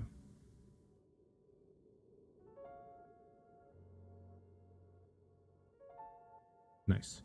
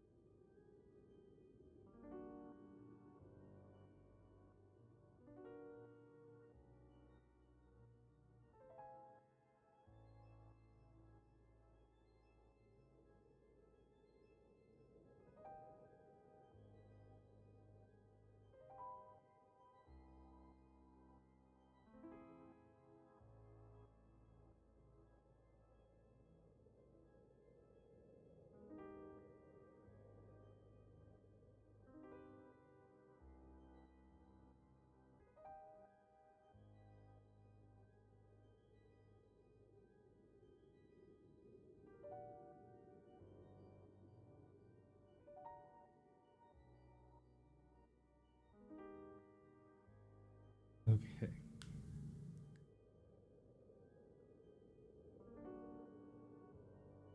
Uh,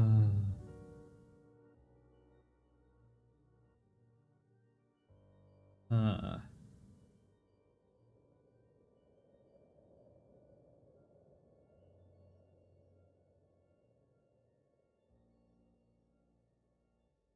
uh, actually,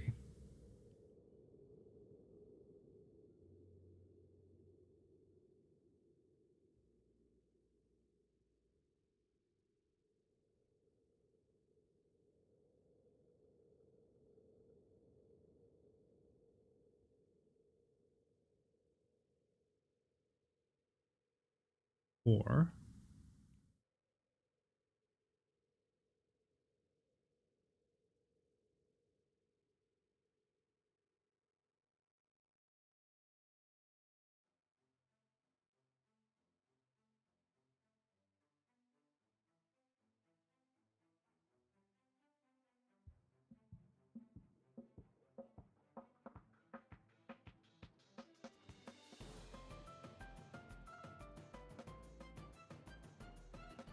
that looks semi-decent. Let's increase the...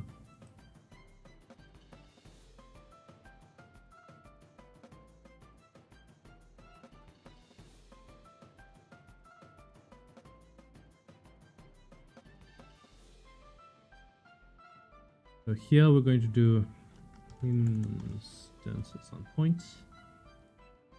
Instance, we're going to grab that group.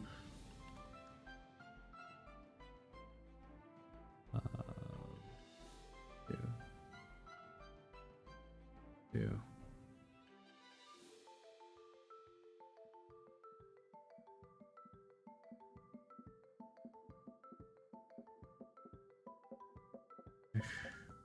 Boolean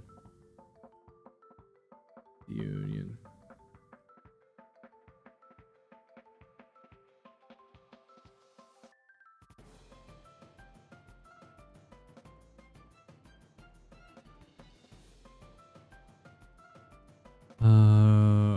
Rotation.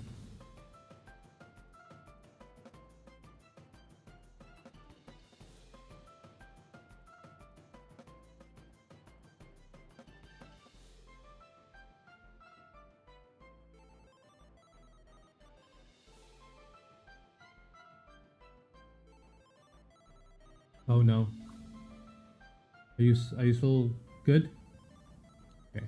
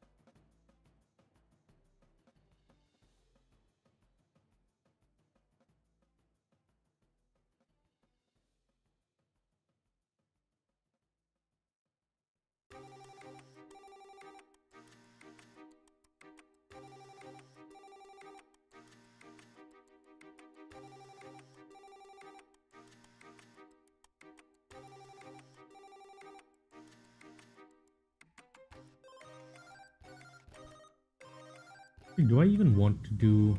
I can just do cylinders and it would work just as well. I think.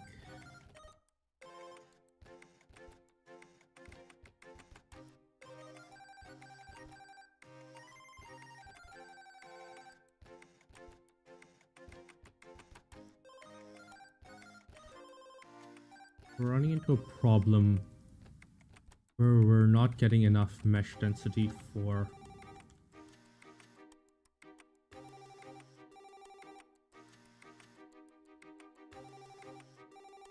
We need to have the ends as well, the ends exposed as well.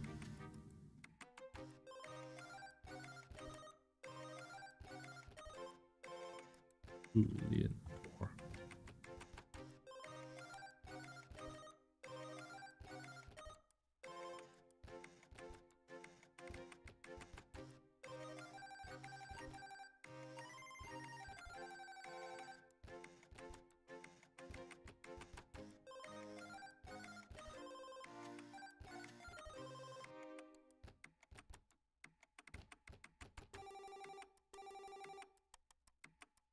And then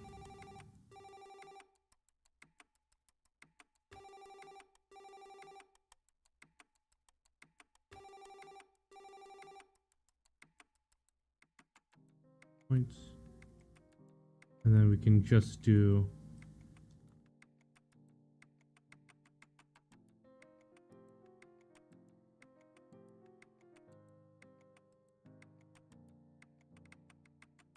0.01.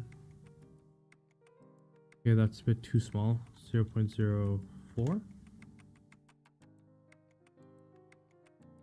Oh, that wouldn't work actually. I think cones are still our best thing.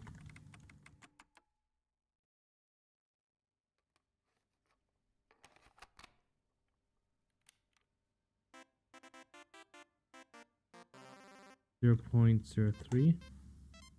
No, that's not.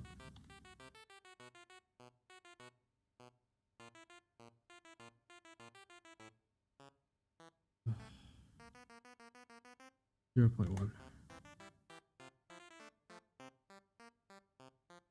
0.8. 0.06. 0.03. Depth will be 0.4.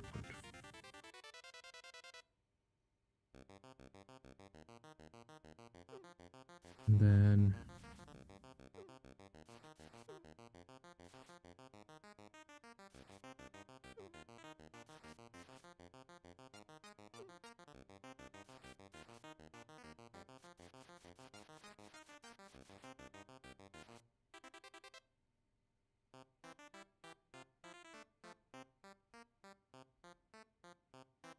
that's what's the issue.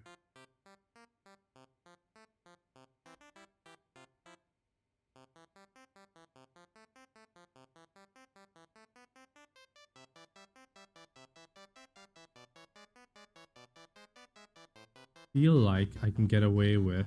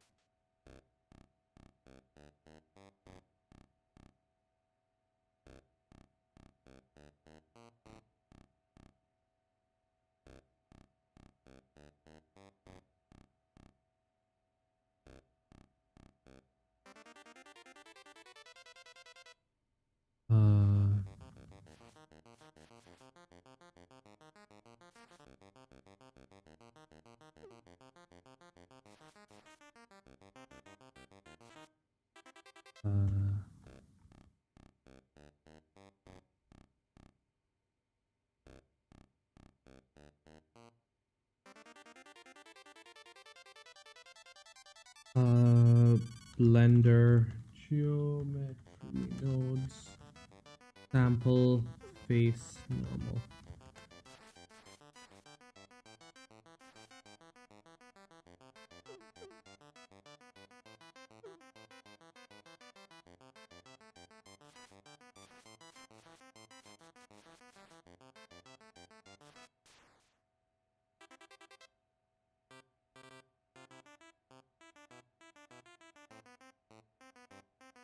Uh,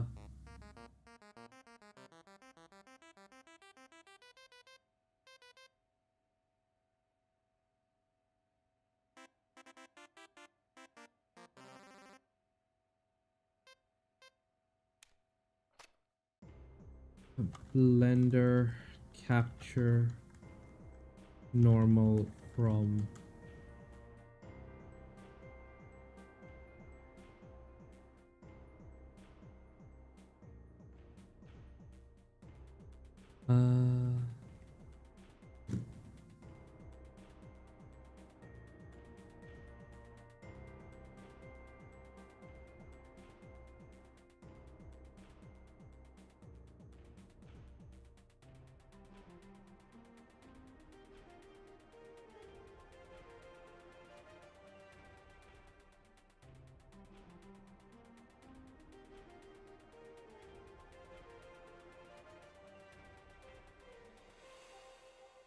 actually that does pose. So I may have a question. Do I even need to do a second layer of branches? I mean, I want to, and ideally I would. But would I?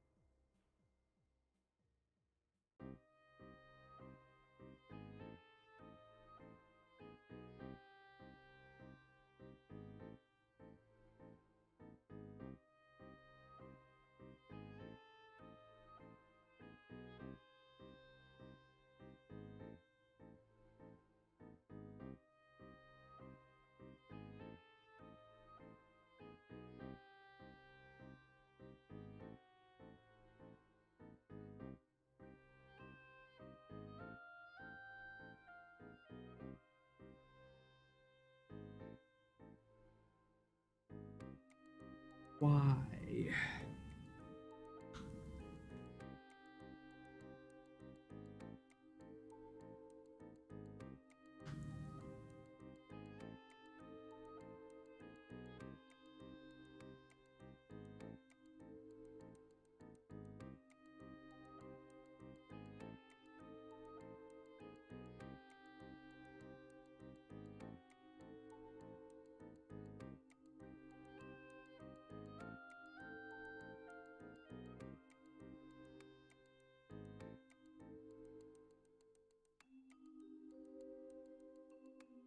How would I do this?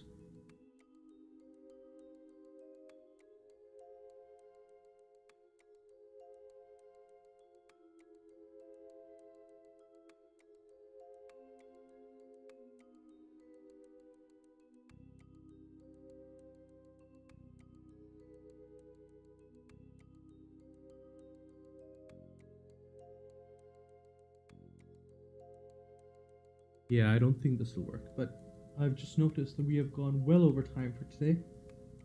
I guess that's all. Thanks for dropping by. That's really nice of all of you. And